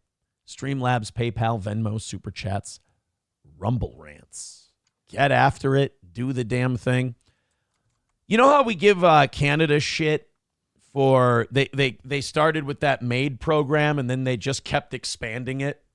Yeah. Like it started with, hey, man, if you're like terminally ill and you're about to go, you can choose to have a doctor put you away. Mm-hmm. Like now Canada's basically at the point where they're like, are you feeling sad on a Sunday afternoon? We'll send you a fucking 45, and you can just go ahead and do the damn thing.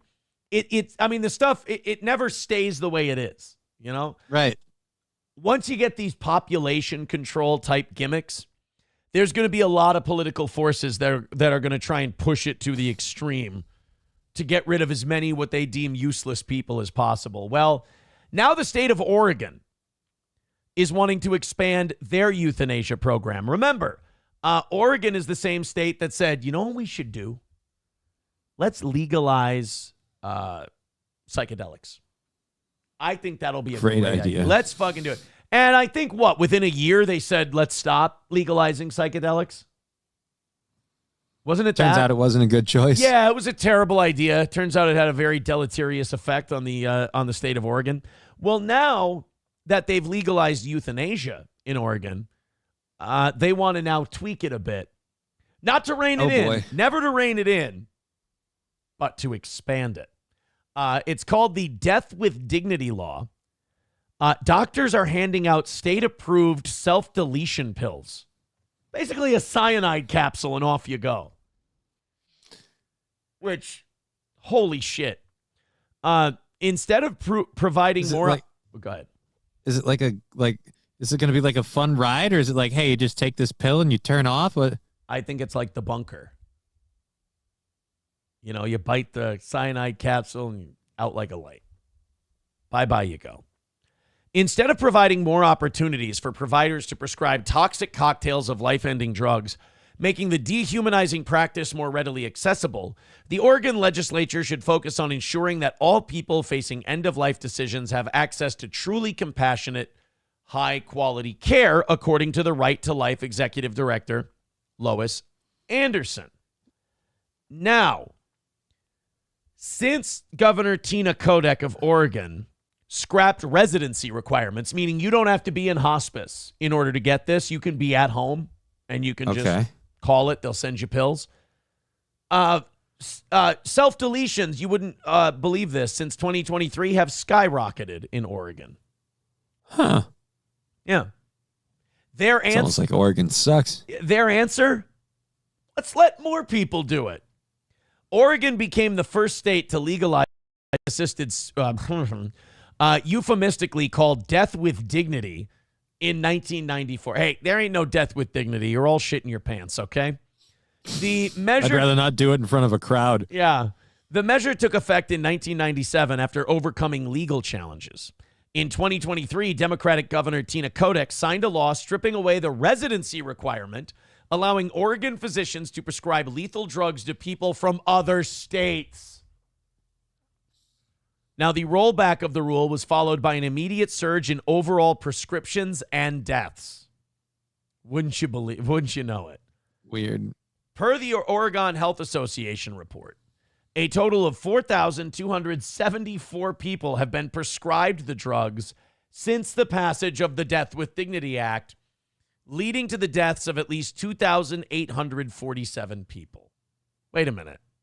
What do you mean at least? So that means if they're prescribed, we should have a body for every bag of pills that we send out. Wait a minute, What's so going on? 1,400 people got the pills and went, I'll just keep them in the drawer just in case. How many of these were used for nefarious reasons? Hey, this is a... How do we know you're not like, oh, doc, I'm feeling sick. I'm really feeling like I need to take myself out. Here you go. Hey, honey, so glad you signed that prenup and that life insurance policy. Enjoy your wine. Yeah. Like, here's a cup of coffee. You look tired. Jesus. Look, man, all of those programs, though, it's always like this. Like it's always like that. It's always whatever the worst possible outcome is. It's never like we're going to have this program and it's just going to stay this program. It's always going to be like in Canada with the MAID program, there was a soldier who was handicapped and he needed a stair lift. And they sent him brochures or a ramp or whatever. They sent him a brochure for self-deletion. They sent him a brochure for the MAID program because he said, I need help getting up the stairs. And they're like, wouldn't you rather just fucking die, you loser? And, I mean, his response was, no, I'd rather enjoy living, but thanks. That's why I have to make a lot of money before I move to Canada. Otherwise, they'll just try to kill me. Yeah. It's a depopulation movement is what it is. They get it in there under the guise of, well, you don't want your granny to suffer. And then once they have that, they go, all right, let's let anybody who's sad kick the bucket. You know? Lab Glass with $5 says, Johnny, ahem. Yeah, and he sent a link to the article of the University of Minnesota hockey team winning the national title years back, and they went fucking crazy on campus, and they were burning tires, and they were, you know, setting stuff on fire. I mean, it was no George Floyd. But the kids went a little ham, as they say. Who did that? Who linked that? Lab Glass. Who was the person? Lab Glass did that. You fucking dick. I'm not going to forgive you. $95 away from today's goal. Let's go. Kif becoming a member for 10 months. I don't know anyone named Guyman. He says somebody named Guyman needs a beating. Okay. Well, I wish you the best of luck with that. Thank you for renewing your membership. All right, guys, we got 9 minutes left. We're $95 away from today's goal. Everybody throw in. Everybody contribute a little bit, and we'll get this last little chunk knocked out for the end of the show. We've got, like I said, some of our best stuff still to come for overtime. It would be a shame if we didn't get to use it. Let's open a couple of... Oop, I muted the wrong just thing. Pooped everybody. I apologize. There we go. Oh, God, did you guys see that the mayor of Los Angeles... This is like one of the ballsiest fucking moves I've ever seen. The mayor of LA, you know the woman who was in Wakanda during the wildfires? Yeah. She just fired the fire chief, citing her response to the Palisades wildfire. The fucking nerve of this lady to go... Yeah, look, we got to cut you loose. Turns out you did a real dog shit job during this wildfire. And you were in Ghana when the whole thing was going on. And then the mayor of Los Angeles announced an investigation into why she was allowed to go to Ghana during the wildfires. What? This lady's insane. This lady's crazy, this Karen Bass. I mean, first of all, if she would have fired the fire chief and then stepped down at the same time, that would be, okay, I'll go with that. Everybody's heads are going to roll for this. Totally fine. But for the mayor, who wasn't even there when the wildfire happened, to have the gall to to call out the fire chief and say that you didn't do a good job. They were literally questioning the people in government about, hey, why don't any of the fire hydrants have water? I feel like we can't blame anybody in the fire department if the hydrants don't have water. Yeah, like it's the mayor's job to make sure the hydrants have water. It's the fire department's job to use the water to put out the fire. In my humble opinion. Doorman with $10 over on PayPal. Thank you. Stop dipping into your ketamine stash. Put down the bomb. With $10, Doorman says, do I smell a hype train for Johnny? We shall see. Coyote NV with $4.99 says, Johnny, some of the ostrich egg shipment were cracked. I didn't know you were in the egg business. I ain't got no ostrich eggs. I don't know why people keep thinking these things. I didn't know you were in the egg business, man. That's great. Good for you. I hear we talked about it, but we never made any further plans. I hear it's very profitable these days. You'll probably be very happy. All right, guys, we got to see if we can get this last $85 knocked out. And then we're going to do 30 more minutes of you for the toe. All right. Links are in the chat. Let's do it. $85 away. 5 minutes up on the clock. About 5 minutes and 20 seconds, if we're being exact. Everybody throw in. Show your support for the toe. You guys did a great job today, getting us all the way down to 85 for this last 5 minutes. Now let's bring it in for a nice, smooth landing. If we get inside of 50 at the minimum, that means we extend the clock a little bit longer. But if we get to 0, that means you don't have to listen to me do this horse shit for another 30 minutes, you lucky bitches. And we've got a lot of good stuff on deck. We got scammers. We've got presidents fighting with people. We got black people punching a baby. We've got all kinds of stuff going on for the last half hour of today's show, but we need your contributions. That is the thing that fuels this program. We run on listener donations. We get to 0, you guys get more time. That's our thank you for you guys being so generous and helping us out so much. $85 is the number. Let's start the rally now. Little over 4 minutes to go. Get in there, throw in. I hate this part when we start the rally and everyone goes, whatever. Yeah. Don't go now, whatever. You love this show. Keep it on the air. Keep it going. We have to get to 0. And if we get to 0, the show is funded. We're a success. It's good. It's those perfect weeks. Keep us going. We ask for the bare minimum we need to keep this thing going. So throw in. There's $1.99 from Danger Bear Wolf Turtle. It's got to start somewhere. Says, is Karen Bass Carol Bass's sister? Carol Bass. I missed that a joke. is Went it- right over my head. Went I'm right thinking over my that head. might be the lady from the Tiger King thing. That's Carol Baskins. Oh, Totally yeah. different. All right, guys, we need to move. We're in trouble here. We've got about 3 minutes left and nothing's happening. So go ahead and take pity on the toe and throw us a couple of bucks. It's $85 away from today's goal. Chip in. Let's do this. Couple of bucks here and there from each one of you makes all the difference. 3 minutes to go. 3 minutes left. We got baby punching. We got Trump fighting with people. We got bitches scamming simps. And so much more. We got Zelensky complaining that the money he's been getting aren't loans, that's just money he gets. Those are grants. So much stuff to offer you guys. Please throw in that 85 bucks and call it another win for the toe. I was kind of hoping we would avoid this part altogether today. With such a We were on small a good pace for it. Seemed like we were gonna. Yeah, we started with a small goal in general today, but oh boy. Come on, boys and girls. You know, the weeks always start like this. It's always difficult. It's always tough to watch. Your beautiful creation just kind of get ignored. But come on, guys, just throw in a little bit. I hate to be that guy. There's Kurt with 10 memberships. What's going on? Thank you. There you go. And then we've got Sanford's son with 20 bucks over on YouTube. Look at YouTube picking it up today. Atta boy, that's a grand total of 45 bucks away from today's goal. Come on, guys. This is another win for the toe right here. You're at $45 and we're 2 minutes away. Come on now.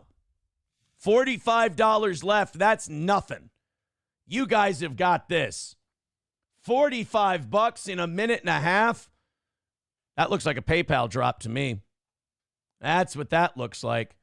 Get in there, hammer it out. Another win for the toe. Thank you to Kurt. Thank you to Sanford's son jumping in today. It means a lot. But hey, man, there's hundreds, almost 1,000 of you that aren't dropping in today. How about a little something? Doesn't take much. We got the 1 minute warning. We're $45 away. Nothing really tells you where you're at in terms of your show, much like every Monday consistently being right here. It kind of tells you everything you need to know about where you're at. Coyote NV with $4.99. Thank you, buddy. Thank you. Let's go. About 40 bucks left to go. Hammer out the rest of this. 5-10 bucks at a time. It's easy peasy. They should just be flooding in right now. We don't need these big drops. Just everybody with a little bit. 30 seconds to go. 45 away. Help out, guys. Just a little bit. Links are in the chat. There's no excuse. Streamlabs, PayPal, Venmo, Super Chats. We appreciate your contributions. Schweitz with $20.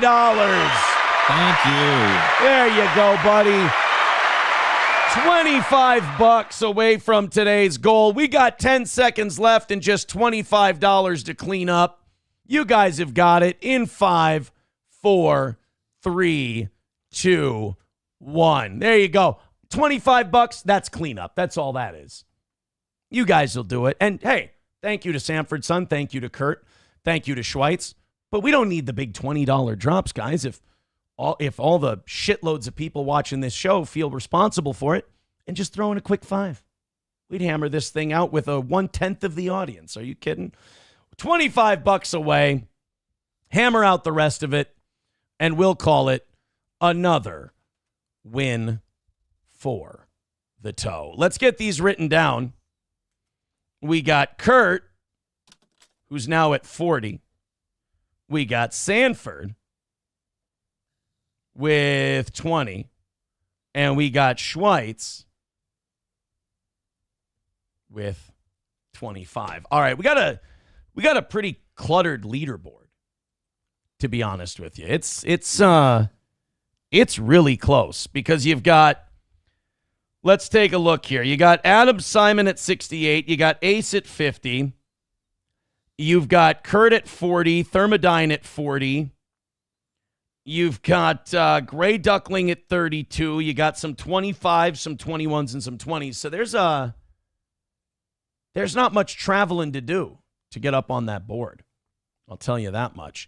Only $25 away, guys. That means we will have to do some begging during overtime. But, like I say, you guys are responsible for that. You can stop it at any time by just throwing in and calling it another win for the toe. All right. What should we do what do you want first? You want punching a baby, or you want Epstein, or you want Trump fighting with the governor of Maine? I'm going to let you pick. We'll go with the governor of Maine because that one's like the oldest. All right, let's check that out. Let's open that one up. Let's open up the Epstein one. I don't know if we're going to need those other two. All right. And, I think a lot of people are yelling at you right now in the chat. They're probably going, we wanted the black people punching the baby first. But I let you make the decision. So the call is yours, and the responsibility now falls on you. That people had better enjoy this a lot. Oh, no. Because I think they wanted a punched black baby more than anything else. $25 away from today's goal. Contribute to that while we're doing this. Sorry, I don't feel like seeing someone punch a baby. I just feel like that's wrong. It's pretty fascinating, actually. It's kind of a study more than think of it as an educational moment. They're so soft and accepting of the blow. Yeah, you got a lot. Oh my God, everybody in the chat is now writing in because Rumble's got a little bit of a delay. Shut the fuck up, Johnny. We demand the baby. I want to see you punching the baby. Baby punch. Let's fucking go. You better give them the baby punch. They're paying. Well, how about they throw in that last 25? Yeah, you guys, we'll do the baby punching thing when you guys all put your money where your mouth is. That's a good idea, Johnny. Johnny with a good comeback with you guys. You knock out the goal, we'll let you watch a baby getting punched. S to spit on Johnny, says Puerto Rican prostate puncher. Imagine there's a lot of S's right about now. A lot of baby punching going on that we're not watching. All right, let's take a look. See, we might have the answer for you here. Schweitz with another 25 says, fuck it. All right, so we're watching somebody punch a baby. You can all thank Schweitz. And Schweitz is now tied for second place. I just got messaged by somebody saying, wow, choose the most boring story. Ballsy. Yeah, people want. And the other thing about the black people punching the baby, it's short. It's a nice 13-second clip. Well, most babies aren't that tall. Well, look, it's, well, you know what? There should be a little more celebration because. But I'm afraid I've got some bad news. Sorry, guys. Another win for the toe.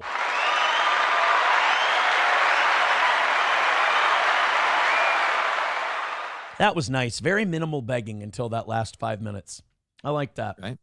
I'll NPR it for 5 minutes versus getting to do a whole 4-hour show.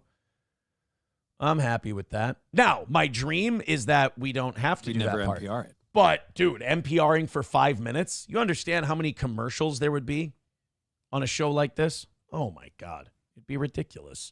All right, let's go to black people punching a baby. Johnny tried to keep you from it, but Schweitz got you there. So everybody thanks Schweitz in the chat. Still S to spit on Johnny. Here's black people swinging on. Now, I want to know. I'm going to guess that the stroller scuffed up some tennis shoes. Oh. I'm going to guess that the baby stroller scuffed some kicks. But then wouldn't you punch the person pushing the stroller? Stroller wouldn't be there if it wasn't for that goddamn baby. That's true. The baby ultimately is responsible. I was going to be outraged at this, but you're making a great point. Johnny's right, you guys. Punching a baby is apparently okay if you're mad enough. That's Johnny's position.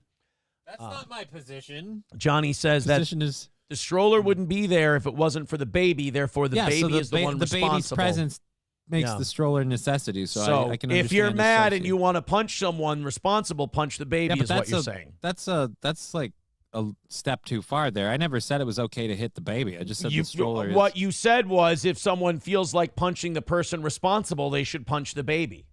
No, what I said you said the person blamed the baby for the kick situation, and I simply said the stroller is there because of the baby. So you're saying if the stroller's responsible for the kick scuffing, then the baby ultimately is the one to blame. In a legal sense, yes. Yeah, so you're But saying that's where you would pursue them. So through legal now what avenues. you're You'd have your lawyer saying, what you're take I'm that baby taking to court. I'm taking this to its logical conclusion. In that case, if you were so mad that your kicks got scuffed, you needed to put hands on somebody, the baby would be the closest one responsible, is what you're saying. Why does it always why is a logical conclusion for you go to throwing hands? Though? Because if you were talented enough to be the show host and I were the second mic, I would be the one who gets to be abused. This is one of the benefits of being the host. I never understood that. Like, people would bitch. They would be like, why do you pick on me sometimes? It's like, well, you're a second mic. Have you never listened to shows? That's your guys' that's the reason you're there. You're there to do the bits. I'm bouncing things off of you, which means stories, ideas, jokes. Plus, do people forget how often we call you fat, lame, and gay? Like, let's not act like you're never a victim of anything. I get accused of eating cum on a fucking daily basis, and I take it like a champ. Is it a lie? Of course it is. Yeah, with a spoon. It's from a jealous ex, but I play it up nice. I have a great sense of humor about it. I make fun of somebody a couple of times. I'm a terrible guy who makes people cry. I don't understand it. I am like Vince McMahon. I'm a sexual deviant. No, I'm like Vince McMahon. I'm not asking anyone to do something I wouldn't do. Like, take a shit on your chest. Taking a shit. You're gonna fuck John Laurinaitis, and then I'm gonna shit on your titties. I'm gonna make you fuck Brock Lesnar, and then I'm gonna give you titty shits. And I ate a lot of chili today. It's gonna be spraying in your navel. Oh. There's gonna be belly button chili tit shits. You're fired if you don't take Brock Lesnar's load on your face and then my load of shit on your tits. It's Vince McMahon. Vince McMahon is turning into Batman, too. Where is he? Where's John Laurinaitis? You wouldn't fuck me, Vince McMahon. You'd let me shit on your chest. It's actually turning into Gilbert Gottfried a little bit. Yeah, actually. You can end it with the aristocrat. You're gonna fuck Brock Lesnar. And then after you fuck Brock Lesnar, I'm gonna shit on your tits. And then you're gonna take the Ace Crusher from John Laurinaitis. And then I'm gonna chili shit in your navel. It doesn't hit as well without Vince doing it. Right? You know? Yeah. With Gilbert, it looked like a Spider-Man. Should we watch the black people punch the baby? Maybe. Let's do that. I think that's what they want. And then we're gonna shit on their chest. Nigga, I ain't spaz shit. Oh, wait. I'm going to mute it because I don't want to get popped for the music. But that was kind of a lame-ass, like, bitch slap way to do it. Yeah, and that was a lady slapping the baby. Yeah, let's check it out. Look at this. Watch. Look at that. What a fucking bitch move. That's not like, if you're going to punch a baby, first of all, did I not call it in that airport video? Black people punch with the front of their hands. They just don't know how to do it. You're going to break your fucking fingers doing it that way. Unless, again, black people in the hood, the other thing they do, they don't put their legs and their hips into punches at all. It's all just, it's all arm punches. It's arms and shoulders. Watch. All they do is they rotate the arms and shoulders. You can't get a good punch going. You got to, like, sit down like you got to engage the core. Right. You got to sit down like you're swinging a baseball bat and turn on that motherfucker like it's an inside fastball. That baby's barely going to feel that shit because you hit like a BI itch, if I may. Not only does Aaron want us to watch a video of a baby getting punched, he's critiquing the puncher on how to deliver a more devastating baby blow. Dude, I'm thinking about it. I don't think there's a thing in this world that could make me feel shittier than feeling my knuckles connect with a baby's head on like a good punch. Like one you turn into like a textbook straight right hand. And you I'm going to rearrange that baby's face for the rest of its life. Yeah, that would make that thing's going to heal crooked. You know what I mean? Like, that's by far the shittiest feeling in the world, I bet. Oh, by the way, breaking, I don't want to top it. Breaking news. What's that? Lester Holt also out at NBC as well. He's their nightly news guy. Oh, shit. Lester, they're cleaning house not just at MSNBC, but at NBC in general. Lester Holt out, Joy Reid out. And in like any horror movie, they started with the black people. They really did. But here's the deal.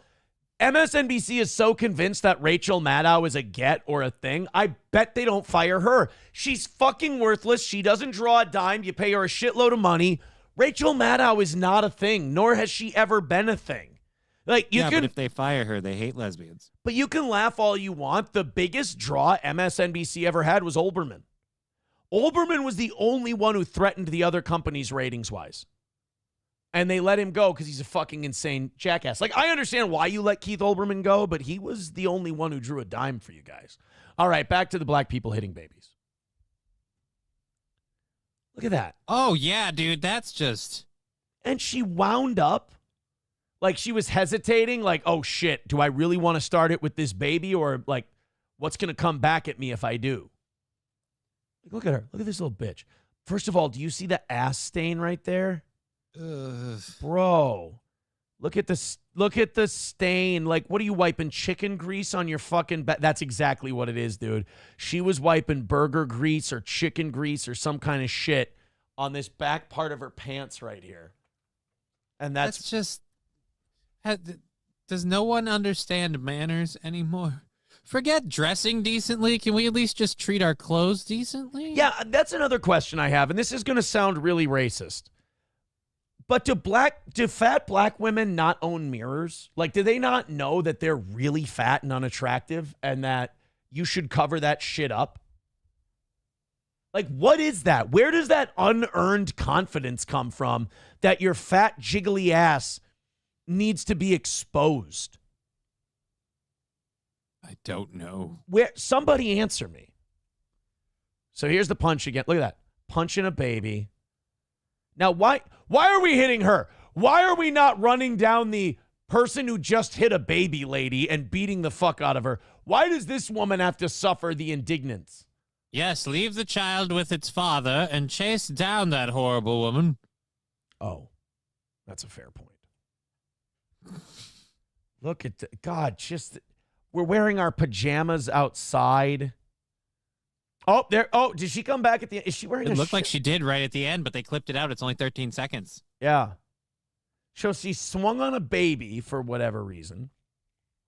And then at the end, everybody comes back. Yeah, she came back. Oh, yeah, she's back to get that baby. She took her freaking whatever bonnet off and came running back.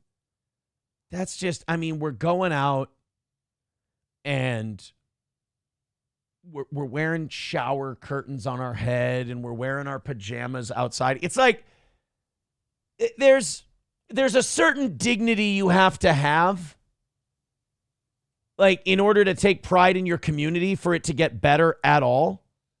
Mm-hmm. And that ain't it. Like, if you're going to bemoan the status of your community, you kind of got to take a look. You know, it's like the principal in American History X, where he's like, has anything I've done made it better? And like, when you're going out with a shower cap on and pajamas and you're swinging on each other and punching babies in the face, maybe your neighborhood is where it belongs. Maybe the reason your neighborhood is in shit is because you indeed are shit and you're living in the right place. I gotta say, the swinging on babies makes it really hard to defend anything else, because I was about to tell you about how the bonnet is and I was like, you know what? It doesn't matter. She punched a baby, so it doesn't really matter if we can. Right. That's what I mean. Like, aren't you just kind of chilling where you believe? Doesn't it seem or like where you you're right belong? where I'm sorry. Where you belong. What are you saying? You want oh, wait, I think I know what you're saying here. Hold on. Is what we're going for? Let's go back to this. Hey, I've got more breaking news for you.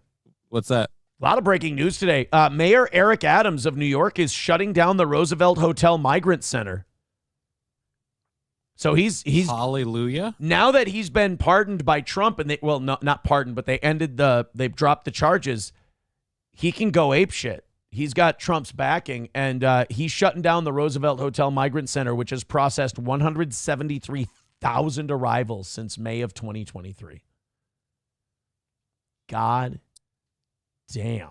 173,000. Right. I'm sure they were all great people. Yeah. This here, It's a breaking migrant news. facility at Manhattan's Roosevelt Hotel. Since 2023. By the way, weekly migrant arrivals in New York have gone from 4,000 a week to just 350. So Biden could have stopped this shit whenever he wanted to. This was a Right, choice. but he didn't want to. It was a choice. The Roosevelt Hotel has served as an arrival center for migrants seeking asylum in the city. Alan Devlin is live outside the Roosevelt Hotel in Midtown. You know what I would love? I would love to pause this news video and get a doctor in here and have him point to each point on these women's faces and put a price tag on it. Like the work that's been done. Oh. Well, I'd say left versus right from me looking at the screen. I don't know that right's had work yet, but Can definitely I left. start at the forehead with both of them? Botox, 100%. Okay. Look at those wrinkles. Nobody's forehead is that unwrinkled. Like even in my 20s, if I furrowed my brow or did anything, my forehead had wrinkles in it. That's what a forehead does. So I'm going to go Botox. This one has had the cheeks worked on. And this one's had everything lifted. But this one might be a little younger, though. I still think there's at least 10 grand worth of work for both of them each. What? Look, I'll go with you on the left one. I guess I'm a sucker. I think the one on the right's just young, and give her a minute. No. Nobody's that smooth. Everybody's got some battle scars. For migrants seeking asylum in the city. Alan Devlin is live outside the Roosevelt Hotel in Midtown. Alan? She ain't that young, dude, once they zoom in. I don't know. Is live outside the Roosevelt Hotel. I mean, I would argue these two are close in age. Then, yeah, she's probably had a few things done. I'm going to say 40s, 50s.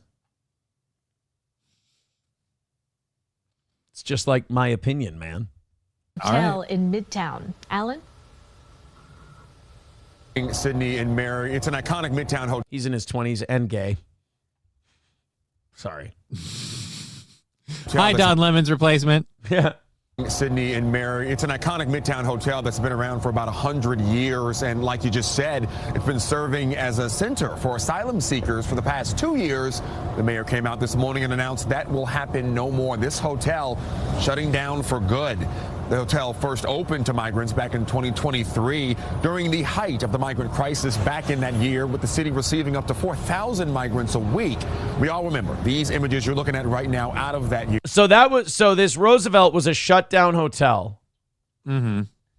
And they just used it to store migrants. So you went from being a shutdown hotel to the government giving you like $700 a night per migrant.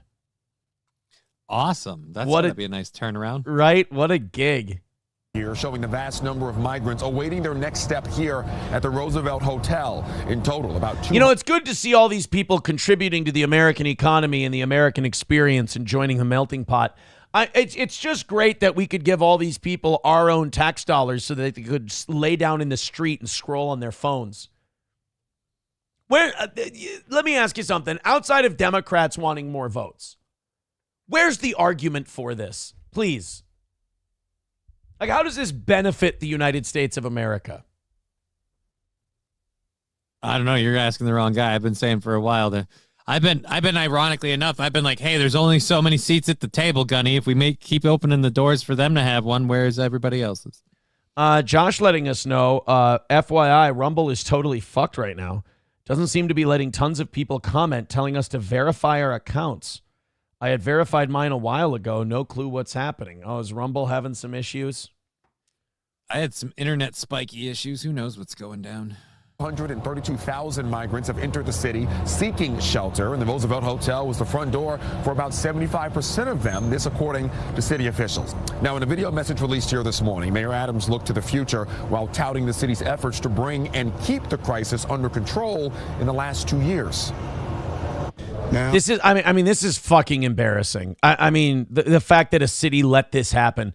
You're literally putting up barricades so that people who came to this country illegally could just sit there and do fuck all while you take people's taxpayer dollars. And remember, New York is seeing a crime spike right now. There was shit they could have done with that money. And instead, they chose to take people who were doing nothing to contribute, who were only contributing to more complacency, crime, and vagrancy. So what? So that you could, appear virtuous?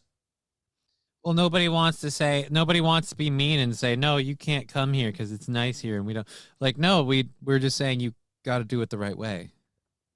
Right. And the right way is not sitting outside a free hotel scrolling on your phone.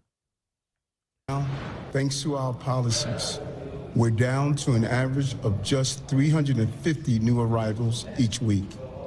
And while we're not done caring for those who came into our care, today marks another milestone in demonstrating the immense progress we have achieved in turning the corner on the unprecedented international humanitarian effort. What is the major problem, do you think? Too much hormones. That's understandable. I mean, I'm not saying, I don't think New York's totally fucked. I think they can still turn it around, but they're not trying to. It's going to be difficult. Like, first, they're going to have to put in an effort. Oh, by the way, yeah, the chat, Rumble is having serious problems. Multiple people are writing in, and then other people, the chat kind of stopped and stalled right at the baby punching bit. So Rumble is... Oh, yeah, it went all the way down to 0. And now it's just climbing back up. And then going back to 0 and then climbing back up. Rumble's fucked. I'm seeing 166 right now. Yeah, mine's jumping all over the place. And 166 is never a number we're at in the morning. Even at the very end, it's still like at 3-something, 2-something. Yeah, Rumble's fucked. Chat's completely gone. It's asking people to renew or not renew, confirm their account. I've got more text coming in. Rumble is fucked right now. I've had Rumble glitch and start a set of ads almost 15 times in the last half hour. It's not letting me pull up the video either. Like, I'm looking at it right now. Yeah, mine's a black screen. Mine's just an ongoing Rumble ticker. Letting me pull up the video either. Oh, see, I've got it right now. Yeah, mine's a black screen. Mine's just an ongoing Rumble. Oh, see, it's still going. But yeah, something's fucky with Rumble. That's why, I keep telling people are like, oh, they'll never compete with YouTube. They should never try. They should just try to be an alternative to YouTube. Just kind of stay in your lane, make your money, draw your audience, be a niche thing. Don't try to compete. Let's do this Trump governor of Maine thing because we did promise this one today, and I think we should go to it. It's pretty funny. This is Donald Trump with the governor of Maine talking about, now this is at some like president-governor luncheon type of thing they were doing. Trump went to go speak to them, and he got into it with the governor of Maine about getting rid of federal funding for states who don't abide by the new rules on trans athletes, which is if you were born a man, you can't play in women's sports. If states don't abide by that, they lose their federal funding. Minnesota is one of the states that is fighting this because our state is fucking retarded. But here's Trump with the governor of Maine. This was definitely a Trump TKO, in my opinion. Has complied immediately, by the way. That's good. But I understand Maine. Is Maine here, the governor of Maine? Well, are you not going to comply with it? I'm complying with state and federal laws. We are the federal law. Well, you better do it. You better do it because you're not going to get any federal funding at all if you don't. And by the way, your population, even though it's somewhat liberal, although I did very well there, Your population doesn't want men playing in women's sports. So you better comply, because otherwise you're not getting any federal funding. See you in court. Every state, good, I'll see you in court. I look forward to that. That should be a real easy one. And enjoy your life after governor, because I don't think you'll be in elected politics. I love the zoom out because you can see all the other people in the room. Mm-hmm. And how fucking uncomfortable that must be for everybody. It's like when you were at your friend's house and they got in trouble for something and their parents, who were always cool, had to go in parent mode. Right and in front of you. Lecture the kid right in front of you, and you're just uncomfortable as shit because you're just a spectator to this ass chewing. I just think about all these other people who are in this room right now going, "Oh boy." And by the way, they found some clips of this governor of Maine, boy, and she is she's a different sort. She got some ideas? Let's just say she's an ally. Her name's Janet Mills, the governor of Maine. Here she is at a drag show.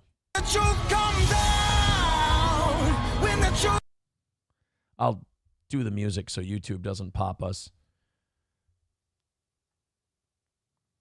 But yeah, there's the governor just, shaking it with a bunch of dudes with their dicks tucked. Keep that in mind while she's dancing around. All these dudes have their dick taped to their butts. That's something to think of during drag shows.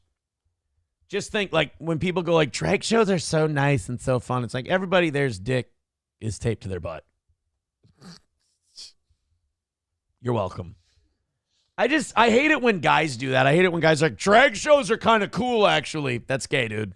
I'm sorry, but I got to be old school on you for a second there. That's There's a dick gay. taped to a butt. What the fuck are you talking about? I love how you just boiled it down to dick taped to a butt. I hope I've broken down the wall for everybody. Or at the very least. I hope people understand that, yeah, that's a guy with his dick taped to his butt. Congratulations. Go enjoy. But, like, no thank you on the drag shows. If you're a dude and you enjoy drag shows, you're gay.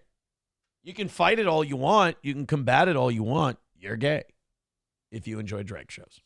Drag shows are for chicks and gay dudes. I didn't make the rules. I just responded to God. And God's edict is, if their dicks are taped to their butt and you're having a good time watching them be a woman, you like dick. Basically, if you're a guy and you're enjoying a drag show, here's what you want to do. You want to grab that tape by one edge and go, rip. And you want to watch that thing hang down. Don't. Yeah, you do. It's going to come out with hair. That's what I'm saying. It's fucking gay, bro. But hey, you do you. All right, one more clip before we go today. I got the new Attorney General, Pam Bondi, and this is not a woman in her 50s, boy. She is a cutie patootie, this Pam Bondi, but she's got some big old nuts on her, and they ain't taped back like a guy doing a drag show. Now I know why Aaron likes her. Pam Bondi is the real deal. Here we go. Countdown to Epstein. Yeah, I saw your appearance at CPAC with Ben and with Ted Cruz. And one of the things that you alluded to, and this is something Donald Trump has talked about, the DOJ may be releasing the list of Jeffrey Epstein's clients. Will that really happen? It's sitting on my desk right now to review. That's been a directive by President Trump. I'm reviewing that. I'm reviewing JFK files, MLK files. That's all in the process of being reviewed because that was done at the directive of the president from all of these agencies. So have you seen anything that you said, oh my gosh? Not yet. Okay. It's my dad's name. Saw my dad on there. That was a little fucked up, but, other than that. Yeah, I mean, I'm waiting for that. I'm excited for all that stuff to come out. That would be great. The sooner we can get Epstein, the sooner we can get the JFK files. The MLK files I'm not as excited about because that is so, just with the information we have, that was such a setup. Mm-hmm. But JFK, I'm really curious about, one, because, they keep saying we're going to see this, but we haven't seen or heard anything. The Epstein one, that one, I honestly don't believe, or at least until this moment, certainly wouldn't have believed that actually come out, just because so many of the people involved with that are still around now. True. And if Trump Dude, if Trump goes into Fort Knox and releases the Epstein files and the Kennedy stuff and he lives, he's bulletproof. Maybe literally. We don't know. That's it for today. We are getting a report from Twitter, Rumble wide outage. How's that for the end of the show? I hope you got to see the baby get punched at least. You paid for it. Johnny, you are on today at 2 p.m. Central Time? No, 1 p.m. Central That's Time right, now, 1 p.m. I got to get used to that. I'm going to get used to that. Everybody does. But yeah, 1 p.m. Central Time on Twitch, YouTube, and Rumble if it's working. Just Kidding LLC, Twitch, Rumble, and YouTube. Check it out. That's Just Kidding LLC. Johnny, have a great rest of your day. You too. And to the rest of you, thank you so much. Another win for the toe and a perfect start to our week. We appreciate it.